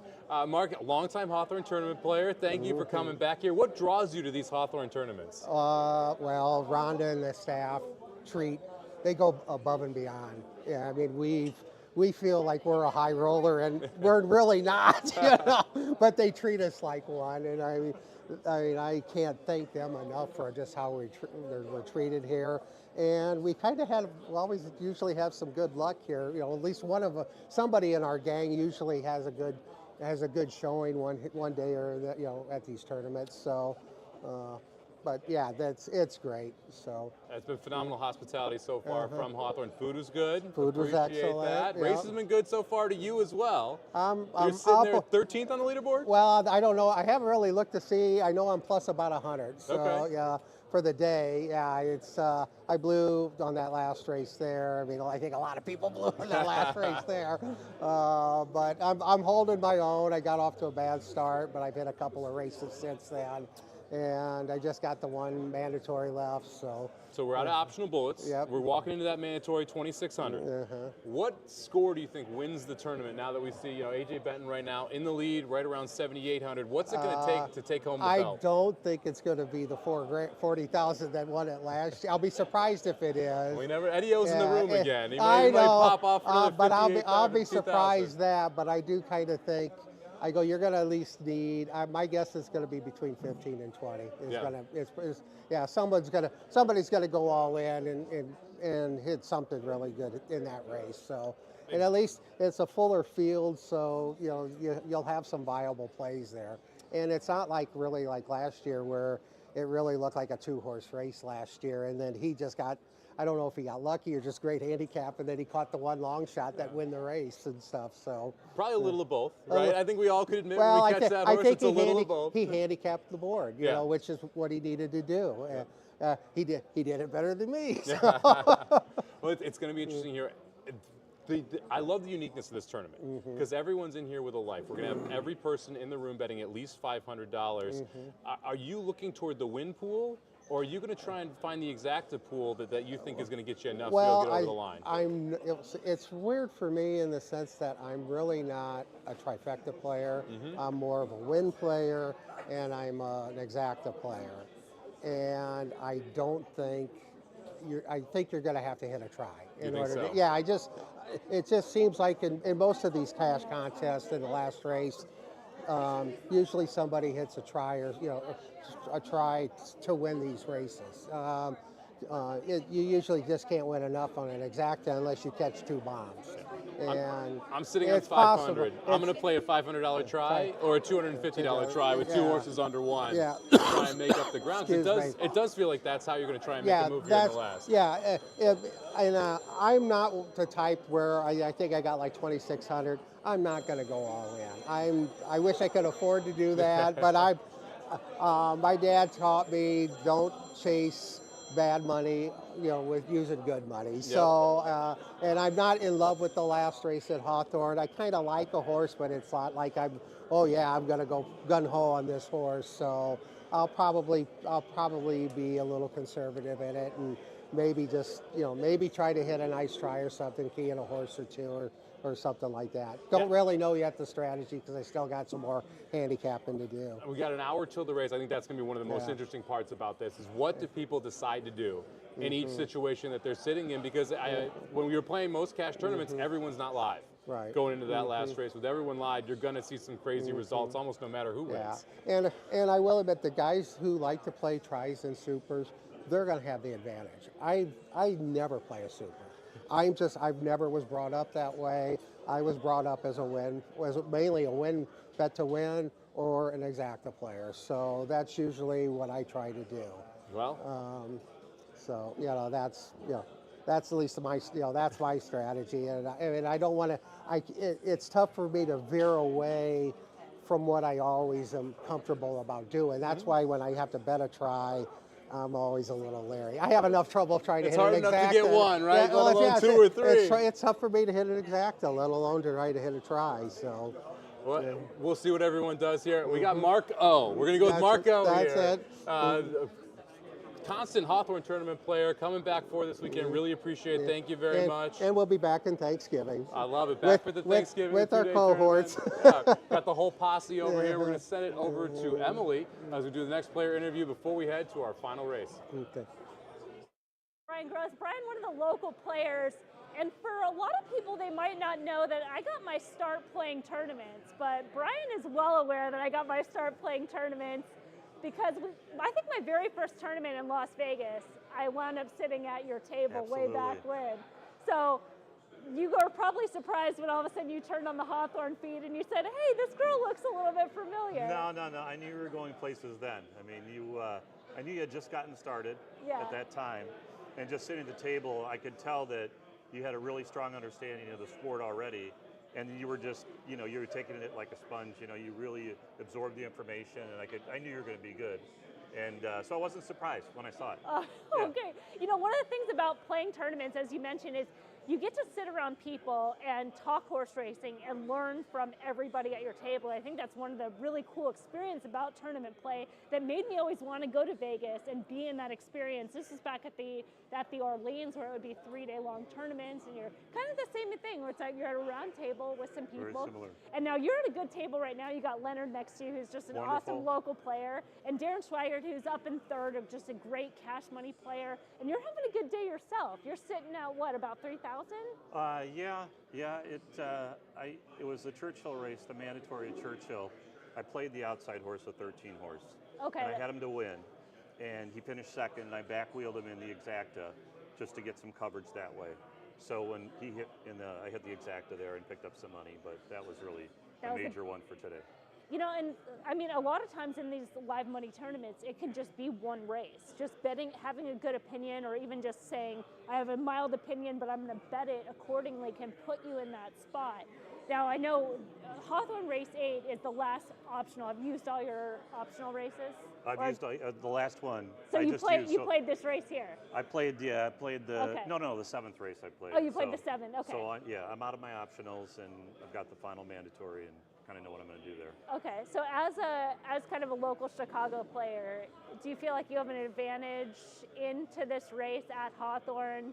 Maybe knowing the track, knowing the trainers. I know you say you don't play Hawthorne that much, but even still, you've been around long enough. Well, look, I've played Hawthorne for many, many years, and I can tell you, do I have an advantage? No. I mean, the talent in this room is incredible, and any edge you think you have, you lose it pretty quickly with just the players that are here. But look, I think you guys are doing a great job, and this is a wonderful tournament, and just a pleasure to be a part of it. So thank you for having me. And I just think that things like these types of tournaments just say a lot for the players. And I think Hawthorne's got a big future ahead of it with all the work that's going on, and I think there'll be a lot of opportunity going forward.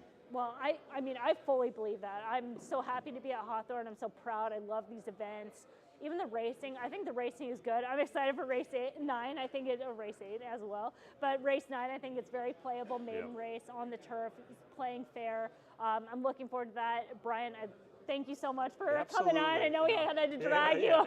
Absolutely, no, happy to do it. I know Thanks you so are. much. Thank you so much for supporting Hawthorne and here in Absolutely. Chicago as well. Absolutely. All right, we'll send it back to Ed, and we'll come back around. Win big with new DRF All Access past performances. With one best-in-class product, you now get all 3 past performance formats. Easily switch between views. Access the most trusted information in horse racing with DRF All Access past performances. Go to drf.com and use coupon code 1FREEPP for a free single card today.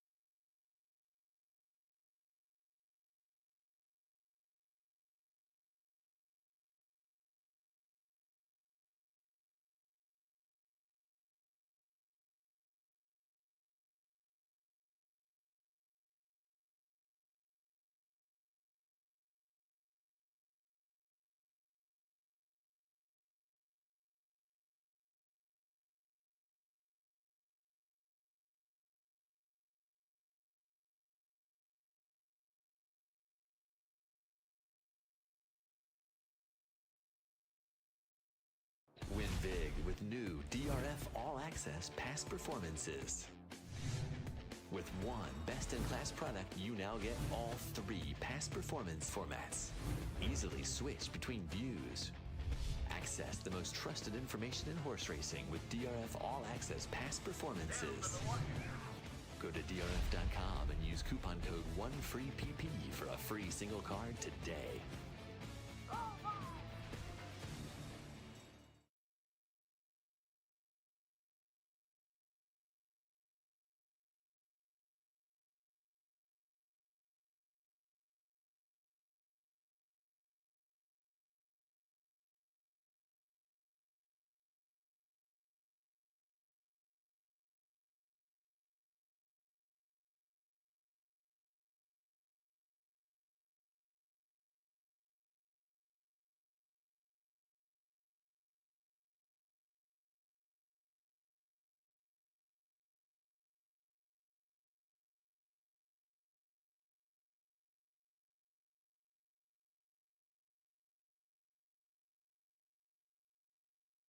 Win big with new DRF All Access past performances.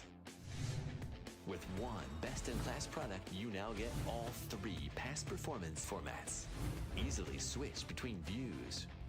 Access the most trusted information in horse racing with DRF All Access past performances. Go to drf.com and use coupon code 1FREEPP for a free single card today.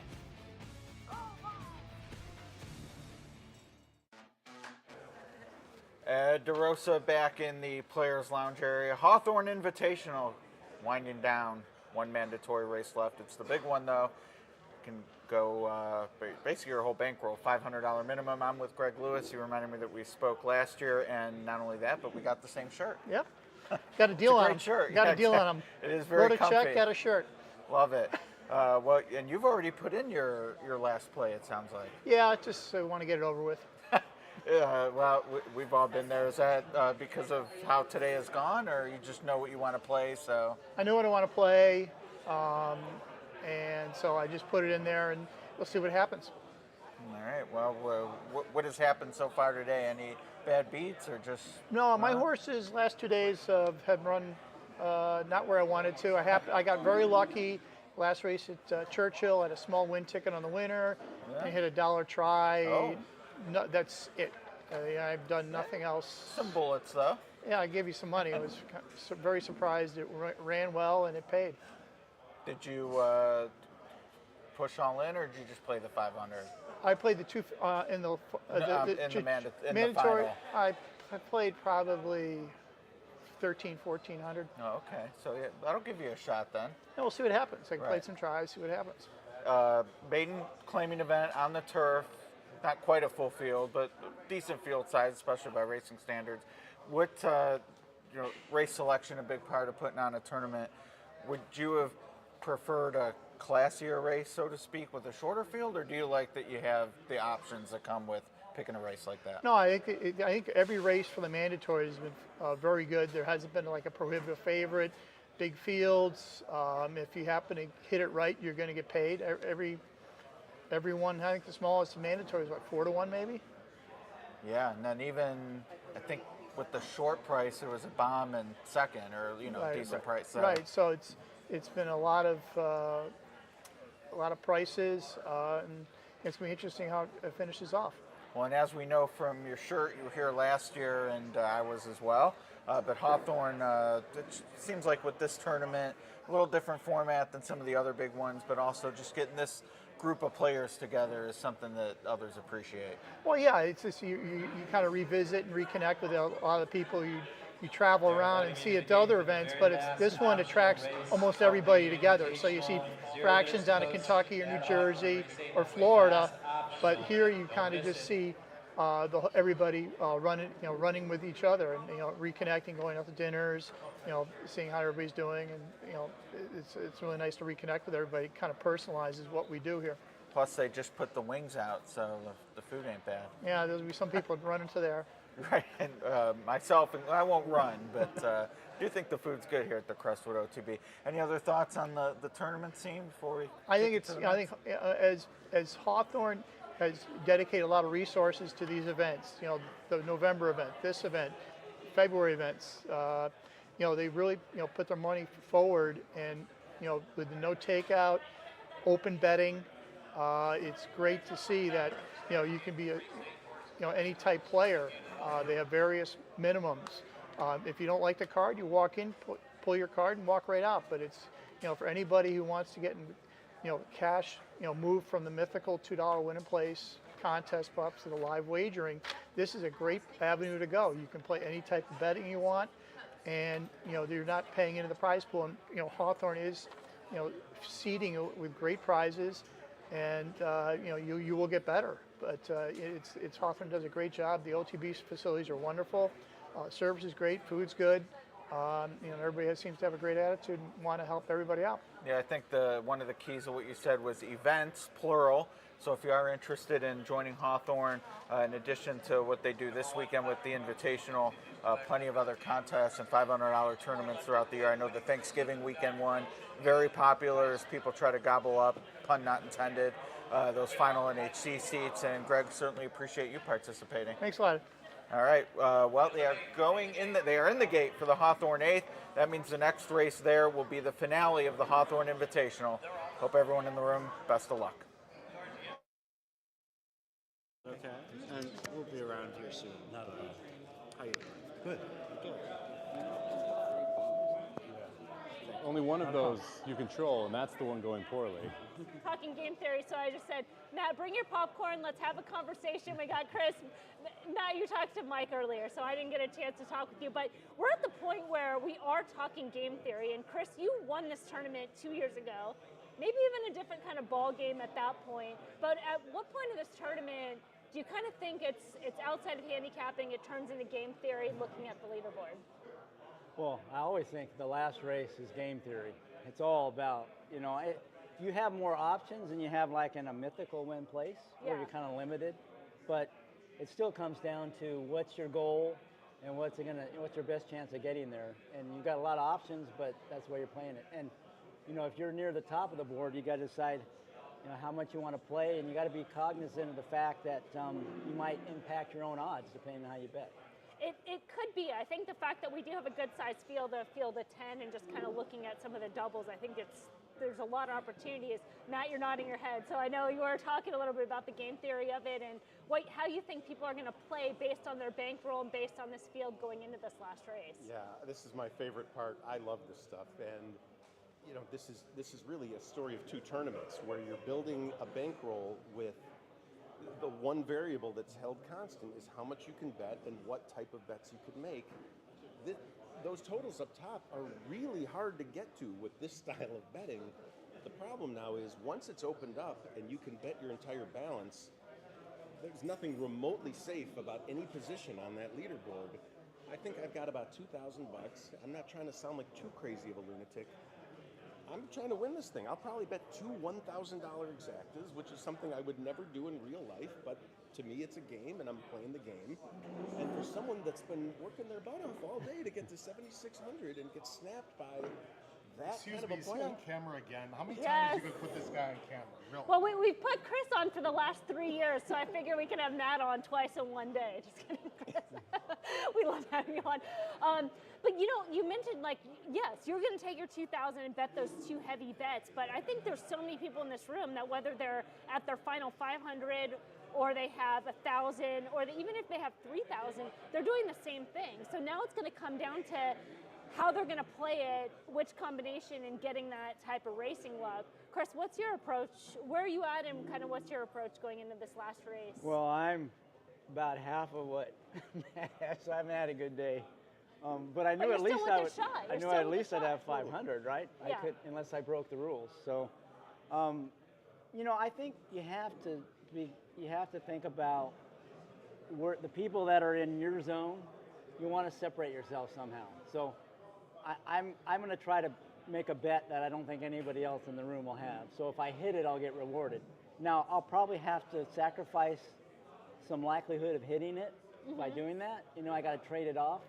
But I'll probably find a bet that I think's plausible, but it's speculative, but it will be a separator. Yeah. That's kind of what I'm going to try to do. No, the year that you won, this was a couple years ago. This is back when we were at Villa Park, and we thought the scores were going to be kind of outrageous. Then all of a sudden they were on the lower side. Where do you kind of think where it's gonna be from right now? Kind of double what the leader has. It's just kind of what everybody's guessing is going to be about 12 to 14. Or do you think it might even stay kind of closer to what it is right now? I'll ask each of you. I think if it's a favorite kind of chalky result, you'll probably see some of those names stay at the top. Okay. If something unexpected happens like last year, it could flip completely. So it's really hard to predict, I think. Super hard to predict. And this is unlike a format I've seen before. It's not like there's a standard typical multiple that wins this thing, and this is just a free-for-all with people starting with different amounts, and no one really knows how to value this. And look, winning an invitational, I'm sorry, to some people, maybe to some people, winning an invitational is just the money. This would mean the world to me. And so, having that trophy, whatever, everyone attaches a different value to these things. And I respect someone that wants to protect what they've built all day and not want to risk that. Respect for everyone. Just be intentional with what you're trying to do and have a goal and go after that goal. But tough to judge whatever anyone's goals should be, but looking at that board, I have no idea what their goals are. Well, and you also, you mentioned the Invitational, not just because it's nice to win and obviously being local, et cetera, but you have people that are here that are seasoned tournament players that are going for it all versus when you have the BCBC, for example, you have a lot of people that win in, or they bought in for 10,000, so they could be looking at the point and saying, hey, I'm going to kind of call it a day at this point. There's nobody, I don't think there's anybody in this room that's calling it a day in the last race. So everybody is still going for the win. And I think that changes it a little bit. You don't have as much the quote unquote dead money that you have in some of the other live money tournaments that you have currently in this room right now with everybody trying to win in this last race. I totally agree. And it's the people at the top that I think are going to have the hardest time because, no disrespect, these are good friends, but they're the ones that are going to feel the dumbest if they lose it all, right? Those of us with $500, it's like, well, that's what we were going to do. That's a much harder decision, figuring out what to do in their position. Yeah, I was just about to say, let's play that scenario out. If you're sitting at the top right now with 7,600, how are you betting this race? My answer will make other people uncomfortable. $7,603. Isn't that right? Yeah, 7,600. Okay. 7,603 to win on the 8, with probably a $10,000 win bet on the 4.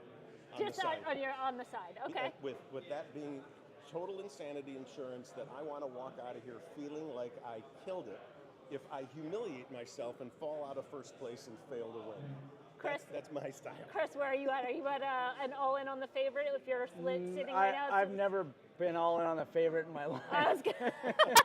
So, when you cheered, we have different styles. When you cheered for the 30 to 1 earlier, I looked at whoever I was talking to at that point, and I said, I've never seen Matt Miller cheer for a 30 to 1. That must be. I had all. Of course, I knew it. That's why I was like, there's something going on. There's something in the water. So Chris, how are you playing? So I would probably looking for alternatives to the favorite and maybe play more than one horse to win. If I had that much cash, yeah. Because I have the ability to do that and still post a really good score. Let me ask you this, just without trying to say how you would do it. Would you be playing all in with that 7,500, or would you be looking at maybe playing 2,500 and keeping 5,000 or something like that? I don't know. It depends on what my opinion on the race. If I had pretty confident I could hit the race, I probably would be aggressive in betting. Because, like Matt said, for me, I want that belt because my son has all these belts from fighting and I don't have any. And I know you don't like it, but I want to take that home and say, I got one of these. See this? That belt would never Alex, take enter a look my at this. house.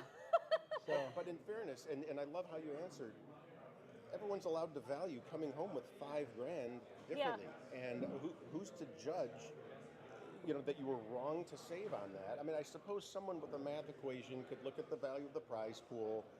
I think we're supposed to stand closer together. No, we're supposed to end. That's what they're telling us. Better, we're moving on. Okay, end it. Great popcorn here. Awesome. Thank you guys, Chris, Matt. Good luck in the final race. We'll head it over to Mike, and then we'll be back to talk about this last race. Thank you very much, Emily. Love some theory discussion there, talking about what everyone's going to do in the last race. I'm here with Paul Hoffman, one of the OGs, one of the originals from the first Hawthorne Invitational, rocking the polo from last year. I like to see that. Correct. What keeps you coming back here to Hawthorne? Oh, it's pretty easy. You get treated like gold here. Everybody in the place, from John to Emily to Rhonda and Jim, they're all pulling for you. Yep. Everyone wants to see you do well. And they're happy to see you come back, so you can't give up on Club Hawthorne. It's the only place to play. That's phenomenal. You got the $500 tournaments as well. If you're not here, invited to the Hawthorne Invitational next year, come on out. Come play at Club Hawthorne Saturday and Sunday. 2 different shots going to get into NHC, and clearly an event everyone wants to try and make each year. Now, Paul, we're sitting in the last race. Yeah. We got 18 minutes till glory. Correct. You're sitting at $900. Yep. How are we going to attack this to try and get to the top? I'm going to put it all on one horse on the nose. It's not one of the chalks. There we go. All right, so we got a win bet coming from you. I like that. It's going to be interesting to see how this plays out. AJ Benton right now, our leader, sitting at 76.03. Right. What score do you think it's going to take to win? Well, he's going to come down 500, so right there, that's all I got to shoot for. Okay. That's what I think. Somewhere around 6.5 is going to do it. And we saw last year you had Eddie O run away with it. He ends up at 52,000. But after that, there was 116,000. The scores were pretty low after that. Correct. We saw Chris win 2 years ago. Yep. 4,300, I believe, 4,700. One of those two Like was that. the winning score. Correct. So you're hoping that you're one of the only ones with that long shot. Yep. And if you get $900, I mean, a lot of these horses, you're sitting at 14 to 1, 11 to 1. That's Right. going to make, that's enough Agreed. to go win that tournament. You're right. That's what I'm going to do. I love it. So we're going to get aggressive there with the long shots. What do you think of this style? I love it. I mean- love it. I was telling you when we talked earlier, it's nice.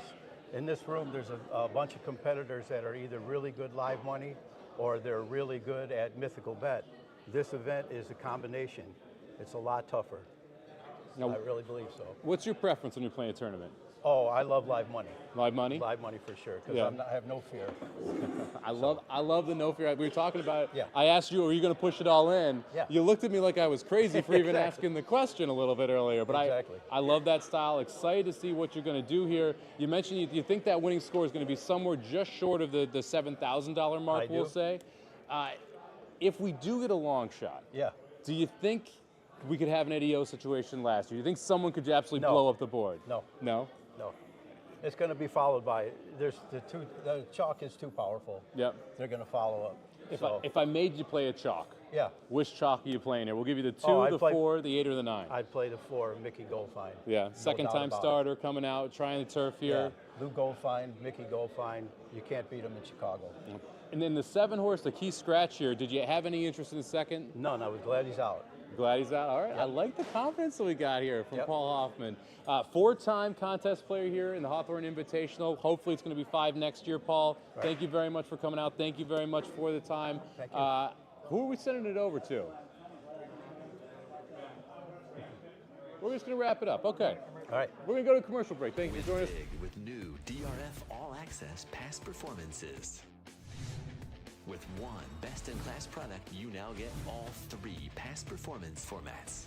Easily switch between views. Access the most trusted information in horse racing with DRF All Access past performances. Go to drf.com and use coupon code 1FREEPP for a free single card today.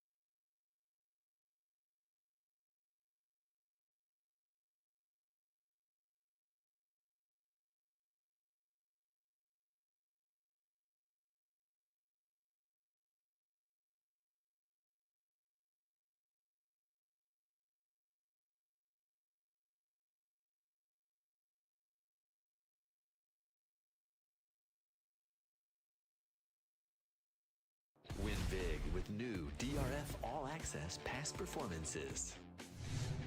With one best-in-class product, you now get all 3 past performance formats. Easily switch between views. Access the most trusted information in horse racing with DRF All Access past performances. Go to drf.com and use coupon code 1FREEPP for a free single card today.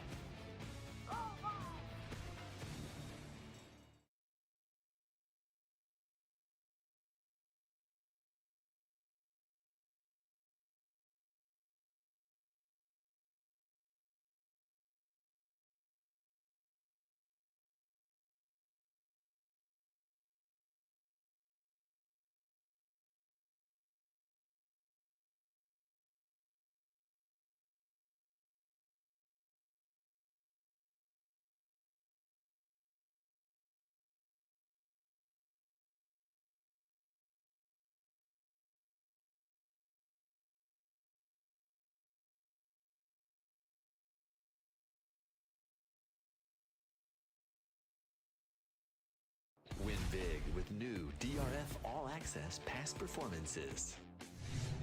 With one best-in-class product, you now get all 3 past performance formats. Easily switch between views. Access the most trusted information in horse racing with DRF All Access past performances. Go to drf.com and use coupon code 1FREEPP for a free single card today.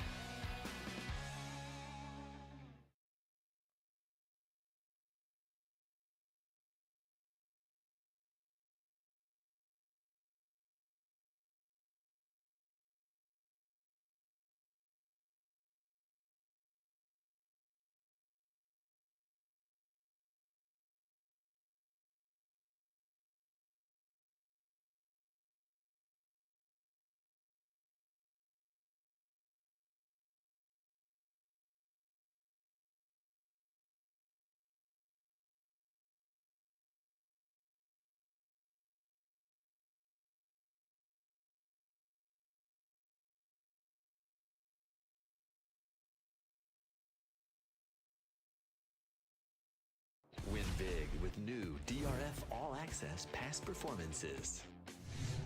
With one best-in-class product, you now get all 3 past performance formats. Easily switch between views. Access the most trusted information in horse racing with DRF All Access past performances. Go to drf.com and use coupon code 1FREEPP for a free single card today.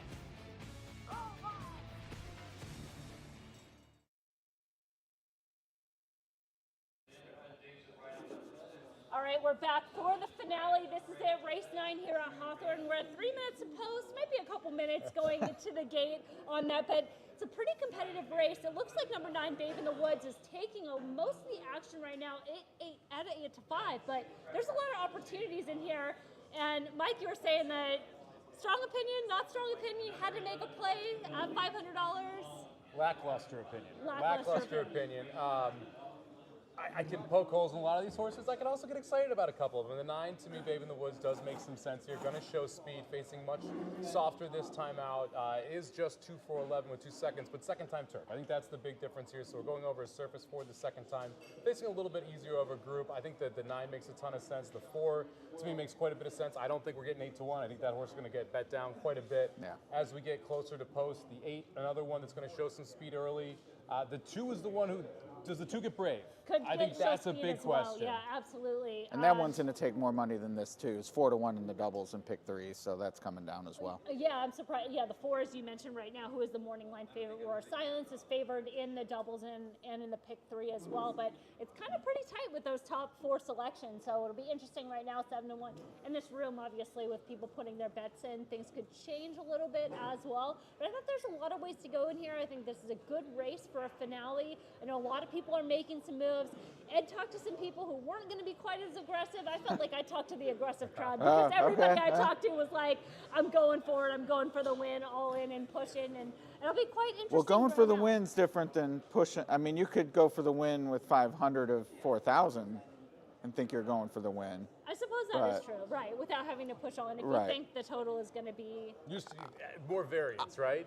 I encouraged a friend of mine to go for it, so he's all in. I know that with his opinion. I know I interviewed Paul Oppen right before this, and I asked him if he was shoving, and he looked at me like I was crazy. He goes, "Of course I'm shoving." Right? Yeah. So I think you do have a pretty aggressive field here. It's going to be interesting to see what actually wins this. I talked to people who thought anywhere from 8,000 all the way up to 20,000. Was the number that's going to take to get it done. Right now, our leader's sitting at 7,600, so the minimum will be 7,100, assuming he loses, and so does everybody else. Well, it's pretty unlikely. Not necessarily. He's going to bet more than the 5. Could. Well, we don't know what AJ's doing. I'm going to guess the minimum is 7,100. Okay. We'll put it that way. I still like my 16-1 line. I'm feeling pretty good about that being given this board. Yeah.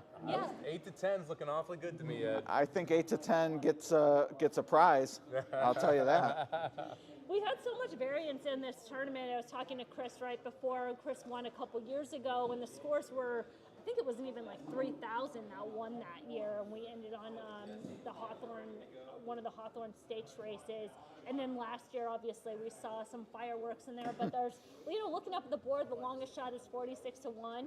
I mean, honestly, a long shot in this field, but wouldn't surprise. Not the 80-1 to last year, but there's still time. It could drift, could end up getting there. But I think there's going to be a lot of excitement in there. Really, would anyone surprise in this finale? No. At this level, no. I mean, that's the thing. Like you have so many minor tweaks that happen with some of these horses. If it's turf for the second time, if it's just dropping to a new level, or the horse just wakes up on the right side of the bed that day, you can see upsets at these levels. And last year we had an 80-1 shot win this race. Yeah. Right. 47-1, significantly shorter than that. That's so true. anything is possible. One thing, not the CRW boogeyman, whatever you think of it, but as a player here, you have to be cognizant. Like, you're not getting 10-1 on the 2. The 4 is now down to 3-1, so that's starting to set.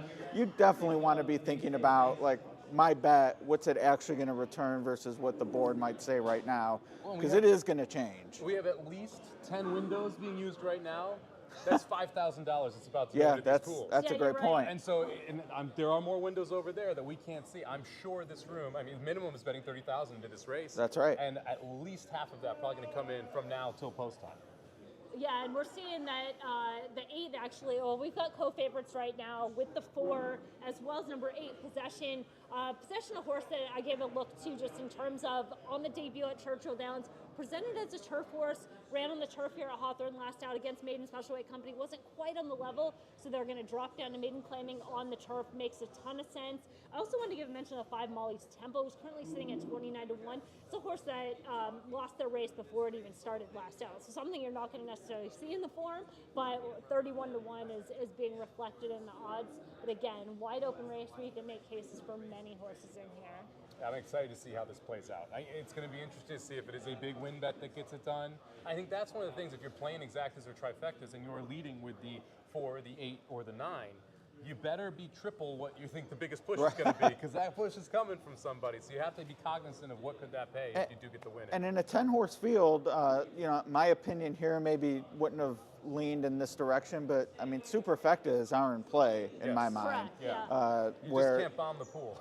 No, of course, right. But I mean, a $5 super could definitely win this. Oh yeah. You need some opinion away from 2, 4, 8, 9, I would say, to key in. I would say the top 2 spots, because long shots obviously don't play as well in 4th as some people think. But yeah, it'll be interesting to see what gets it done. And it's an interesting mix in the top 10 just in terms of the player styles, right? You have a player like AJ who's probably more comfortable playing in kind of the win place, can kind of play that way, where you have Dave who will definitely, can play in the exotics and it can go in there as well. Same thing with Darren. Darren's he's a cash player and he plays aggressively, so he can make big bets based on that number. Tony's sitting there at 3,500. Yeah, Tony, exactly. I bet he's shoving. Yeah, well, for sure. Yeah. But another one that's just like, I don't know what type of bet he's going to play, but he's shoving, right? Yes. He's going to make some certain combinations that are going to get him to a the big target number. Exactly. Yes. No, and, a lot of different players. And win bets are definitely in play here. I mean, even on let's say the 2, who I think will be 4 to 1, so that's 5x whatever you bet. 3,000 to win could win the tournament. Yeah, 15,000 is a pretty tough score to beat at this point. And thinking of strategy, like plotting. Can I play a try and I'm narrow here. And in my mind, even though I just said supers are in play, and if you're a super player, maybe you play to that strength, but I'm not looking to add an opinion with the try, because I think instead of a $20 try, a $300 exacta could hit it. So rather than have that multiplier in 3rd, I'm thinking just be right in the top 2, and that's enough. So we'll see, but yeah, a lot of different ways to go. And they are heading over to the turf, so we're gonna have race soon. It looks like everybody's kind of cleared from the machine. So I think no one's gonna get shut out. It looks like we got everybody in, and we have more people standing than we've had the entire day now. Starting to get excited. You have to feel good that you got a shot if you're right. Right now, that's part of the fun. Everyone's got a shot. Yeah. Maybe in 20 seconds it won't Did be we that actually way, hear your play? No, I played a trifecta. I've got the 9 on top of the 410 for $250. Okay. So I'm trying to just pick a try and be the person with the most money on it in the room. All right.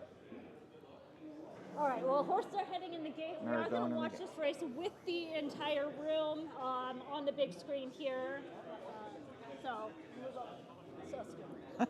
This way. Okay. I'm interested to see how the pace plays out early here, too. I think there's 4 or 5 different horses that could go to the front, and pace obviously very important over this turf course.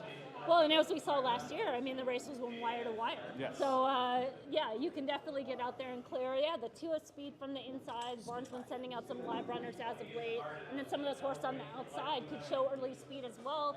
I know you talked to Steve earlier. They're the connections of the 10. So, good luck to everybody in the finale.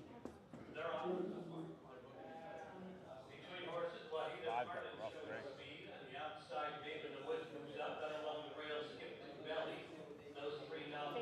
Favorite getting into trouble right from the start. Unsplitting horses possession alongside her.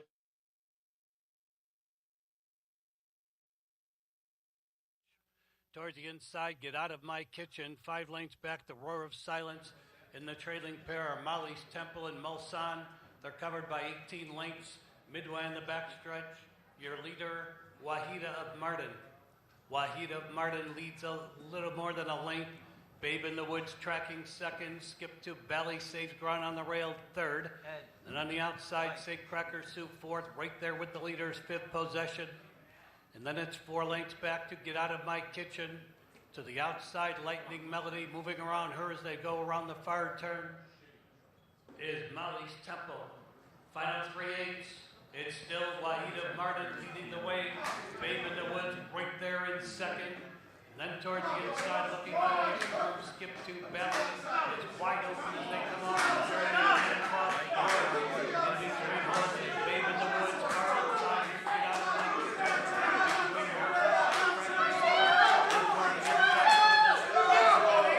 the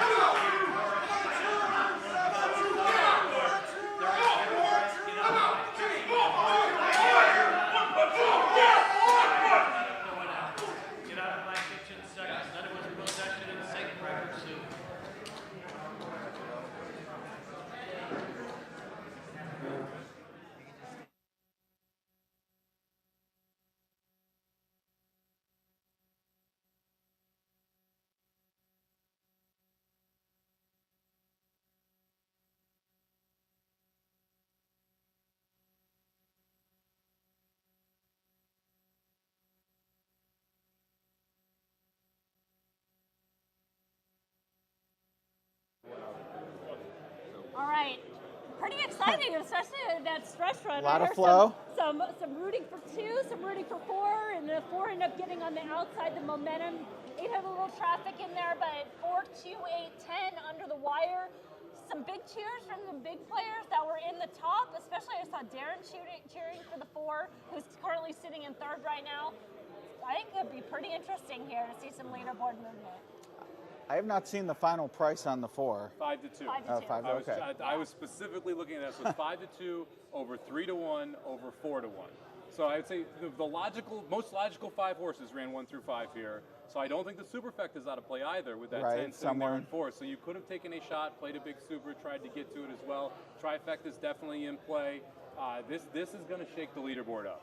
Has to. In today's ninth race, 4. Now, I will say anyone with, I mean, if you only had the 500 left, you're probably up against it with that result. Yes. It will be tough. You needed the 10. You needed someone who was a price to run top 3, unless you went crazy with the super, or played a cold try for 2-8. Right, and $500 cold. Because it was not like you had an overwhelming favorite, but. I'm trying to handicap the room right now, looking at the top 5, trying to get reactions to see if we're positive. I think a lot of people aren't sure what it was going to take, which means that it's hard to really even be positive whether or not you have enough to be able to get the job done here. So this is going to be one of those interesting situations. Last year, Eddie O wins it. Right. Everyone knew what name was coming up on that screen. I think this year it's going to be a much more interesting reveal to see who's up top. I mean, I would say anyone in the top 5, if they pushed in on an opinion that happened to be right, they have to like their chances to win. I didn't hear enough people cheering that any multiples of the 5 would have won, but I'm interested to see what the we'll score is. I didn't hear anyone who said, like, the cheer when someone's got $5,000 on a horse. I didn't hear any of those cheers. Right. I think you might have a bigger exacta that hit maybe 1 or 2 tries. I don't think there was a shove on the 4. I'm going to go under my 16-1 though, based I'm on. feeling good at my 8 to 10 level. I'm telling you, I think we're right in that range there. Yeah, every year it's so interesting in this tournament. One, because of the cap of what you can play those 8 races, and then coming into the finale, I mean, it really makes a big difference in there. Royal Roar of Silence, 5 to 2. Julio Felix riding this turf course, lights out, does it again to get the win there. We're still going to await payouts, and there's probably a couple minutes before it gets official. We have the big check. Somebody's leaving with a big check. And the belt. And a belt. And a trophy as well. Oh. So some prizes. The triple crown of accoutrements. As well as like a whole accoutrement. Yeah. Tournament seats too. Absolutely, yes. This is what we were joking about. This is the Midwest prize pool, right? The Bouillabaisse Midwest prize pool here. A little bit of everything. Yes, exactly. I don't know how long it'll take to update. Obviously, no more optionals, so this is it for sure. Now, are we going to flash the winner right here on this big board, just like last year, or how are we deciding the winner here? I believe so. We're gonna flash the winner's name on the big board as soon as it's official. We'll see. We should take down the leaderboards if we're going to do that, so that the leaderboard doesn't update. We find out the winner and then flash it. That's true. Just throwing it out there to anyone who might be listening in the background. I want to see the. I'm gonna keep looking. Not me. I want to know right now. I can't. I like the suspense. I like this going from black and going across. All right. 11.40 for $1 on there. And the try came back 23. So the $500 exacta. Would it get you there? I guess that's the first question. Doesn't look like that would quite get you to the total that you need. So it would take 1,000. Yeah, $1,000 exacta would get you up to 11,000 or 11,000 here, which would put you in the lead. $23.50 or 50 cents on the try. That's $200 try maybe. The super is interesting. Pays $500 basically for $4. $460, $450 for $1. So we'll see if people could have gotten there with the super route as well, because that would only take a few bucks to be able to get home. Right. And it seemed like that might have been the least utilized pool based on that payout. So maybe some creative, but that exacta payout at 11.40 tells me someone had a big exacta, because the winner was 760. Yes, right. And you have a 3-to-1 shot in second, yet the exacta only paid $4 more than the win. Right. So someone has a big exacta. We just don't know who at this point. We're going to go to a commercial break, and then we'll be right back with the update on the finale and the Hawthorne Invitational. Win big with new DRF All Access past performances. With one best-in-class product, you now get all 3 past performance formats. Easily switch between views. Access the most trusted information in horse racing with DRF All Access past performances. Go to drf.com and use coupon code 1FREEPP for a free single card today.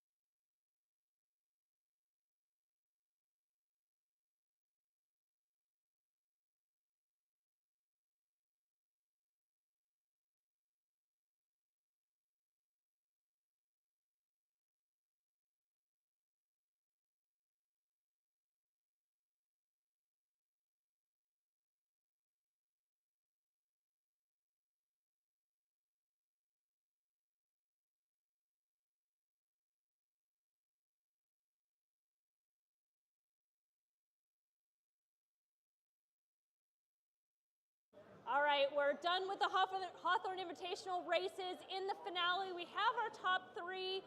We'd like to announce the winner. Tony Joe, please come to the stage.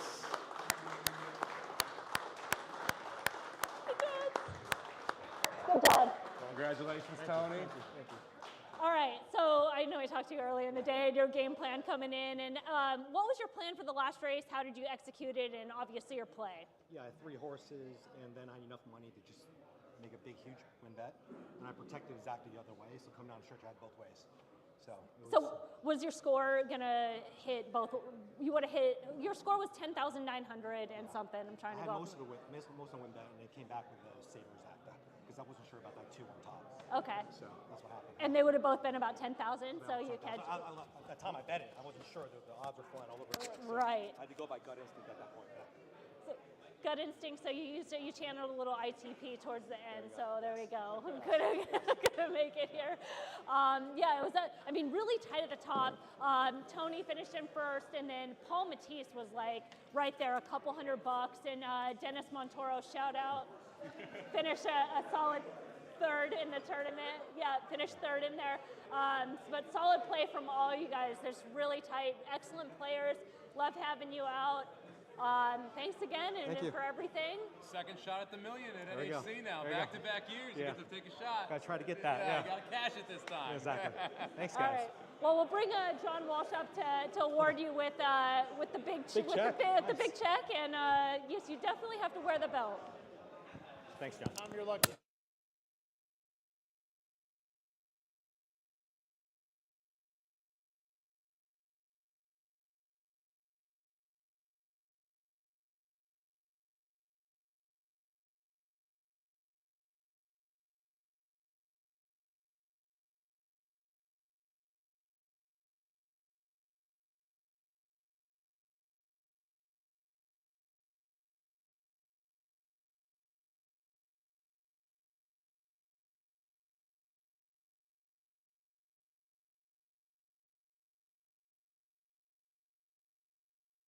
Win big with new DRF All Access past performances. With one best-in-class product, you now get all 3 past performance formats. Easily switch between views. Access the most trusted information in horse racing with DRF All Access past performances. Go to drf.com and use coupon code 1FREEPP for a free single card today.